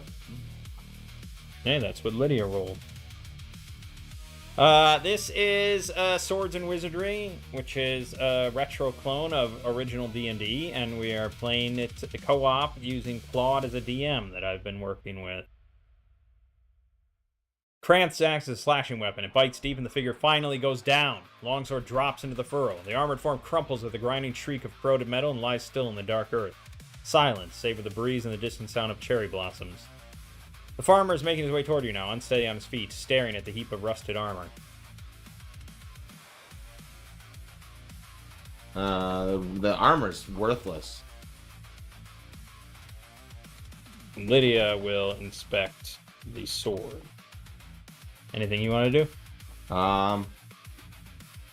Let's see. Torvald's already inspecting the creature. I guess. No, we're good. Okay.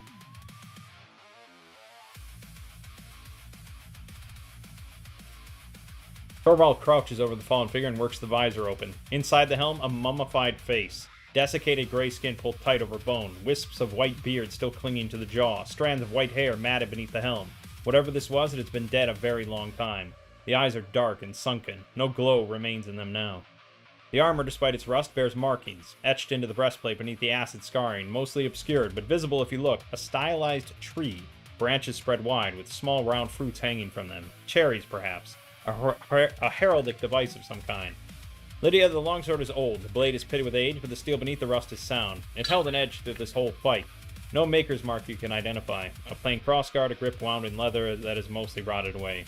Farmer reaches you and stands over the body, crossing himself. That's what came out of the tree, he says quietly. God's mercy was inside the tree. He's very adamant about that. Yeah, I mean, if you're just a regular farmer. Did you already answer the what are we setting up? Yeah. Okay. Well, obviously, we want to inspect this tree. Correct. So, okay. So we should have this guy pointed out. Yeah. Yeah, you should have us direct us to the tree.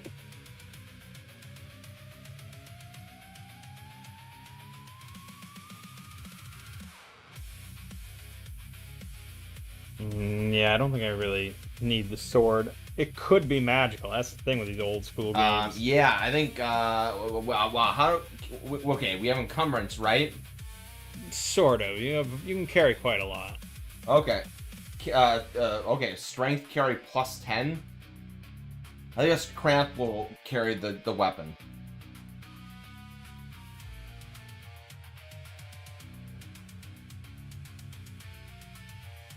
Okay. Farmer, he gives his name as Ben Atkins, goes pale at the suggestion. I'll give you directions, he says quickly, but I'm not going back there, not for anything.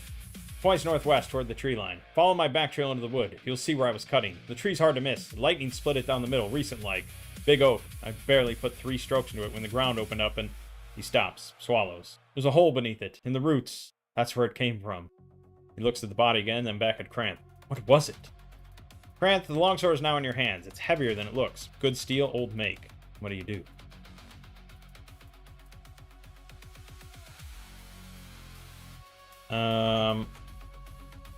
So, the annoying thing of using the Equipment Emporium collection is that we don't have a compendium of items for it. So I can just give you the longsword for Swords and Wizardry, which is pretty much good enough. Okay. It'll be pretty darn close anyways. It's a D8 instead of a D6, so... If Cranth doesn't mind, it's basically an upgrade. Yeah, probably. I don't see a reason. And it might be magical, and a good way to figure that out is to use it in battle. Okay.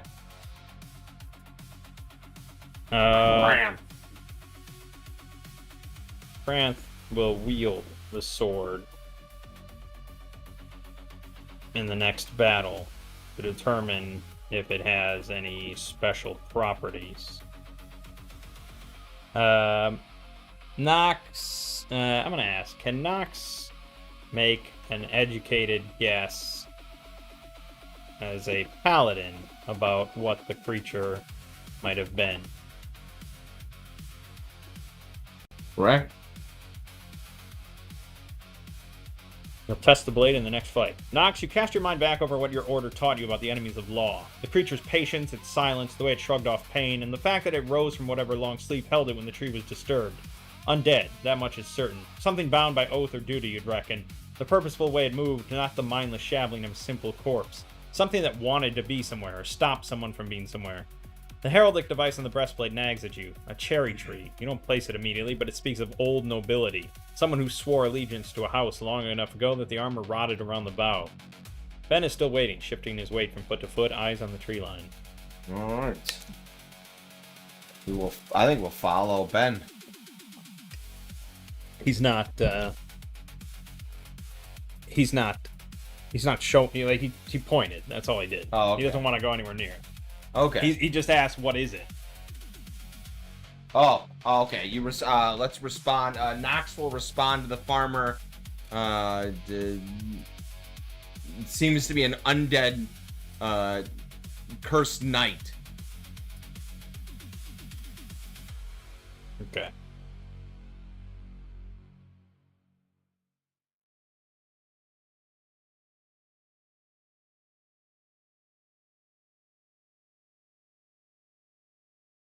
Not heard of Claude. Claude is, I mean, it's an LLM. It does The a best. lot. Does a lot of programming related stuff, but yeah, in general, it's kind of the best. For right now. And so I've done a lot of extensive work with it to get it in a shape suitable for DMing. What do you think of it so far? Really good. See? This is incredible. This is what I'm saying. I mean, this is like, it's. Now, is it following rules from the game? Does it know all of the rules? Will it say you Yes. cannot do that? Well, what do you mean? Well, it was like It called you out on your detect it's at- evil. No, that's true. No, that's true. But Yeah. it's at 20 yards. It's at 15 yards. Are some monsters really that slow? Well, the whole point was that it was slow, that it was kind of Okay. unhurried and stuff. Yeah, fair So enough. it has It's the whole pretty mod. awesome. It has the modular running. It has the YAML files that I've set up specifically with another iteration of Claude that it can read those, so it doesn't get confused. It has the rulebook and its project files. It has very specific instructions. I can actually show you the whole instructions sheet. This is our instructions. You are the dungeon master. And this Wow. is, yeah, this is what we've kind of, and this Wow. has grown and grown because we keep having to add things specifically so it doesn't get lost, and it's very specific about a lot of things. So yeah, I mean this instruction set is really what makes it work for the most part. But and then it has all the project files loaded in that can consult. Ben needs no further encouragement. He's already backing toward the road, nodding gratefully before Knox has finished the sentence. In moments, he's a retreating figure heading toward the bridge and the village beyond. The party turns northwest. Ben's back trail is easy enough to read. Churned earth, broken stems, a dropped woodcutter's wedge half buried in the grass. You follow it to the tree line and into the shade of the wood beyond. The trees here are old but ordinary, ash and elm, budding with spring growth. You follow the trail another few minutes before you find it. The oak stands apart from the others, massive, its trunk wider than 2 men. Lightning has split it nearly to the roots, a great black scar running the full length of the tree, the heartwood exposed and charred. Ben's axe cuts are visible at the base, 3 shallow bites into the wood. And there, among the gnarled roots, a thick stone slab sits slightly ajar in the earth. Something forced it open from beneath. Darkness below. The air around the tree smells faintly of old earth and something else, dry and cold like the inside of a tomb. Okay, well, we have our dungeon, my friend. Also, our music stopped. Why did our music stop? It do that. Why is your company using another location again? I can't imagine. Why would my account be using another location? Somebody's hacked you. Uh-oh. That's not good. I feel like I would find that out pretty quickly, though. Yeah, I agree. Probably downstairs. The TV? Like, New video loaded? never does that before. Yeah, it's weird. Yeah, I'm pretty sure I'd get pinged pretty quickly in my Discord.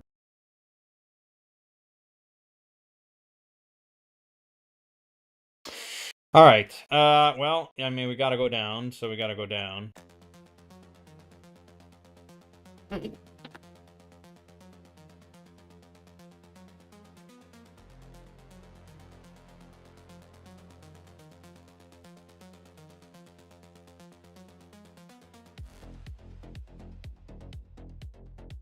All right, Lydia will inspect it. She has infravision. No, actually, I don't think halflings get infravision. Nope, I do. Cramp does. Oh, Grant does. Yeah, okay. You should have probably have... Yeah, halflings specifically don't. Natural stone staircase descends into the earth, rough cut and narrow, curving slightly so she can't see the bottom. The darkness below is total. No sound rises from it, no movement, no breath, no skittering. The cold tomb smell is stronger here at the opening. Stairs look to descend perhaps 15-20 feet before the curve takes them out of sight. It's completely still down there. Well, then it is what it is. Marching order. Alright. Grant, I imagine. Yeah. Then Knox. Alright.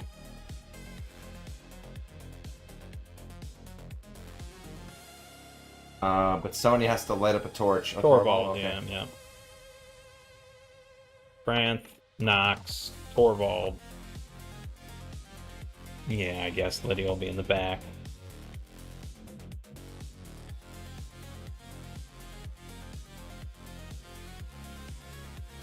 Yeah, okay. Let me kick off a torch here. Now it's gonna want me to actually use my Shadow Dark module, which I probably should. Yeah, let me reload this. This, then, we have it set up where it writes to a journal log.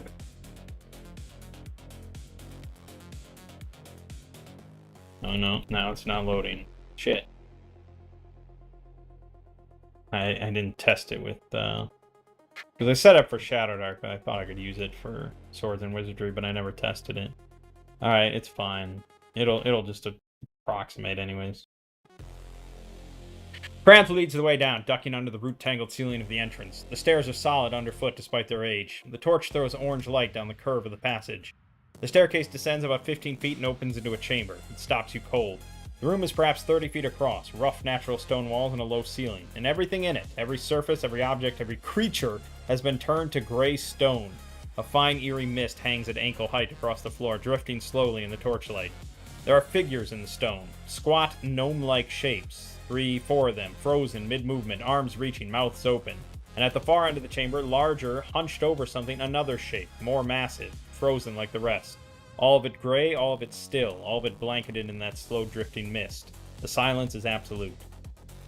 So there's the staircase behind us, and then a rough passage continues deeper into the earth at the far end of the chamber, past the larger frozen shape. Okay. This is our setup. What's Lego's sort of plan of action? Oh, my plan of action. Okay, the room is perhaps 30 feet across, low ceiling, every surface, every creature has turned to gray stone. Gray stone, like petrification? Squat, gnome-like shapes, frozen mid-movement, mouths open. A fine, eerie mist hangs at the ankle height across the floor, drifting slowly in the torchlight. Okay.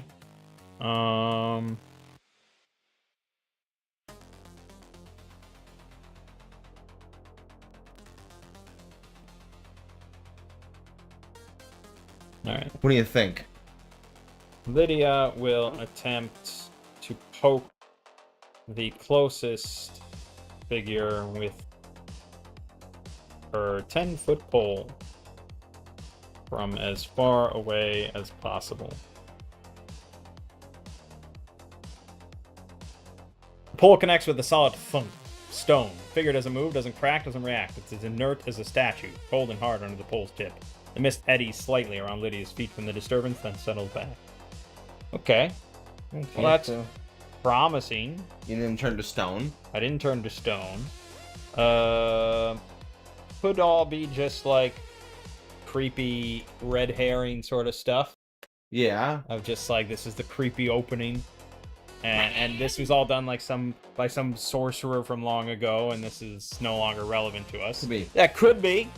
Or it could be as soon as we step through, halfway, we get blasted and turned to stone.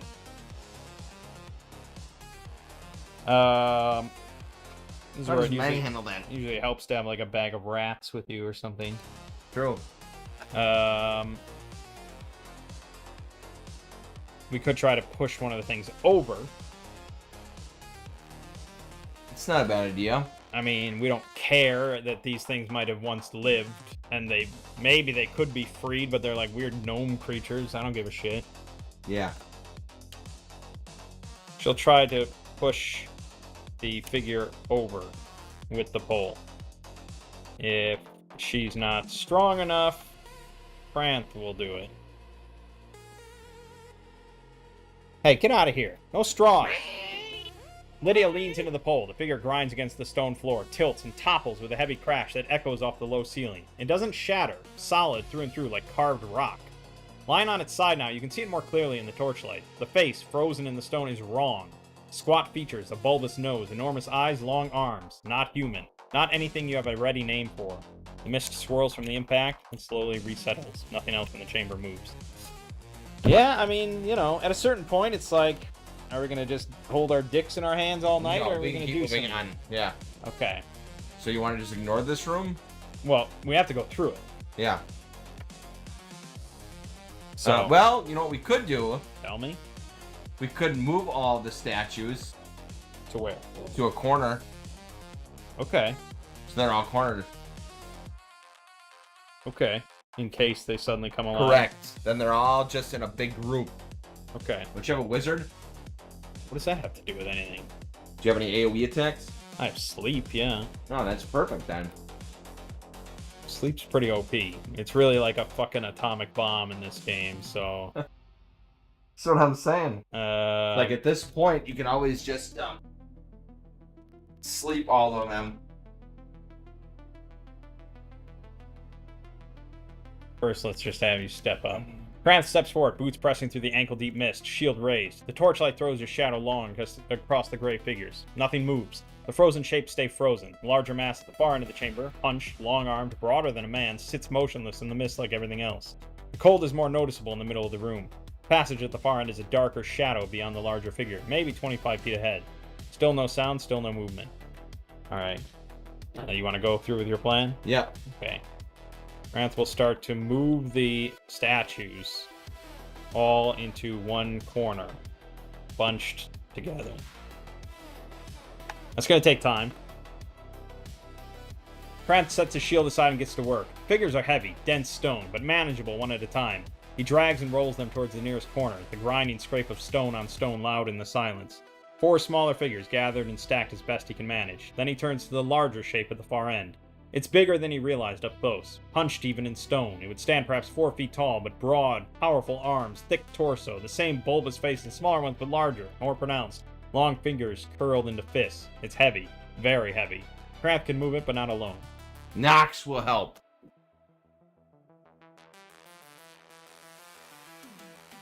And the Claude's never like, are you sure? Or like, you know, just gives like a DM face of like, oh, okay. It's just, go, okay. Between the two of them, they wrestled across the floor, the stone grinding and shrieking against the rock. It takes some doing, but they get into the corner with the others. The far end of the chamber is clear now. Passage beyond is visible, low and rough, continuing deeper into the earth. The mist drifts lazily through it. And there, on the floor where the large figure stood, half hidden beneath the drifting mist, something glints in the torchlight. Ooh. How you like that? Okay. Kranth will inspect it.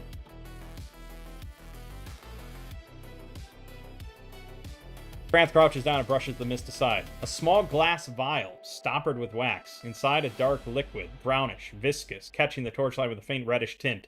Looks old. The wax stopper is cracked, but still sealed. No markings on the vial, no label. Okay. Torvald will inspect it. Visually at first, then cracking, then opening it, smelling it. If he still can't identify it, he will take a small sip. That's how you do it, baby. That's true. Torvald turns the vial in the torchlight. Glass is old, slightly irregular, hand blown. The liquid inside moves slowly when tilted, thicker than water. The wax seal is brittle with age, but intact. He works the stopper loose. Smell rises, earthy, complex. Leaf mulch and something sweeter beneath it, like fruit left too long in the sun. Faintly medicinal, nothing that screams poison to his nose, but nothing familiar either. He tips the smallest possible amount onto his tongue. Bitter, astringent, a faint warmth spreads from it immediately, and then nothing else. No burning, no numbness, no nausea. Just that brief warmth and the lingering taste of something botanical. It's clearly a potion of some kind. What kind, he cannot say with certainty from a single drop. The vial contains perhaps 4 or 5 full doses. Wow. That's a lot of doses. A lot of doses. So in this game, there's no way to identify it unless we have like an alchemist you or would have something to like take that. it to an alchemist, yeah. I guess just stuff it away in your pocket. Yeah, faint warmth, some sort of. I mean, it seems then positive. So it's a hard thing of like, do we pop it at some point, or just like, I don't know, fuck it. Or you just pop it now, or yeah, you wait to get it inspected. I guess we should. Well, I mean, I'd wait, but that's just me. Just because it might be like some sort of immunity or antidote. You know what I'm saying? To a poison or something. We have 4 or 5 full doses. It's a great way to get it identified quickly for free. Go ahead, crack one. You can do it. Torvald's he's very interested. Torvald's gonna check. Torvald tips the vial back for a full dose. The warmth spreads immediately, deeper this time, through his chest and out to his fingertips. His vision sharpens slightly in the torchlight, and then over the course of perhaps half a minute, something else. He's getting smaller. Not dramatically, not all at once, but his robes are suddenly loose, his boots too large, the ceiling of the chamber less oppressive. When it's done, he stands perhaps 3.5 feet tall, looking up at his companions with wide eyes. He feels lighter, quicker, his hands small now, a child's hands flex at his sides. He is by any measure a child of about 12 years old. Vial has 3 doses remaining. Well, we could all take it then. If there was a reason to be smaller. Yeah, it could be like Final Fantasy 3. Okay, I'm gonna add this then as a new item. Vial of shrinking. No, potion of shrinking.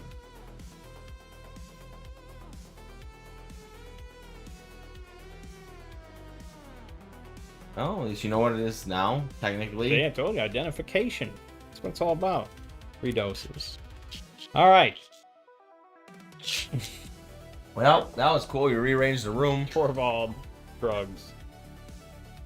Krant will continue forward. The rest will follow. Wait a minute. No, maybe not. We'll step towards the passage and strain for ears.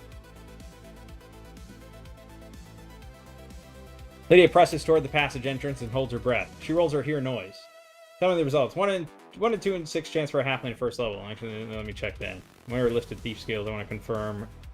I like how it says 1 moment, but it's not loading. Okay. It's got a little funniness there. But yeah, she's level 1 thief, so she has a 3 in 6 chance of hear noises. 5.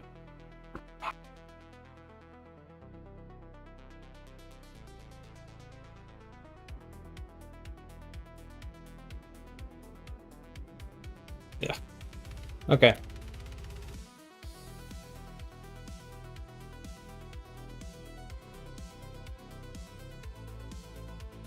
Nothing. The passage is silent, the mist drifting slowly through it without sound or stir. Whatever lies beyond it isn't making itself known. Okay. Then we continue, I guess. Correct.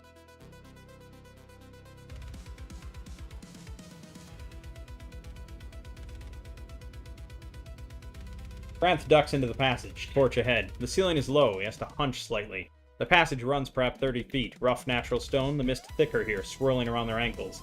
It opens into a second chamber. The smell hits first, something sour and organic, underneath the cold tomb smell. The torchlight reveals a room strewn with debris across the floor, scraps of small clothing, rotted and scattered, broken toys, a wooden horse missing its legs, the fragments of a carved doll, and underneath it all, scattered across the stone, small bones, many of them. Picked clean. Oh. In the far corner, half buried under a pile of ragged cloth, something else. Larger bones, dressed in the tattered remnants of what might once have been a child's nightclothes. And near the skull, catching the torchlight, something silver. Ooh. So we can go back the way we came, or there's a darker opening on the opposite wall, continuing further in. I say we go...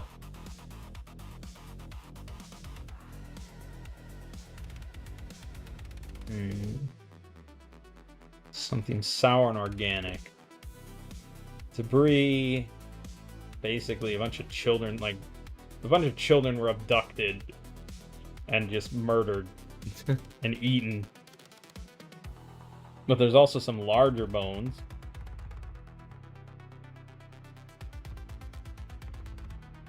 Well, what do you think?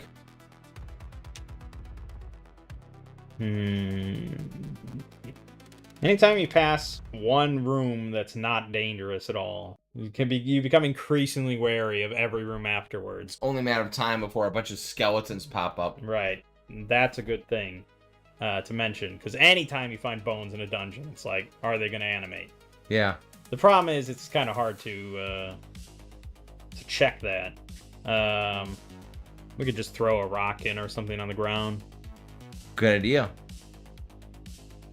Okay. We'll have France do it.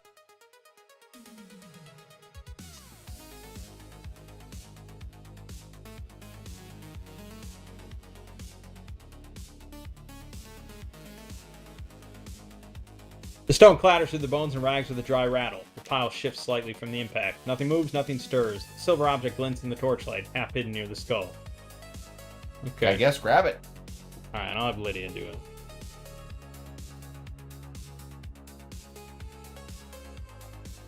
towards the silver object. Lydia edges around the perimeter of the chamber, boots quiet on the stone, back to the wall. The broken toys crunch softly underfoot despite her care. She freezes, waits, nothing. She reaches the corner and crouches over the skull. The silver object is a locket on a fine chain, half buried under a fold of rotted cloth. She works it free carefully. Small, oval, tarnished but intact. The face of it is engraved. That same device she saw in the dead knight's armor. The cherry tree. Branches spread, fruit hanging. She pries it open. Inside, 2 tiny painted portraits. A man, angular features, severe but not unkind, noble bearing. And a woman, softer face, dark-haired, husband and wife by the look of them. Old work, but fine. The bones nearby are small. A child's bones and a child's nightclothes. Okay, but we found this vial of shrinking. So they're not necessarily children. Correct. It could have been people that were, like, forced into children so that the pedophile could rape them as children and then kill them and eat their body. Yeah, I mean, that's...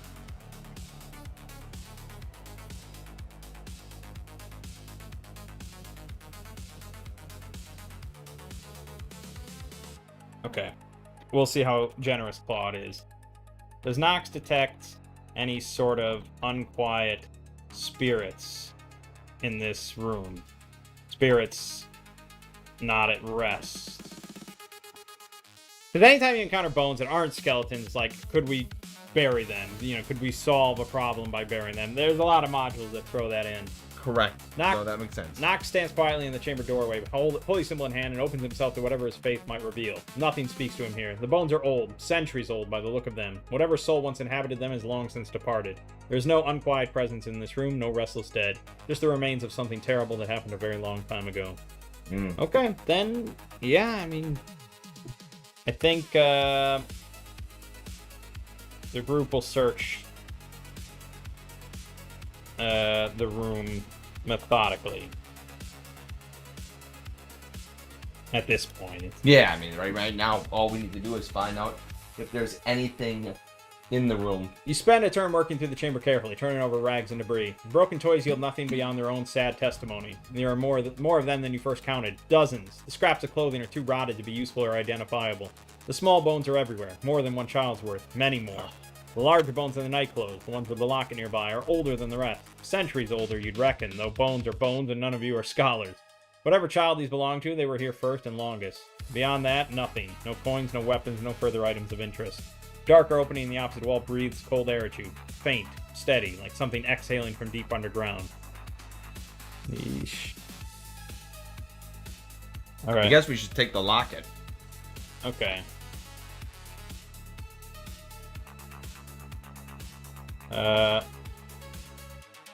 Roll. Fuck! Let me roll my 3 and 6. Hey!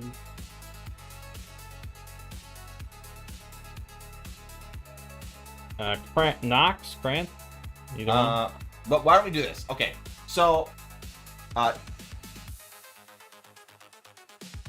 think, well, okay. Kranth has dark vision. He does, yeah. Why don't we remove the torchlight so that Kranth can see a little bit better? Further ahead. Okay. So, just say that Kranth... Nox will stay back, but Kranth will go a little bit forward to see in the dark.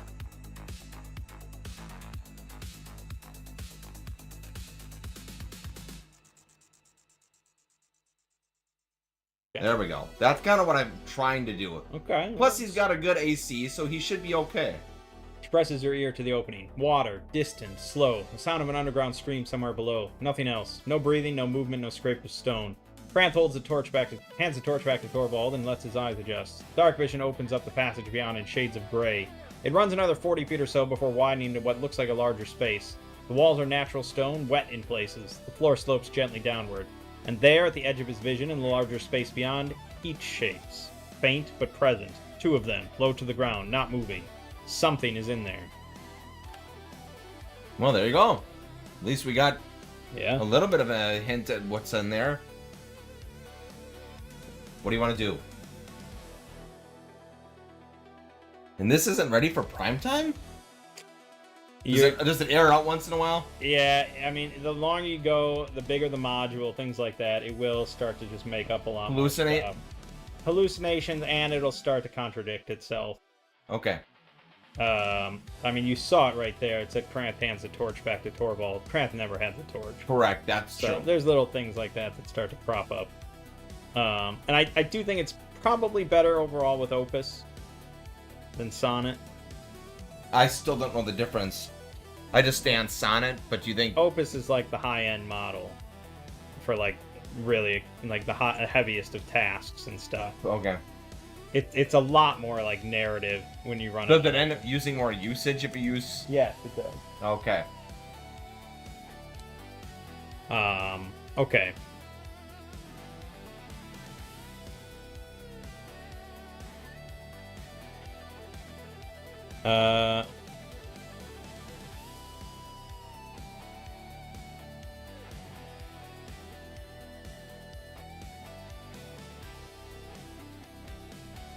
I just want to see if these creatures ever come this way or not. I mean, there's really nothing this way except the tree, and the tree was a tree until it just suddenly cracked open, and, like, the sarcophagus opened.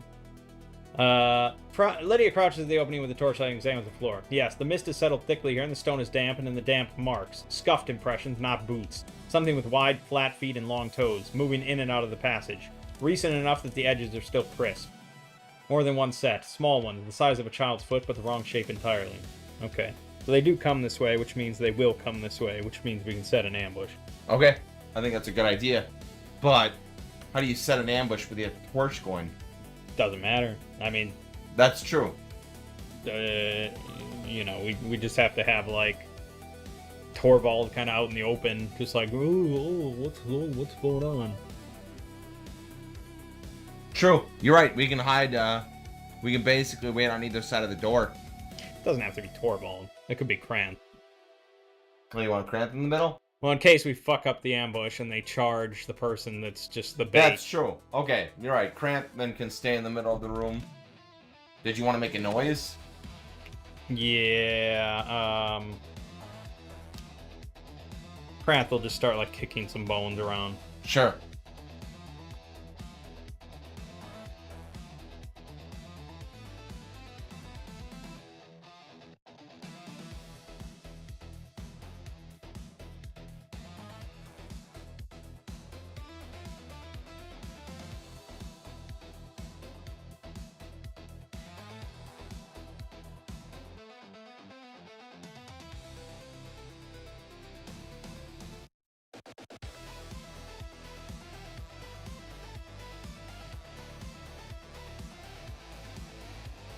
I think it's all correct.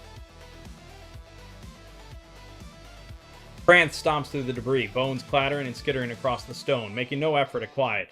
The noise fills the chamber and rolls down the passage beyond. Everyone holds their breath. A beat, two, then movement in the passage. Fast, low to the ground, coming hard. Two shapes burst from the opening. They're small, bloated, and misshapen, skin the color of old ash, enormous eyes catching the torchlight.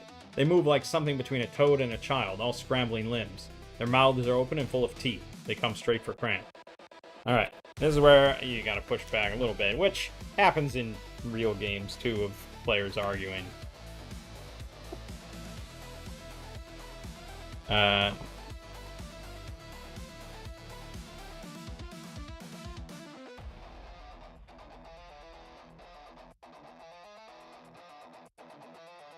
Module notes that grubs surprise on a 1 to 4 on D6 due to their camouflage, but in this case, the party deliberately lured them out and is ready and waiting in the opening. You weren't caught aware, you set the trap. No, it's a surprise roll. It applies to you straight to initiative.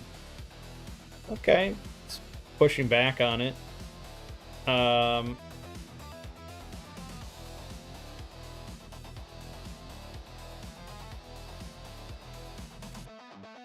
Yeah, I mean, we're still in an advantageous position because we'll be kind of behind them.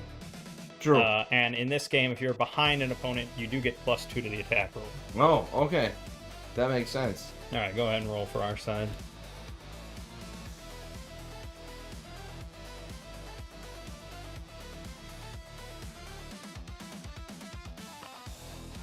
Number Nice. 6.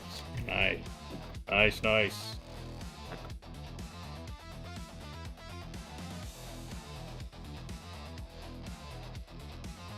Your side goes first, in that order hold. 2 grubs are in the room now, scrambling toward Cramp. They're ugly up close, pustulant, twitching, those huge eyes fixed and hungry. Alright, Lydia will go for a backstab. They should be unaware of her. Whoops, that's... Should be unaware of her.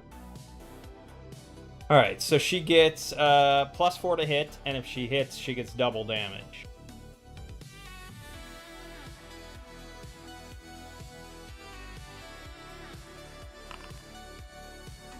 She rolled a fucking 1. God damn it. No luck tokens in this game. She rolled a 1, unfortunately. Unfortunately. Alright. What about Pranth, Nox? What are you guys doing? I think Cramp will charge the grub, and the nearest, and Nox will flank that same grub.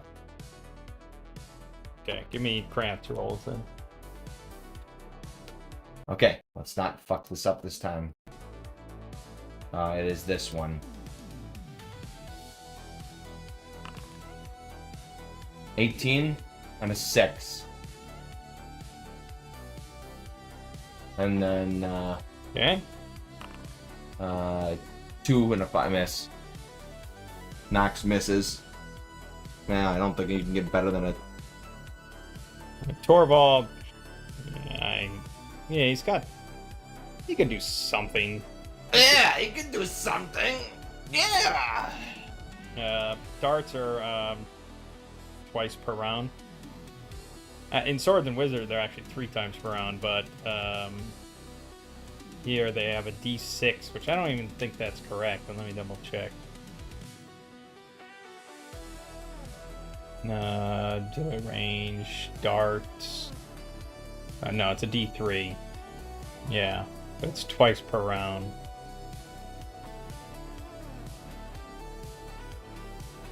I don't know where it says that. I feel like I just made it. It's definitely 3 times. Okay, then I'll just use Swords and Wizardry rules. So he'll throw 3 of them. Well, doing a lot.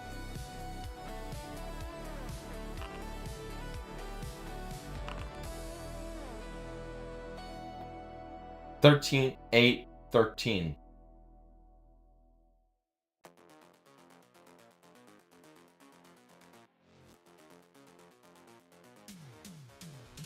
Uh, 13 for 3 damage.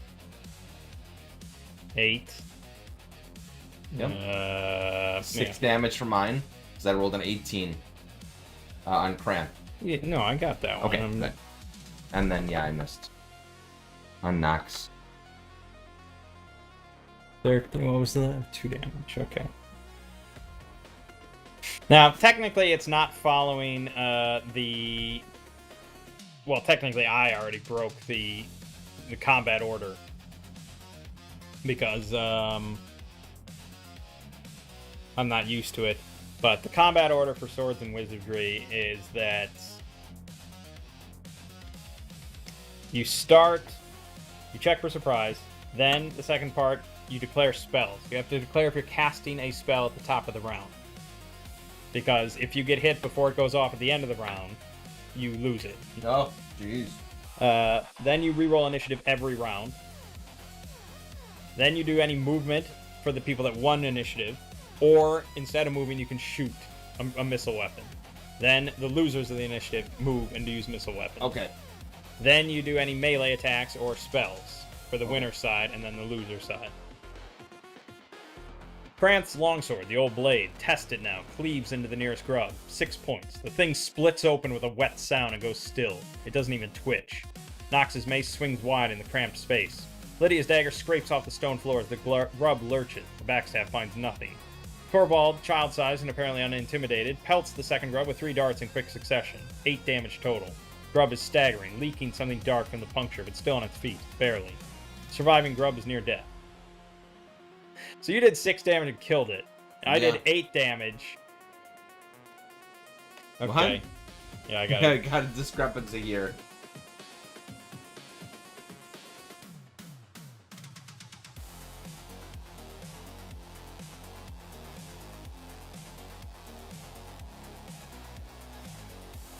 Let me try bumping this up to Opus 4.6.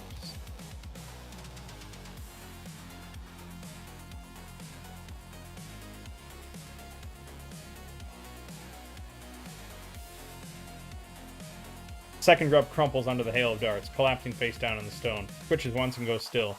Chamber's quiet again. 2 dead grubs leaking dark fluid onto the stone floor. Now, see what I tell you? This is what you... I'm trying to get you to carry this over to our other game. Good luck. Ambush, ambush, ambush. Guerrilla warfare. Well, having dark vision was fucking huge. Being able to see, otherwise we would have walked into that room. True, true. You could always assume that there's creatures in the next room in a dungeon. It probably should have told me on the hear noise that I heard it. But we did see footprints in the passageway, so that's something.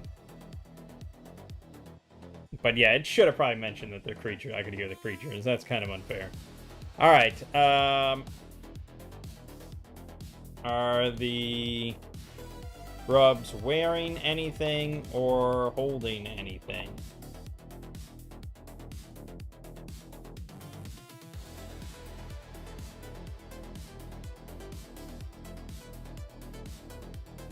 Nothing. No clothing, no weapons, no adornments. Just pallid skin, teeth, and claws. Whatever these things are, they lived like animals. What do you do? Well, feels like, I mean, we can always have Cramp now scout, because he's got dark visions.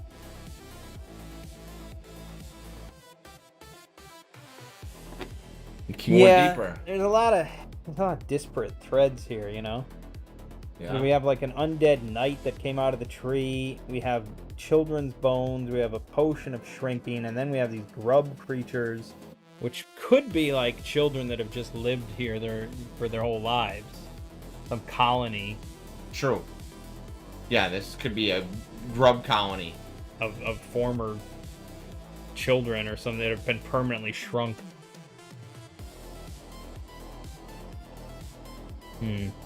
Okay, well, so we want Kranth to scout ahead on his own, no torch. Correct.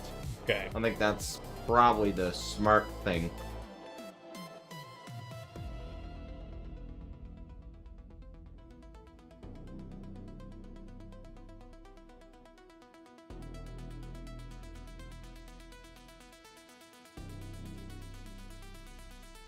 Kranth moves through the passage alone, shield up, letting his dark vision do the work.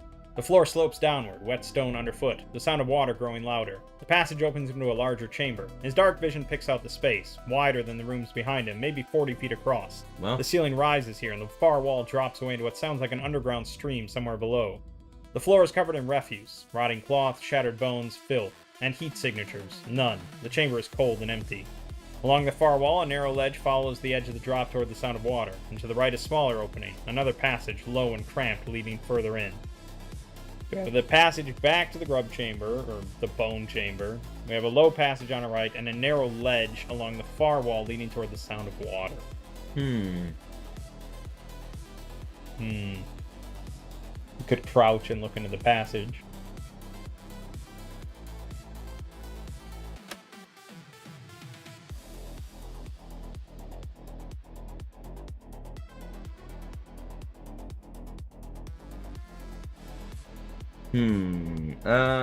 What should he look at first?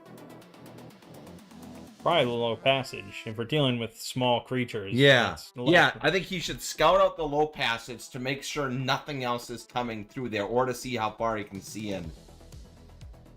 Because there could be like 6 or something, you know, that could just wiggle through there. The low passage runs perhaps 15 feet before opening into a small chamber, just large enough for Kranth to see the far wall in his dark vision. A heat shape. 1. Larger than the grubs, but smaller than a man. It's huddled against the far wall, motionless. The shape is wrong. Not the squat, toad-like form of the grubs. This one is upright, curled in on itself. Small, very small. It's the shape of a child. Larger than the grubs, but it's the shape of a child. Damn. Well, it could be. Could be a man that's been shrunk.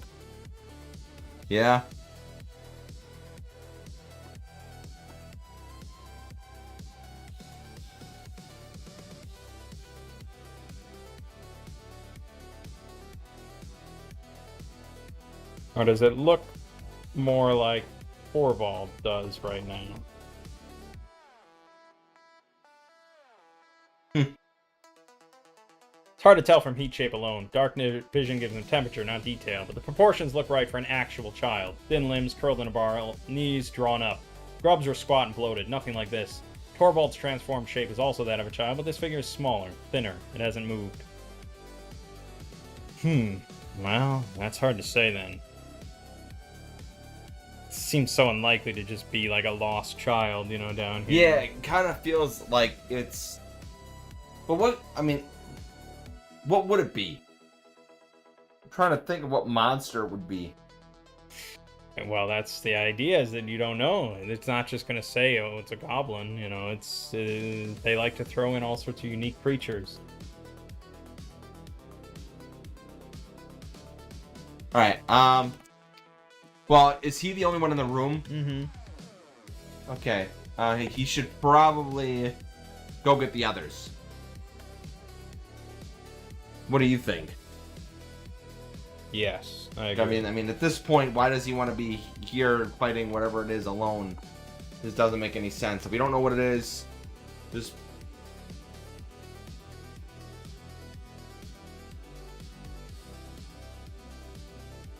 Torvald will approach the low passage and lean the torch in. Hey! Are you okay? Well, remember, he looks like a child. That's true. Torchlight floods the low passage and spills into the small chamber beyond. A girl, perhaps 6 or 7 years old, sitting against the far wall, knees pulled to her chest, face hidden in her arms. Thin, terribly thin, filthy, dressed in a nightgown that might once have been white. She flinches hard when the light hits her and presses tighter against the stone. Then Torvald's voice, a child's voice now, small and uncertain in the dark. She lifts her face, pale, tear-streaked, hollowed out by fear and hunger. Her eyes are huge and red-rimmed. She stares at Torvald, at this strange child with a torch standing in the mouth of her prison, and her lips move but nothing comes out at first. Then barely a whisper. Please, I want to go home.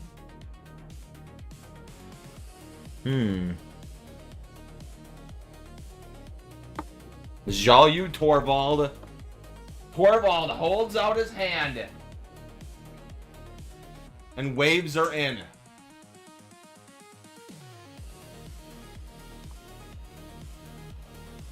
Oh, come on, we can get you out of here. Get out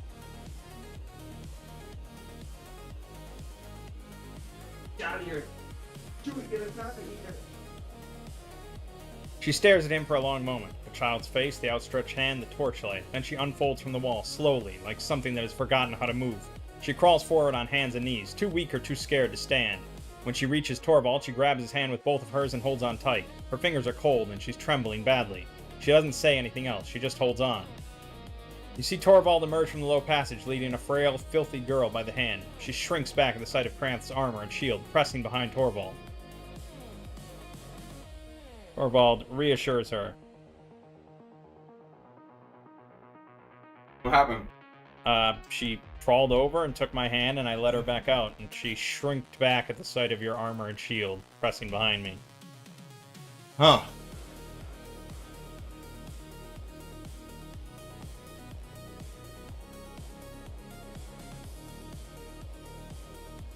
I think we just lead her out. Figure, like, priority. I agree.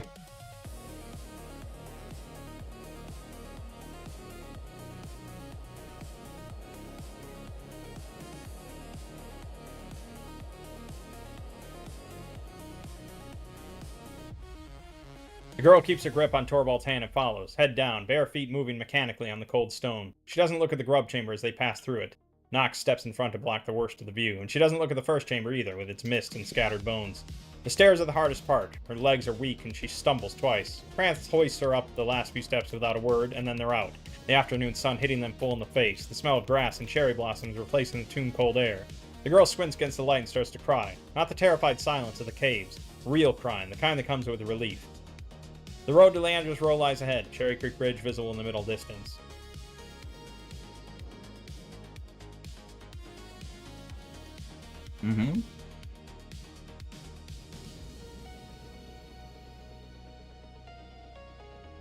Ask her name and how she ended up in that scary place. She takes a while to answer. The crying come in waves. Torvald waits. Talia, she says finally, wiping her face with a grubby fist. Talia Baylor. How she got there is harder. Her words come in fragments between hitching breaths. She was asleep in her bed at home. Something woke her. A sound, a voice, low and gravelly, muttering something she couldn't understand. She opened her eyes and there was something in her room, in the dark. She couldn't move. She couldn't scream. She was so scared she couldn't do anything at all.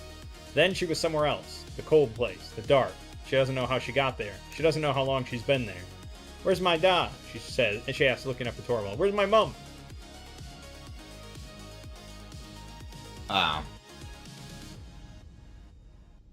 Do you think she'd know the name of her town?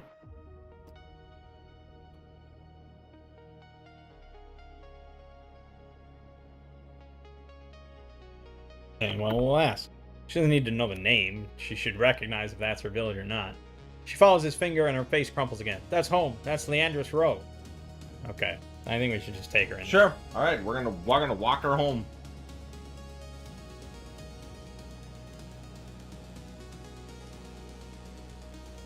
The group follows the road south toward Cherry Creek Bridge. Talia walks between Torvald and Knox, one hand in Torvald's, the other clutching a fistful of Knox's cloak.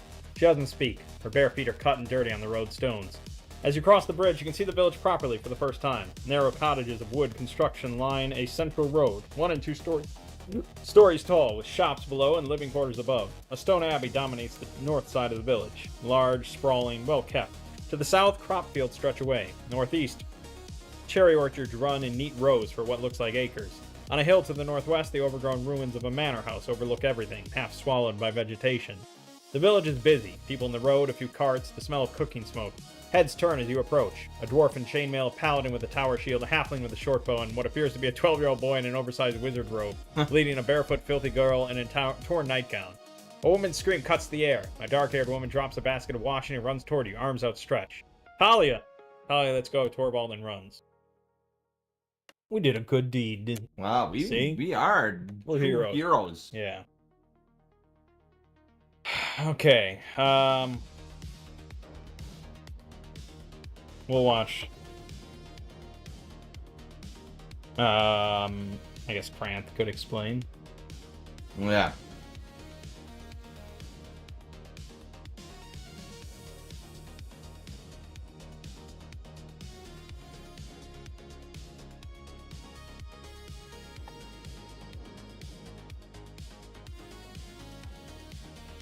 The woman, Elizabeth Baylor, it soon becomes clear, is on her knees in the road, clutching Talia so tightly the girl can barely breathe. A man comes running from one of the cottages. Stocky, sunburned, hay-cutter's hands. Gerald Baylor.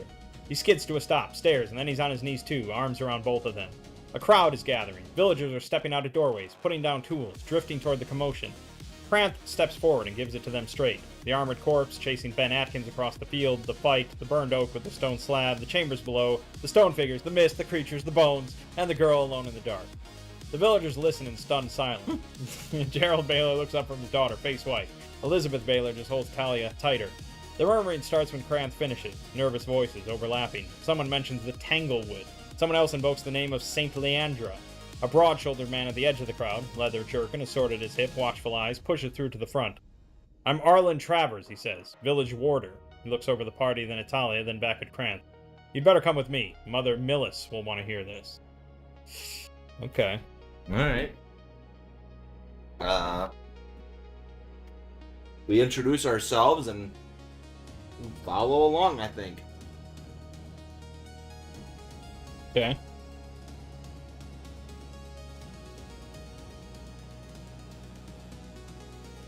Pranth, Knox, Lydia, and the oddly small Torvald give their names. Travers nods to each without comment, though his eyes linger on Torvald for a moment. He leads you north through the village, past the central square, a modest open space where exotic-looking plants grow in carefully tended beds along the paths, and up toward the stone abbey. The crowd follows at a distance, buzzing with talk. The Abbey of St. Leandra is a sprawling compound, a main chapel, what looks like a library wing, personal quarters, and 2 large storage warehouses. Sisters in simple habits move through the grounds, pausing to watch as Travers leads you inside. He takes you to a study off the main chapel. A woman is already rising from behind a writing desk, elderly, sharp-eyed, carrying herself with quiet authority. Mother Millis, Travers says. These travelers rescued the Baylor girl. They have a story you need to hear. Mother Millis looks at each of you in turn. Her gaze is steady and intelligent. Sit, she says. Tell me everything. they tell her everything. So Simple. Cramp does most of the talking, with Knox filling in details. Lydia adds what she noticed about the tracks and the bones. Torvald, still visibly a child, still wearing his oversized robe, stands in the corner looking faintly embarrassed.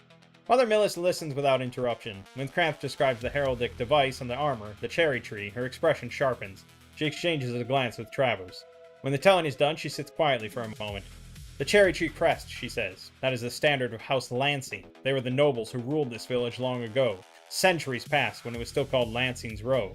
She folds her hands. The stories say the village suffered a rash of child disappearances in those days. Lord Lansing was blamed for them. The villagers burned his manor and drove his people out. She pauses. The Sisterhood has long known that the Tanglewood was once a haven for fairies and other creatures. We have always doubted that any creature of the forest would dare enter the village under the protection of the Church of Law and Order. She looks at Tali's nightgown, still clutched in her mind's eye. It seems we were wrong. Travers speaks up. Theo, you said it was struck by lightning recently, and this knight, was inside it. He rubs his jaw. I'll take some men and examine the tree myself, but that lair, those stone figures, he shakes his head. That's beyond anything I can handle. Mother Millis turns her gaze back to the party. You have already done us a great kindness, but I must ask. The creatures you saw turned to stone below the oak. What happens when they are no longer stone? She lets the question hang. Good question.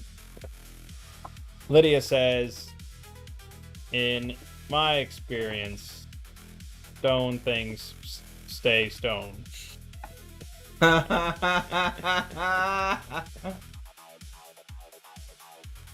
Mother Millis regards Lydia for a long moment, then nods slowly. Let us hope you are right, she says. Travers clears his throat. All the same, I'll put some heavy stones over that slab, and a watch if I can find volunteers. He doesn't sound confident about the volunteers. Mother Millis rises from her desk. You must be tired and hungry. The Red Smile Tavern will see you fed and housed. Tell Drumess Long that the Sisterhood will cover your first night's lodging. He pauses. And if you choose to stay a while, I suspect we'll have more to speak about. The afternoon is wearing on. The light through the Abbey windows is golden and long. Well, I guess we should leave. Well, we should probably find some place to stay. Well, the Red Smile Tavern that they're paying for the first night. Oh, no. Okay, that's fair. Okay, yes. Sorry.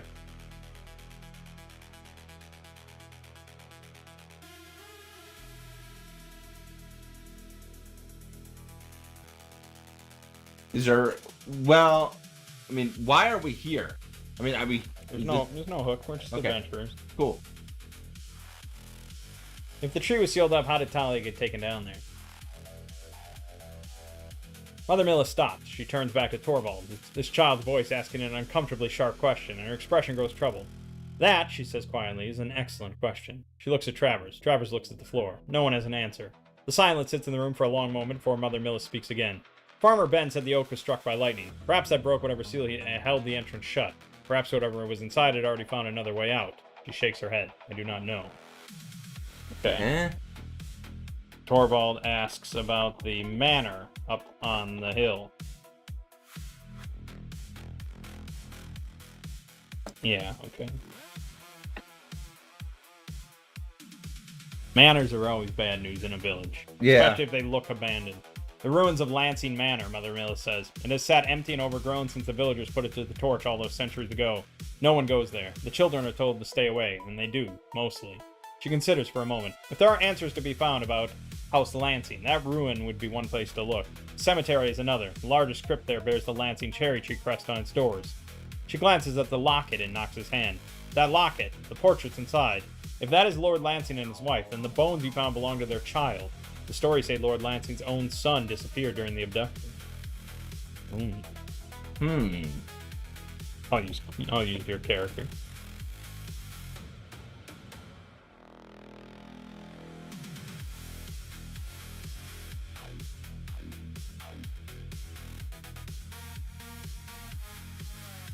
We have your permission to investigate the manor and the cemetery. You do, Mother Millis says without hesitation, and the Sisterhood's gratitude besides. Arlen can show you the way to either place whenever you're ready. Travers nod. The manor is a short walk northwest. You can see it from the village. The cemetery is just east of here on the Abbey ground. Say the word. Okay, well... Yeah, I mean, we could rest, but, I mean, we didn't really do anything. No. We're not injured or... No. You know, so... Is it dusk? I mean, we always...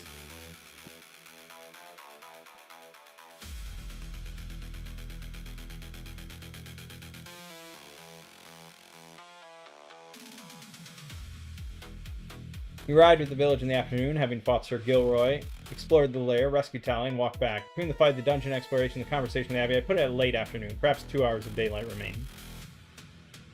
Okay. It's 2 hours to get shit done. Sure. Cemetery or manor? Manor first. We'll ask Travers to lead us to the manor. No, we don't really need him to lead us. Yeah. We'll...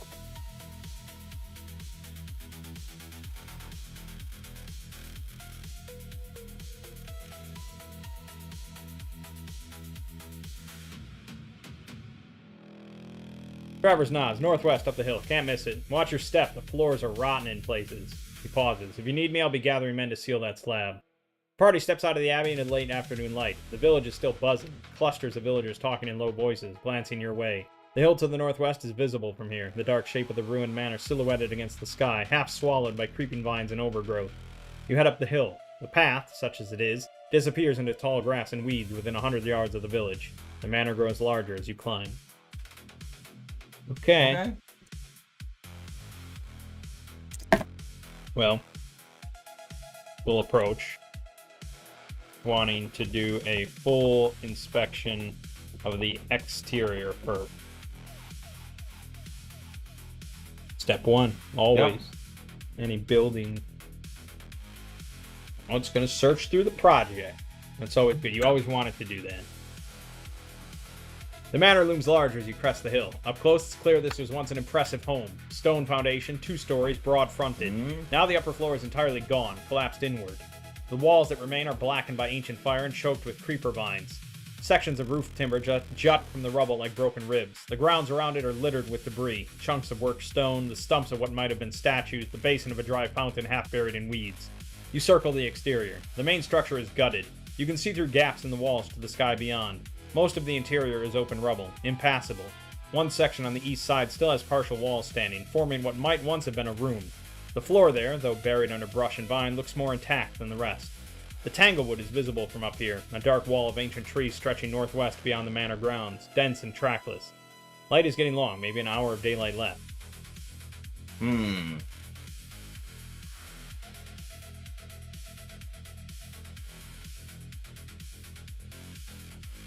Okay, so there's gaps in the walls.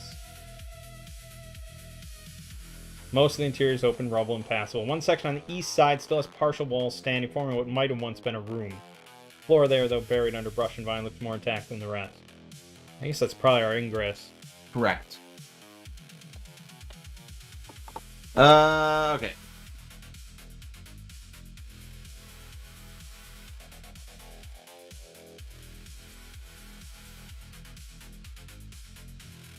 Okay, let me get my trusty D6. Nice.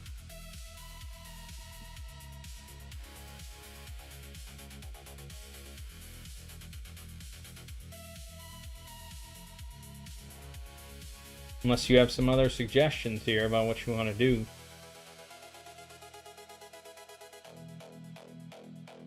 Lydia picks her way through the rubble to the east side and leans in through a gap in the crumbling wall. The room is open to the sky, choked with vines and brush. The floor is covered in debris, fallen stone, weathered timbers, leaves, and dirt accumulated over centuries. Wind through the broken walls, the faint rustle of vine leaves. And beneath that, nothing. No breathing, no movement, no creature sounds. The room is dead quiet save for the wind.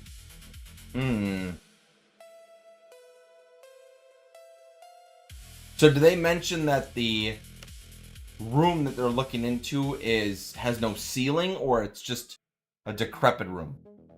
It said it had partial walls, and it also said earlier that the upper floor is, like, fucked. Yeah, ruined.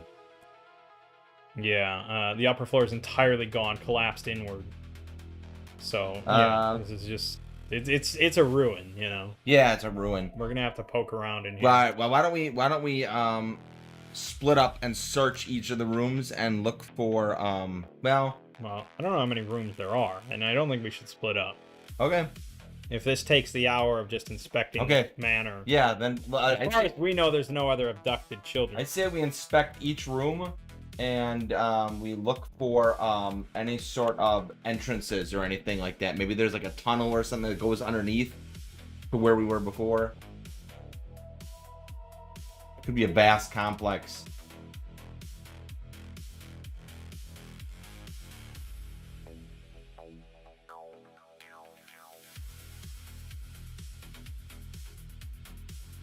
Okay, so go into the room then. Lydia moves slowly, testing each step. The floor beneath the brush is stone. Solid, old, cracked in places, but holding. She pushes aside vines and kicks away leaves as she goes. Toward the center of the room, her foot catches on something heavier than debris. She crouches and clears it. Weathered beams, several of them laid across the floor. Heavy, partially rotted, but thick enough to have survived the centuries. They don't look like they fell here randomly. They're bunched together, covering a section of the floor beneath. Ah, there you go. See? All right. Cramp and Knox will move the debris out of the way. Did I lose my keyboard? Ugh. Yeah, oh. Yep, there.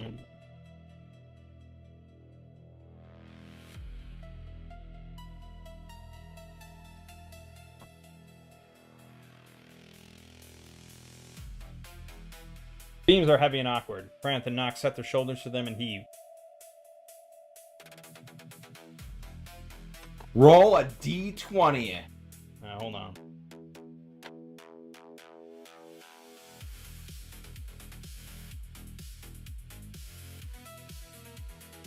Should really avoid doing anything like that, so I just want to be sure. Okay.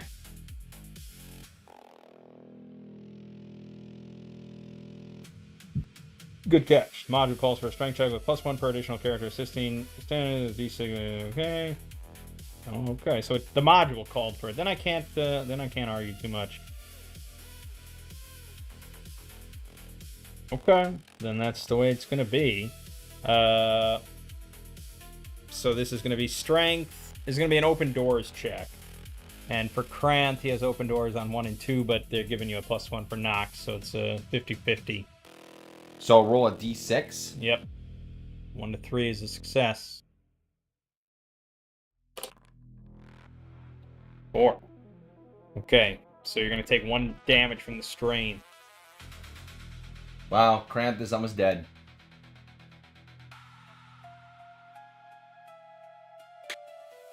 God, fuck. Why does it do that? I typed 4 and then it auto corrects to 1. Like, what? That's why I pretty much always have to type out the number. I don't know why Claude does that. Beam shift, grind, and hold. Granthanox strain against him, but the rotted wood is locked together, wedged tight after centuries of settling. The effort costs. Kranth takes 1 HP damage from the strain, Nox takes 1 HP. Beams are still there. You can try again or find another approach. We should probably find a smarter approach here. Yep. Leverage, perhaps. Yeah, what kind of leverage? Well, we have a crowbar, right? Yep. Otherwise, we could tie a rope around it and use, like, the wall as leverage to pull against. I'm looking to see. Alright, we do have a crowbar. And, okay. I mean, maybe. Alright, we'll give it a try.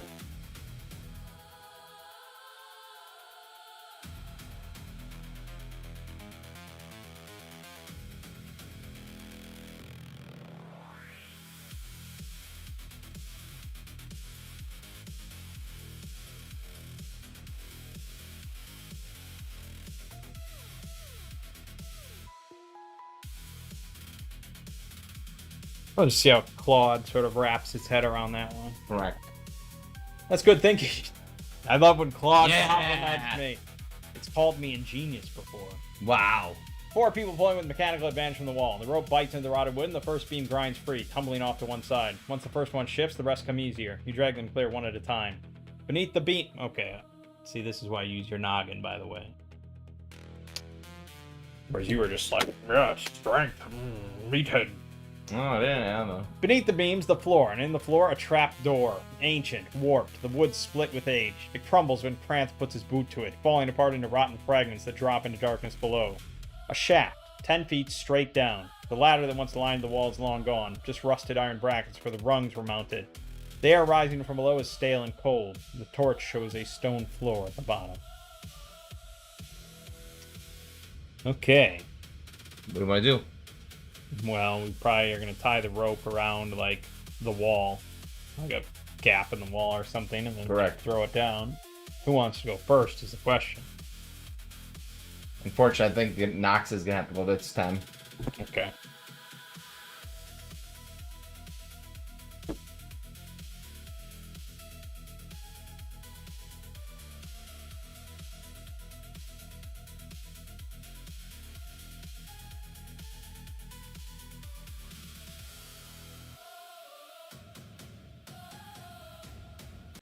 Ugh. I set a gap in the hole. That's not what I meant, but whatever. We all know how it works. He lowers himself down, armor scraping against the walls, and drops the last couple of feet to the floor below. The torchlight from above casts his shadow long across a cellar chamber. Rotted furniture, a desk, collapsed shelving along the walls, what might once have been a chair. The shelves are lined with books, but they're barely recognizable. Bloated with damp, spines crumbling, pages fused into solid bricks of mold. He touches one and it disintegrates under his gauntlet. The air is thick and still. Nothing moves. Passage leads west, deeper into the cellar. Well,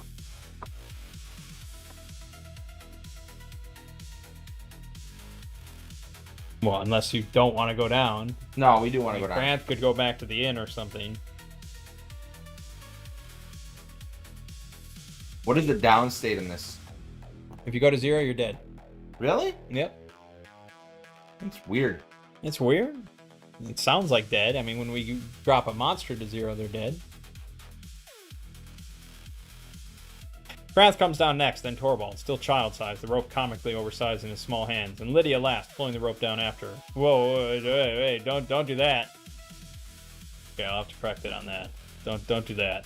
Before you stand in the underground study, the ceiling is low. Nox has to duck slightly. The torchlight picks out the remains of what was clearly once a scholar's private room. Every surface is rotten, the books are unsalvageable, the desk has collapsed into a heap of soft wood. Passage west is narrow, cut from the same stone as the chamber, and dark beyond the torchlight's reach.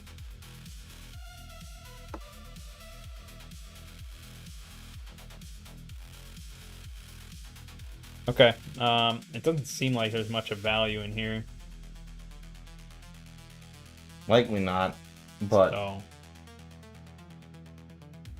Well, Nox can lead, or I guess Nox will I lead. could have Lydia lead. No, Nox will lead. Okay. I'm gonna do one thing with Franth first.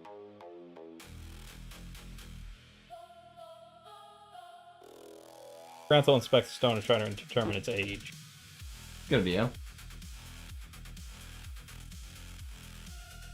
Franth runs his hand along the wall. Stonework is old, very old, but well made. Dressed stone, fitted tight, the kind of craftsmanship that was meant to last. The mortar is held despite the centuries. The cellar was built to endure. He'd say it's consistent with the age of the manor above. Hundreds of years at least. Okay.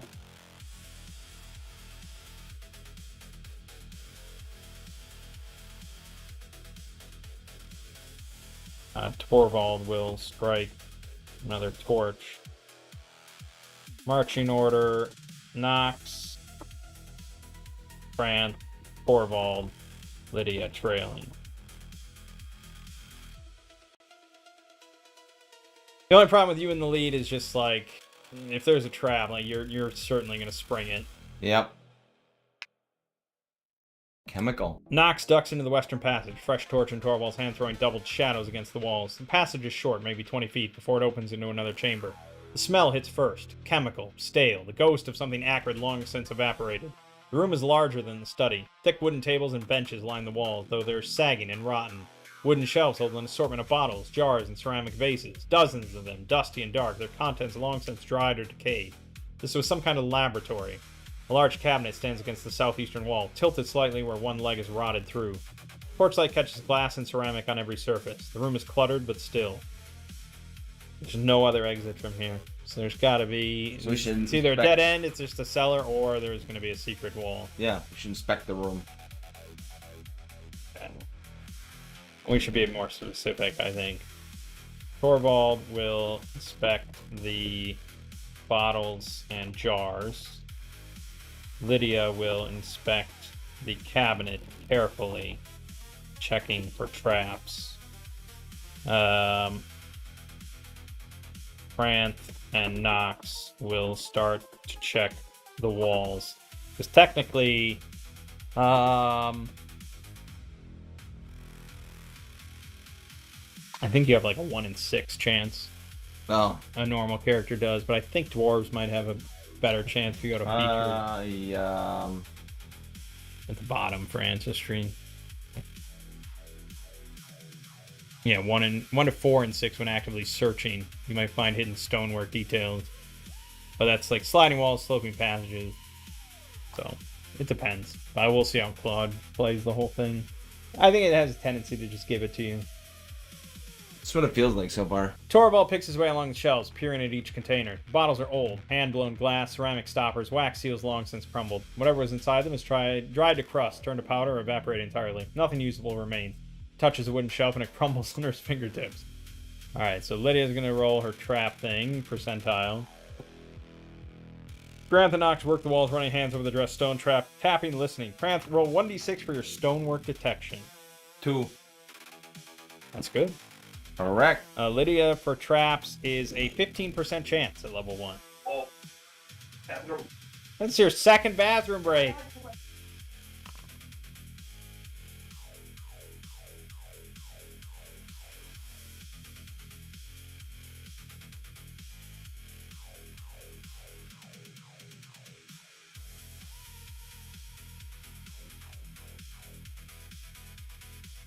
Lydia checks the cabinet over carefully, but finds nothing unusual about it. No wires, no triggers, no hidden mechanisms that she can detect. Franth, however, picks up something that others miss. The southeastern wall behind the cabinet. The stonework there is different. Slightly newer mortar in a rectangular seam, and the stone sits a fraction of an inch proud of the surrounding wall. A sliding section built to move. There's a gap behind the cabinet where the wall meets the mechanism. Okay.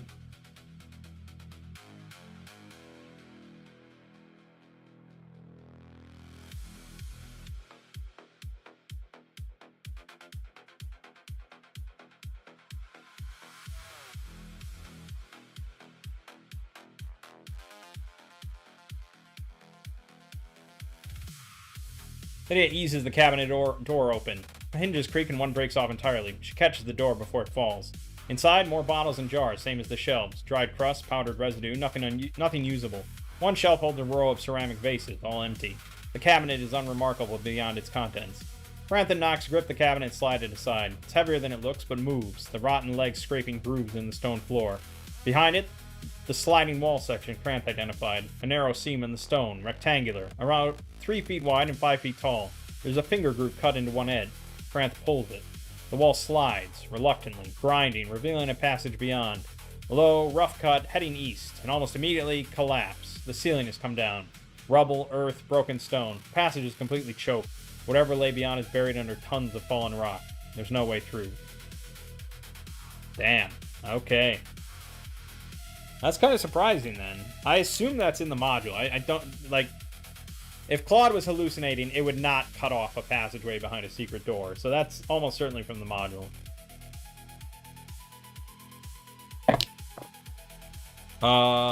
Wild. This is a big nothing burger, then. This is a very slow adventure so far. Like, not much has really jumped out at us.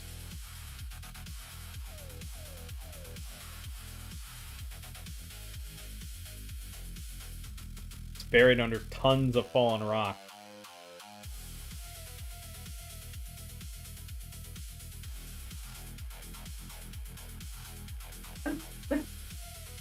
Alright, what happened?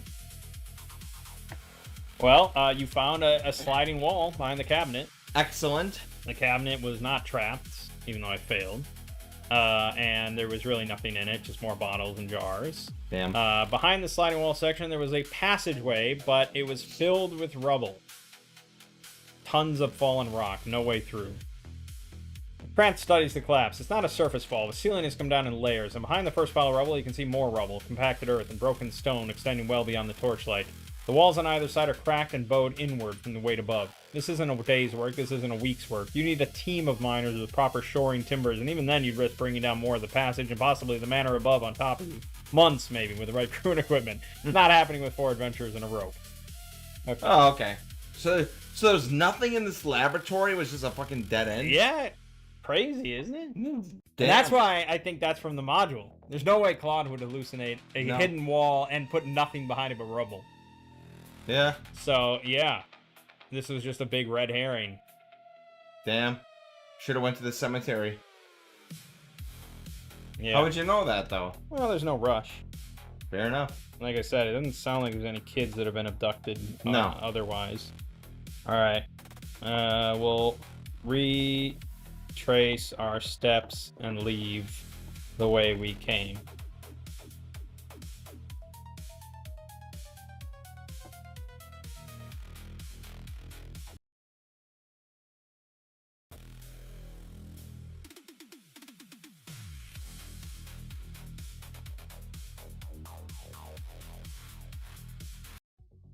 Gotta think about this one. It's like, wait a minute, they're leaving? What? Party climbs back up the rope one at a time and emerges into the ruined study. The sun is low now, maybe half an hour of light left, the sky turning gold and pink above the broken walls.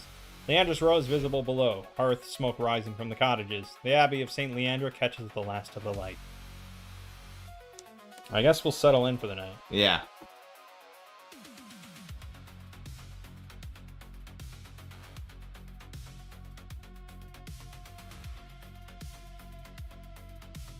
The red smile is warm and low ceilinged, smelling of, and I'll point out that it, that's the same name it gave before, so it's pretty good. And Drumis Long, that was the name of the proprietor. Correct. So it's yeah, good. it's pretty good at remembering this That's stuff. thanks to all the work I did in the background with the YAML files and stuff. The red smile is warm and low ceilinged, smelling of roasted meat and something sweeter. The cherry grog, you'd guess, judging by the red-stained teeth of half the patrons. A lean, dark-haired man behind the bar greets you with a ready smile. Trumas along, he says, wiping a mug. You'd be the ones who pulled the Baylor girl out of that hole. Sisters are covering your first night. Rooms and dinner both. Dinner is pork, green beans, roasted potatoes, and a bowl of cherries. Mug of ale each. The grog is available for 4 coppers if anyone's curious. Common room is full tonight. Talk is loud and nervous. The undead knight, the lair, the rescued girl. Villagers keep glancing your way. A few raised mugs in your direction. Torvald, at some point during the evening, the potion wears off. Dude, it fucking remembered that. I mean, that's so good. The transformation reverses over a few uncomfortable minutes, bones stretching, robes tightening, and you're yourself again, full grown, sitting on a bar stool that suddenly feels much smaller. The room upstairs are simple but clean. 4 beds, a window overlooking the stable yard. And isn't that like that prose, like that writing and everything? Isn't that so much better? Like the details compared to when I DM and it's just like, yeah, okay, I know, it's just incredible. And that's like mentioning the specifics of the dinner, the cherry grog, and, stuff, and the teeth of the patrons from the grog. Like it's just good. And if I bring up the module text, like none of this will really. Maybe the cherry grog will be mentioned as being part of it, but nothing else. And yeah, mentioning that the transformation wore off at that point. So good. Like when it's good, it's so good. All right, we get a good night's rest, hopefully. I like to get Claude like really leading things to see if it falls for, and it's just like, haha, all right. But Claude's sensible. It's a very fair and good DM. Is it? Okay. Generally, I've had it be generous and I've had it be kind of cruel. So it goes somewhat both ways. But most of the times, it's pretty even, and I agree with a lot of its decisions. You'll notice that it doesn't call for that many dice rolls. No, you're right. That's what I'm saying. Like, if this were 5e, it would be like, okay, roll dex check, roll wisdom check, roll perception, Night passes. You sleep well enough. The beds are clean, the room quiet, save for the occasional burst of laughter from the common room below. But in the morning, the village wakes to screaming. Uh-oh. You hear it from the upstairs window. A woman's voice, raw and desperate, carrying across the rooftops in the thin dawn light. Then more voices, shouting, doors banging open. The common room is empty when you come downstairs. The street outside is already filling with people. Elizabeth Baylor is on her knees in the road outside her cottage, clutching a nightgown to her chest. Gerald is beside her, white-faced, gripping the doorframe. Talia is gone. Again. The doors were locked. The shutters were latched. There's no sign of forced entry. No sign of any struggle. The bed is cold. The village is in an uproar. What do you do? Well, that's a pickle. That has to be magic of some sort. Well, I mean, it could be like the movie Weapons, and she, like... No, but the doors were locked, so she couldn't have locked it behind her.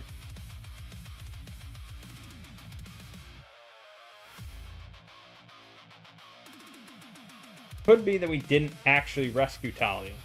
We rescued some sort of creature pretending to be Talia. Like a doppelganger? Right.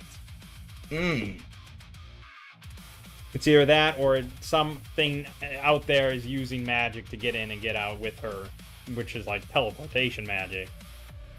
Because I could believe it getting in, but getting out with her, that's teleportation. Yeah, so you're it's right. really one of the two, I would imagine.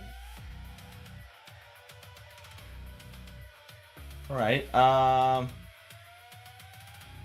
We want to speak to the Baylors if possible.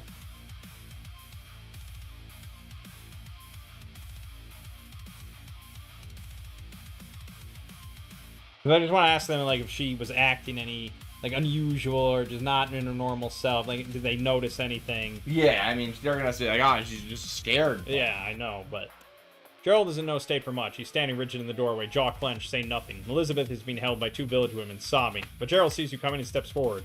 The doors were locked, he says, his voice flat and tight. I checked them myself before bed. Shutters, too. I heard nothing. Nothing.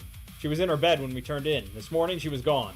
He looks at you, the groove that pulled his daughter out of the dark yesterday, and something breaks in his expression.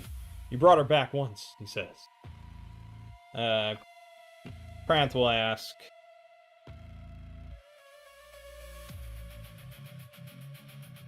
more unusual about Talia last night.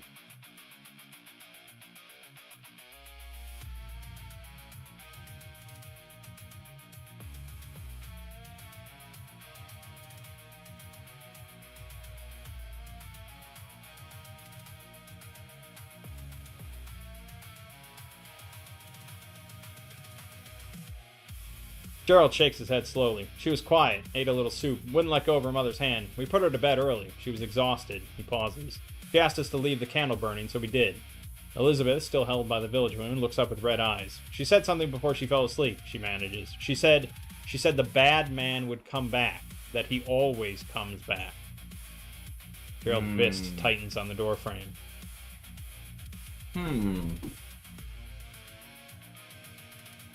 That's tricky then. Bad man. We'll ask if they mind if we inspect their home and her room. Teleportation is one thing. I mean, we can't really prove that one way or another, but there might be. I mean, there could be. It's an old town. There's obviously maybe tunnels underneath, or who knows. I don't know. Gerald steps aside without a word and waves you in. The Baylor cottage is small and simple. Single room downstairs with a hearth, a rough table, and a few stools. A ladder leads up to a loft where the family sleeps. The shutters on the two ground floor windows are latched from the inside. The door, the one Gerald is standing in, has a simple bar lock, also engaged from the inside. Gerald says he unbarred it himself this morning. Up in the loft, Talia's pallet is against the wall. The blanket is pulled back, undisturbed. No tearing, no bunching, as though she simply rose from it and walked away. A stub of candle sits in a dish on a stool beside the bed, burned down and nothing.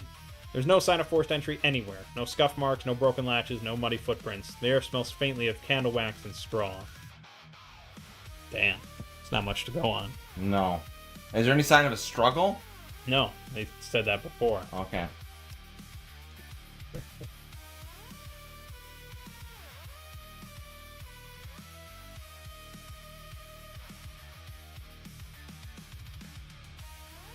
If it's not a loose floorboard or something like that, then it has to be some form of magic, and the only solution is to just go into the cemetery or whatever and just... Lydia gets down on her hands and knees and works her way across the loft, pressing and testing each board. Kranth does the same downstairs. The boards are rough-hewn but solid, pegged into the joists. None of them shift or give. No hollow sounds, no gaps, no hidden compartments. Cottage is simple construction. There's nowhere to hide a passage or a door. Whatever took Talia did not come through the floor. And that's why I really like Claude, though. Yeah. Because, like, it doesn't just hallucinate and be like, oh, well, they're looking for something, a loose floorboard. I should give them a loose floorboard, you know? Like, it stays true to what it should say or not say. It says there's nothing there. You're not going to find So anything. I can generally trust it, you know? Yeah. For, like, when I do, like, experimenting or probing, like, I know that it's not just going to give me something because I said something. So I like that. It's got to be magic. It's got to be magic. I can't really, you know, I can't have Torvald, like, try and sense anything because you have to detect magic. And he could have prepared it. But he doesn't know it. He only knows hold portal, light, protection from evil, read magic, and sleep. Yeah. Okay, then the cemetery it is. Yeah.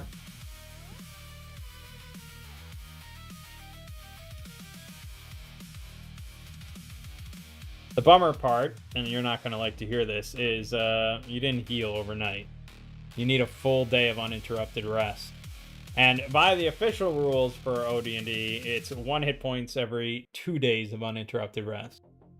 But it says most referees make that 1 per day. And I even once 1 every 2 days is kind of unrealistic. Yeah, it really is. That's hard, man. It's Because like, what the hell do you do with? because like 2 if you HP? get mangled in battle and stuff, like it takes months. Yeah, man. So it is what it is. There might be a priest though. We should go to the cathedral and see if Mother Millis might cure you. I can do lay on hands. You could, but since we're here in town, we'll tell the Baylors that we're going after their daughter, and we'll bring her back, no matter what. We then head to the cathedral. I don't know, was it a cathedral? Was it a church? Did it say cathedral? We'll just say church. Yeah.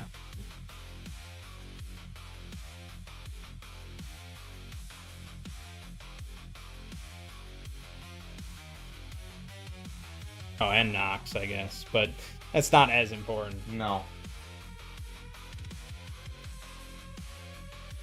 2 hit points, I guess. It's just that little bit more comforting than 1. Gerald grips Krant's hand and holds it. He doesn't say anything. He doesn't need to. You make your way to the Abbey of St. Leandra. The grounds are already bustling, sisters moving with purpose, voices raised in the chapel, and news travels fast in a small village. Mother Millis meets you at the door. Her face is drawn. I heard, she says. The same child taken again, from a locked house. When you mention Krant's injury, she calls for Sister Carlina, a broad-shouldered woman with dirt under her fingernails and the steady hands of someone who works with living things. She takes 1 look at Krant, sits him down, and applies a foul-smelling poultice of roots, mud, and crushed herbs to the bruised area where the beams caught him. The sting is immediate, but so is the relief. Krant feels a little better. 1 hit point restored. Nice. Sister Carlina tells him another will follow after a full night's rest. Knox, the same treatment is available for you. All right, I'll take that. Hell yeah.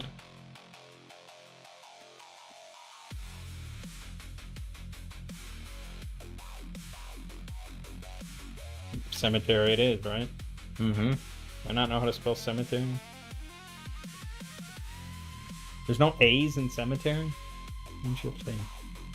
Does that feel like one of those weird things that you just don't remember? Yeah, there's a few words where I just never, like separate, I never know how to spell. Separate. Oh my god, separate's the worst. Let me spell that one. Ugh. Okay, nice. Full health for everybody. Cemetery is just east of the Abbey, on the Abbey grounds. Well, now that I think about it, like, if we're going up against undead, sleep is useless. Yeah. But there's those grub creatures, so I'm not sure if it's undead. I have no idea. Protection from evil would probably be more useful, or even maybe light.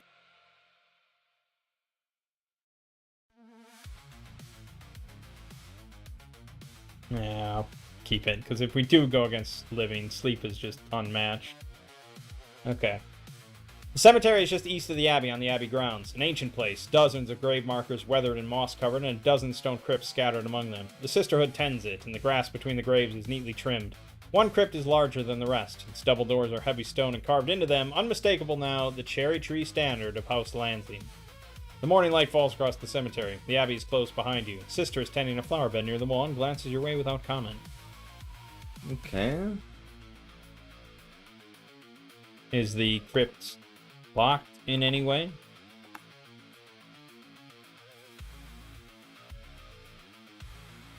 Double doors are heavy stone but not locked. No visible lock, no bar. They're held shut by their own weight. Moss and dirt have accumulated in the seam between them, suggesting they haven't been opened in a very long time.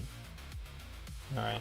Krant will step up to open them using his crowbar if he has to. I speak for your character a lot, I guess. That's okay.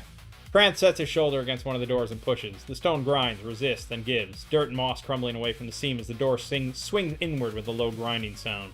Cool air spills out, smelling of old stone and dust. Inside, a single chamber, low ceiling, dim. The light from the open door falls across a stone sarcophagus in the center, its lid carved with the recumbent figure of a nobleman. The cherry tree crest is repeated on the wall. Dust lies thick on every surface. Cobwebs hang in the corners. The floor is flagstone, old and even. Um, Damn, there's no other way, but there might be some way under the sarcophagus or in the sarcophagus or something like that.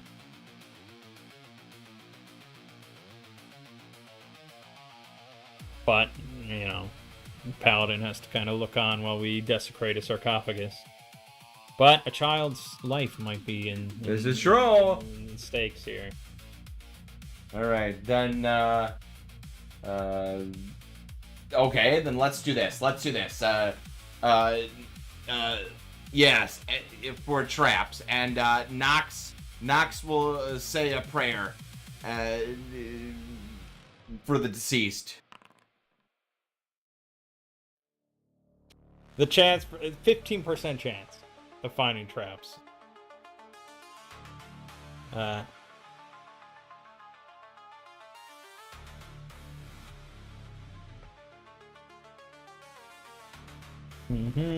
Crowbar to wrench open the sarcophagus. Let's do it, baby. Broad daylight.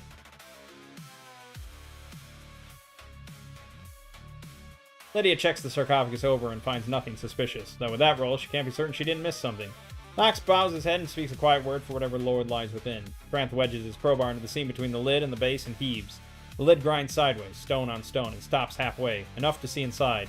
Dust, old cloth, the remnants of a burial shroud disintegrated to thread, and bones laid out with care. Old bones, a noble's bones by the quality of what's left of the burial garments. Nothing else in the sarcophagus, no weapons, no jewelry, no grave goods. Wherever was buried here was interred simply. Cranth, as you lean over the sarcophagus, your eye catches something else. The floor beneath your feet. One of the flagstones near the base of the sarcophagus sits slightly lower than its neighbor. Ooh. A thin line of dirt is accumulated in the gap around its edges, but the gap itself is too regular to be natural settling. I told you, underneath the sarcophagus, they do that. Makes sense. Then we shift the sarcophagus aside, all working together.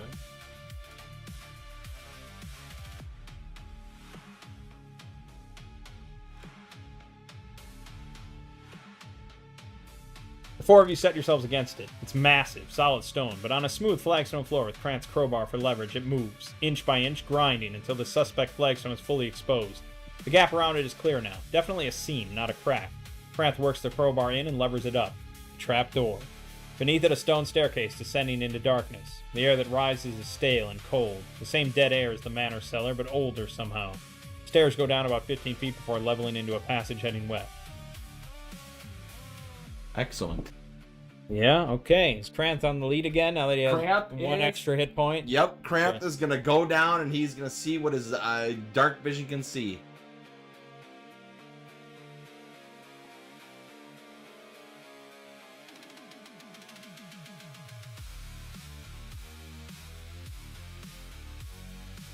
Again, I really probably don't need to mention it, but I may as well. I don't want to have to do. I don't want to have to send a second method. Burn another tree. Kranth descends the stairs, the cold settling around him. At the bottom, a stone passage stretches west. Dressed stone, well made, same craftsmanship as the manor cellar. His dark vision reaches down the passage. It runs perhaps 40 feet before it ends. Collapse. The ceiling has come down. Rubble, broken stone, earth, timber. Same kind of catastrophic cave-in he saw from the other side in the manor cellar. Passage is completely choked. And at the edge of the collapse, just before the wall of rubble, something on the floor. A shape. Bones pinned beneath several fallen beams. A skeleton half buried in debris. One arm extends from the rubble. Bony fingers wrapped around something. Okay. I mean, you could go by yourself. No. No, you don't trust this one? I don't, well, I mean, it's likely to be some, what if it's a skeleton? Well, you could run. That's true. Alright.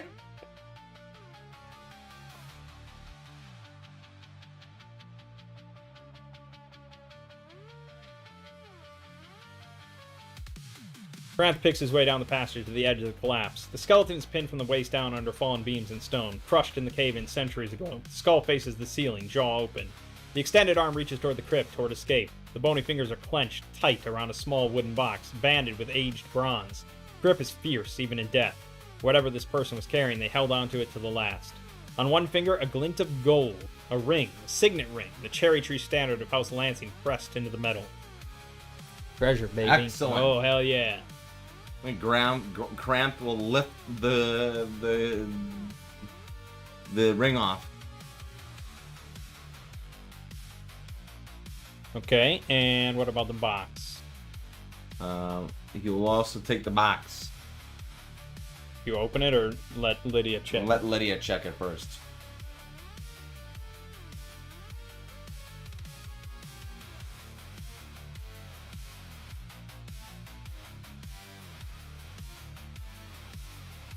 Ring slides free of the bone of the dry scrape. It's heavy, solid gold, well crafted. The cherry tree device sharp and clear despite the centuries. Worth a fair sum to anyone, and considerably more to a collector of noble antiquities. Grant tucks it away and carefully works the box free from the skeletal grip. Fingers resist, then snap. Old bone, brittle as chalk. The box is small, about the size of a thick book, the bronze banding tarnished, green but intact. Carries it back up the stairs into the daylight. The box is in front of Lydia. It has no visible lock, just a simple bronze clasp, green with aid. Okay. No, of course not. It's very slim.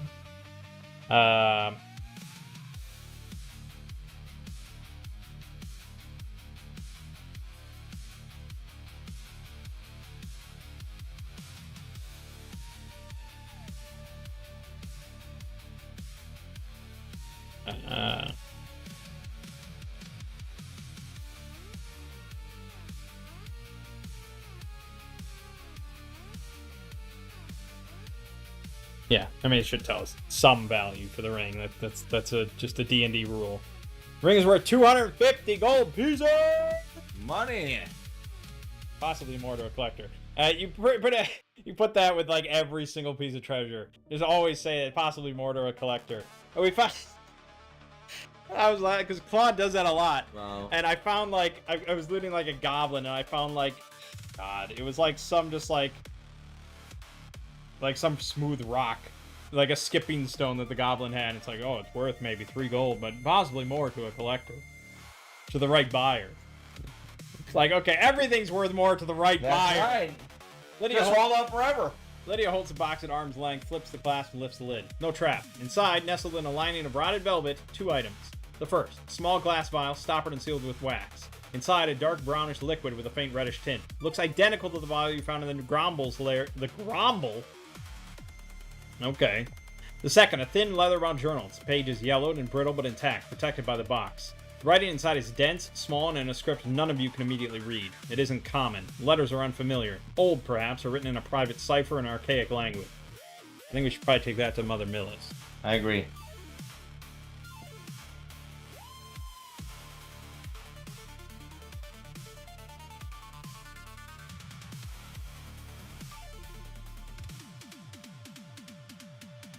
Morther.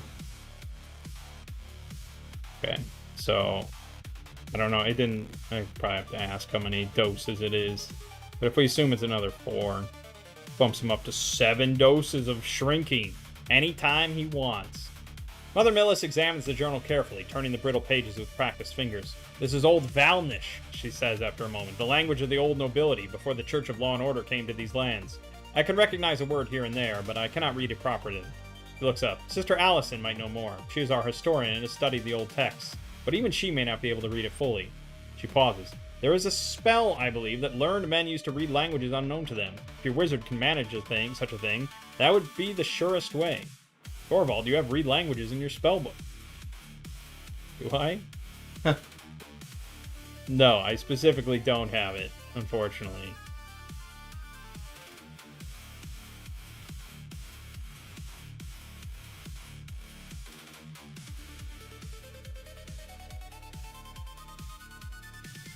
They'll take the journal to Sister Allison.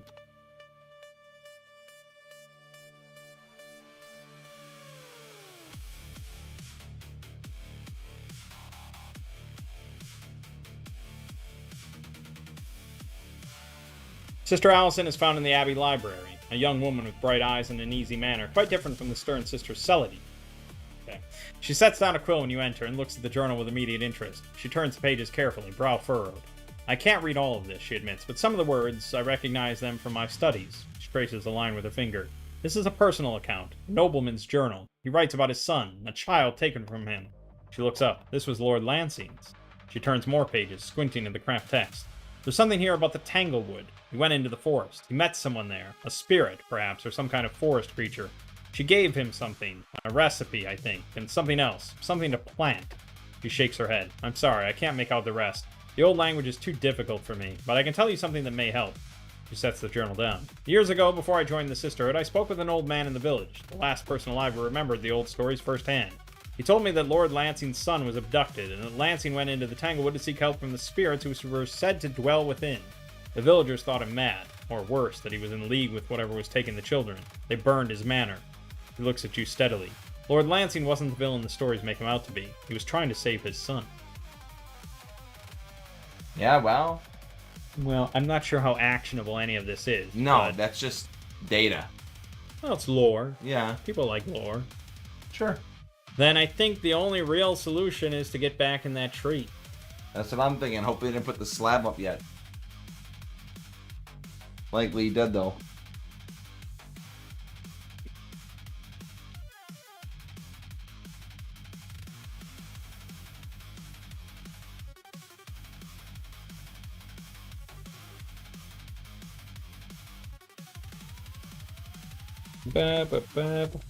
Put the slab back on.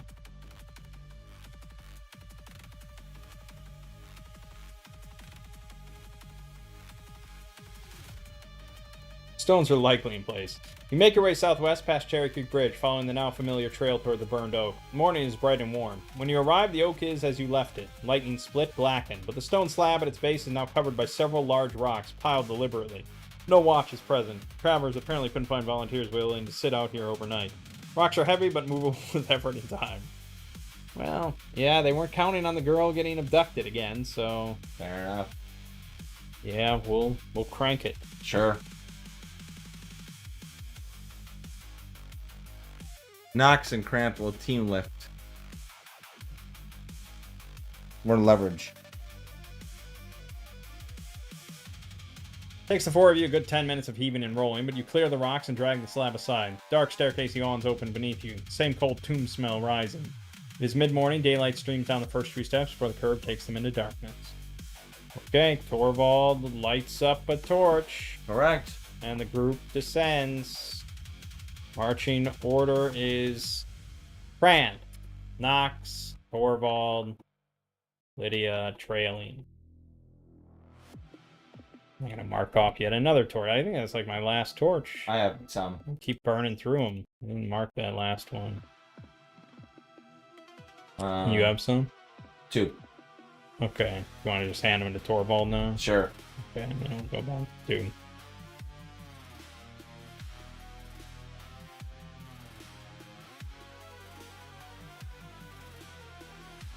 Okay.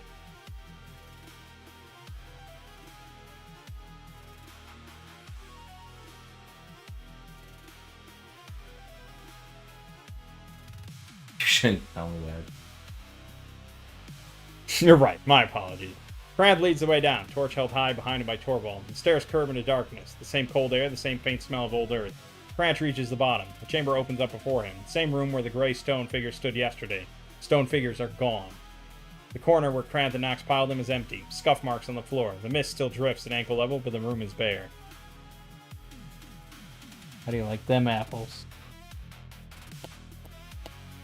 Krant will inspect the darkness ahead.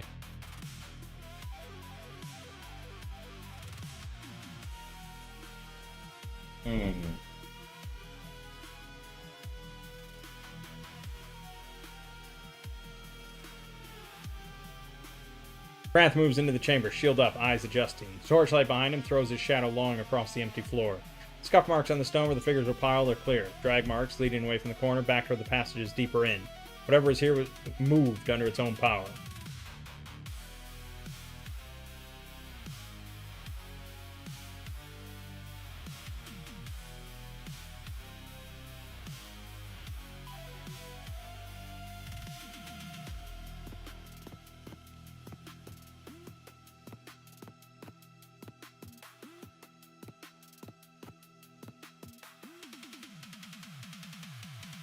Thonkin. Krath waves the torchbearers back and lets his dark vision settle. Passage ahead, same one that led to the grub chamber yesterday. You can see perhaps 30 feet down it. Heat shapes, multiple, low to the ground, clustered in the chamber beyond. Moving, not much, but shifting, restless.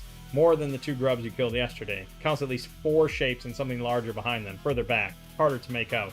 Larger shape is not moving. Okay. I think this might be sleep. Yep.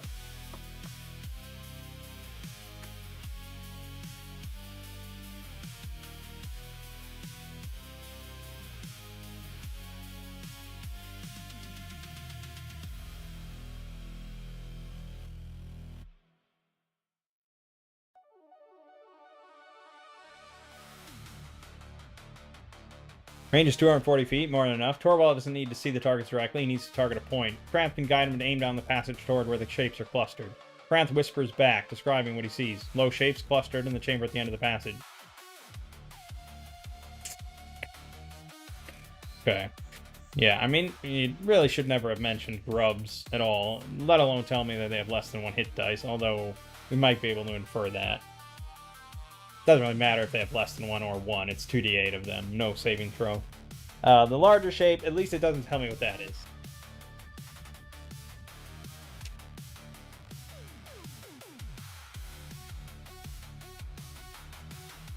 Sleep, baby! Sleep, baby! AoE or PvAE? Steps up beside Kranth, murmurs the incantation, and sends the spell rolling down the patches like an invisible wave.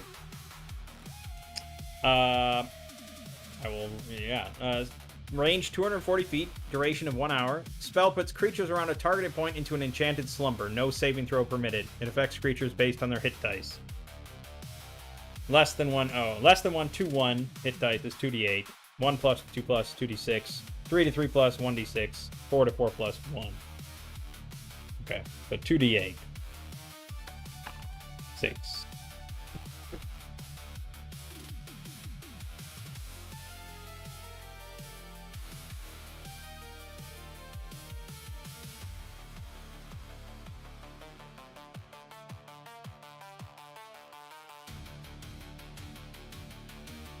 Yeah.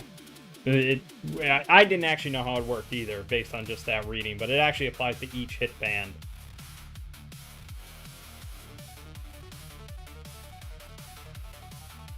Kranth watching with his dark vision. The small shapes in the chamber stop moving. One by one they slump to the floor. 4 of them dropping like puppets with cut strings. The larger shape behind them shudders, and then it too sinks slowly to the ground and goes still.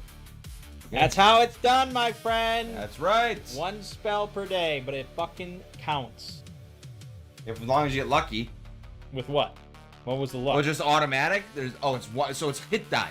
So as long as it's under as less than 5, it's an automatic. You don't even have to spellcast check. No. Wow, Yeah. that's crazy. Once per day, done.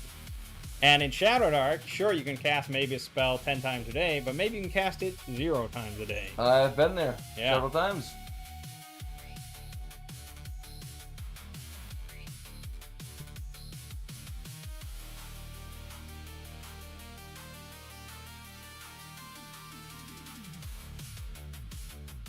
Party moves down a passage. Torchlight spills into the grub chamber. 4 grubs lie on the floor, sprawled in the filth. The same bloated, ash-colored things you killed 2 of yesterday. They breathe in shallow, hitching rhythms, mouths slack, eyes closed. Behind them, slumped against the far wall, the larger shape. In the torchlight, you can see it clearly for the first time. Squat, perhaps 4 feet tall, but broad and heavy. Gray skin, knobby horns jutting from its skull. Long, powerful arms, a bulbous nose, and enormous, luminous eyes. Closed now in sleep. Looks like a grotesque parody of a gnome, swollen and wrong. Its mouth hangs open, showing rows of small, sharp teeth. It is asleep. Its chest rises and falls. Alright, put him to the sword. Yep.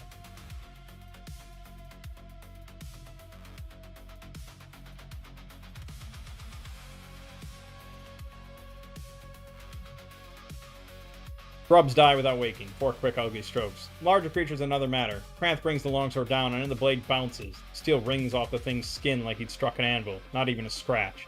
Stirs slightly in his sleep. Ooh. So it needs to be killed with magic? Magical weapon. Oh, yeah. We don't have any magical weapon. The only thing I have is a silver arrow, but... maybe. I mean, it might work, but... It's all we have.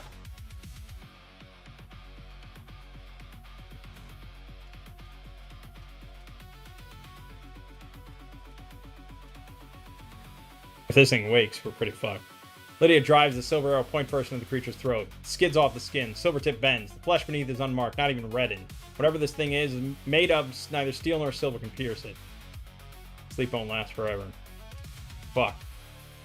We could hog tie it. Yeah. Okay.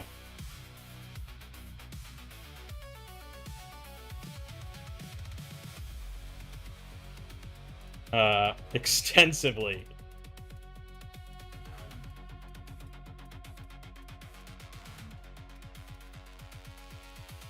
Like, if we don't, like, slap it awake or anything, although it's slamming an arrow down, but I guess it didn't actually penetrate it at all. You work carefully. Lydia guides the rope around its thick wrist. Crampton knocks its arms behind its back. Torvald loops the ankles. You bind it tight. Wrist ankles, multiple wraps. Good knots. 50 feet of hemp rope, most of it used. Creature doesn't wake. Its breathing stays slow and even, though shallower than before. It's bound for now. Rope is mundane hemp against skin that turned away steel and silver. You have no way of knowing whether it can simply tear free when it wakes. What did it look like? Did it already explain what it looked like? Yeah, they said it was like a grotesque parody of a gnome, swollen and wrong. So it's just like this Red cap? It's like a Hulk version of a gnome. I don't know. I think it's an original creature if I had to guess. Don't try and figure it out. That's the whole point. Yeah. We're going to try to carry it out of this place into the daylight.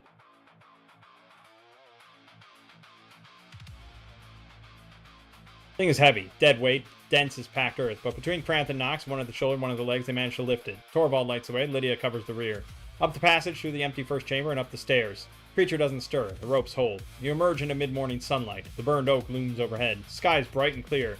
Sunlight hits the creature's skin. It begins to smoke. Thin wisps at first, rising from the gray flesh like steam from a hot stone. Then thicker. The skin darkens, blisters, splits. The creature convulses in the ropes, eyes snapping open, enormous, luminous, full of pain and fury. Its mouth opens and the sound comes out. Not a scream, not a roar, something between, high and raw and terrible. The flesh is blackening, peeling. Wherever the sunlight touches, it burns. Hold it down in the sunlight. Yeah, thank you, okay.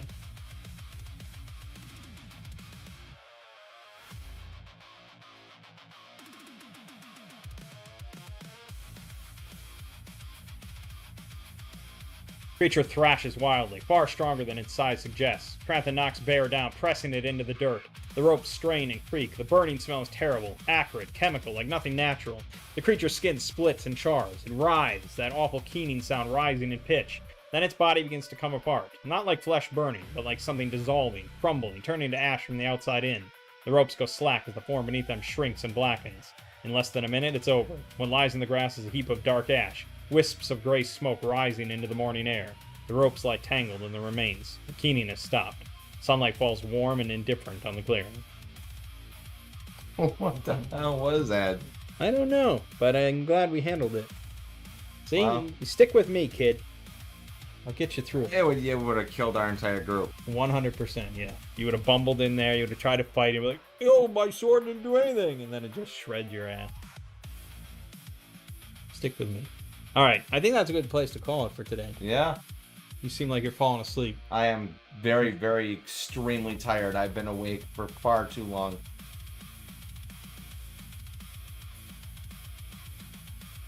Tally up our XP, baby. So now it's going to write the whole thing to the campaign journal in Foundry. So then when we start a new chat for a new session, it'll read the journal to see what we've done. Excellent. And refresh so that, everything. yeah, less drift or anything. Correct.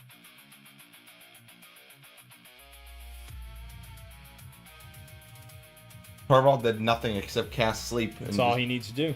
It's the one thing he does. That's a magic user. That's how it works. Yeah. But later on, the whole game becomes just protecting your magic user so you can cast fucking Fireball or whatever and end battle. Crazy. Yeah. That's old school D&D, baby. And then they're like, oh, well, we want everything to be balanced and every character to be equal and fair, and we'll give them cantrips, and, oh, we can't have any spell be too powerful, and shit ass. Ass for shit? This is the real D&D. The real TM. So we got 38 XP for Sir Gilroy.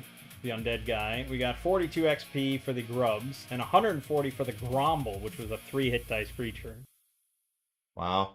We got a 100 gold piece locket. Oh, we didn't even check on the value of that. 100 gold pieces. I don't even know what the fuck a gromble is. I'm telling you, it's just a unique thing they made up for the module. 100 gold pieces And for the silver. 250 for the signet ring.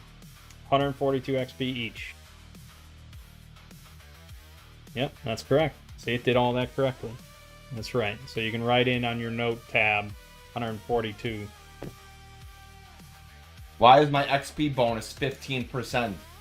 Well, it's for your prime attributes, and I think you have a higher than 12 charisma.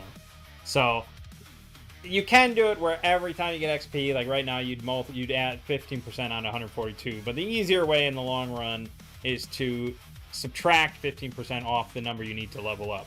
Okay.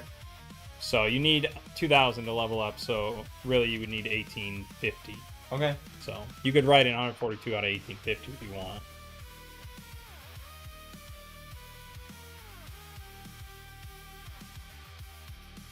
Okay. So when okay, that makes sense. It's crazy. Yep. That's it. What do you think? What do you think of Brutal. What do you think of Claude is great. What do you think of Claude, and what do you think of Swords and Wizardry? Swords and Wizardry is very interesting. 2 HP is very brutal, but you don't take any damage, then you're good to go. By the rules of Shadowrun, you can definitely have 2 HP as well. Yep, that's true. I just give you guys max. Correct, exactly. I could give you max in Sword and Wizardry. Correct. But to be honest, I like Claude. Claude is very, very great. Being able to just then it just is able to like narrate all these different characters and throw in details. It's just way more fun and interesting. Compared to me DMing. Well, compared to anyone. I mean, there are good DMs. You have to be really, really good to be able to throw that in on the fly, you know? I mean, I would rather play with Ziggy DMing than with Claude DMing, because Claude is going to be... It's going to struggle. Sure, of course it is eventually. Like, I did against the Cult of the Reptile God, which has a lot of, like, intrigue, mystery, you know, cult members hiding within the town and stuff, and it just was too much for it to handle, and it just gets too confused. Yeah. If you do a dungeon that's kind of too big, it's probably going to get confused and contradict itself. For now. But for short experiences, kind of contain one-shot sort of modules and stuff, it's really, when it's good, it's really damn good. Or you could just save more often, can't you? It doesn't fix as much as you think, because the journal doesn't track every little thing. Okay. So it is what it is. But yeah, I get to finally play. Yeah, that is pretty great. So nice, you know. And I don't know what is happening. I don't know where Talia is or what's going on. I mean, no, it's really cool. We're like equal here. But yeah, I really like it. Yeah, it was pretty fun. But you feel like you could have still died. Right? Yo, jeez, it felt like we were about to die. Right. I mean, like 2 HP is just like you move a brick, you almost die. So it's not like the AI is just gonna, you know, do whatever to make you feel good and tell you exactly what you want to hear and let you find. Just took half your health from moving a brick. Right. Yeah. It's not super nice. It follows the module, and that was from the module, but it did do so. Yeah, it's good. It's good shit. So we could pick this up on Saturday if you want. I don't know how much longer it is, but yeah, at least find out how much longer it is. Okay. Sure, that's fine by me. All right, then. My name is Meng, and I'm Lego. This has been Two Brothers Play some Factorio with Dimension Warp and some Swords and Wizardry, OD&D. Wow. We'll finish that on Saturday, and we'll see you fine folks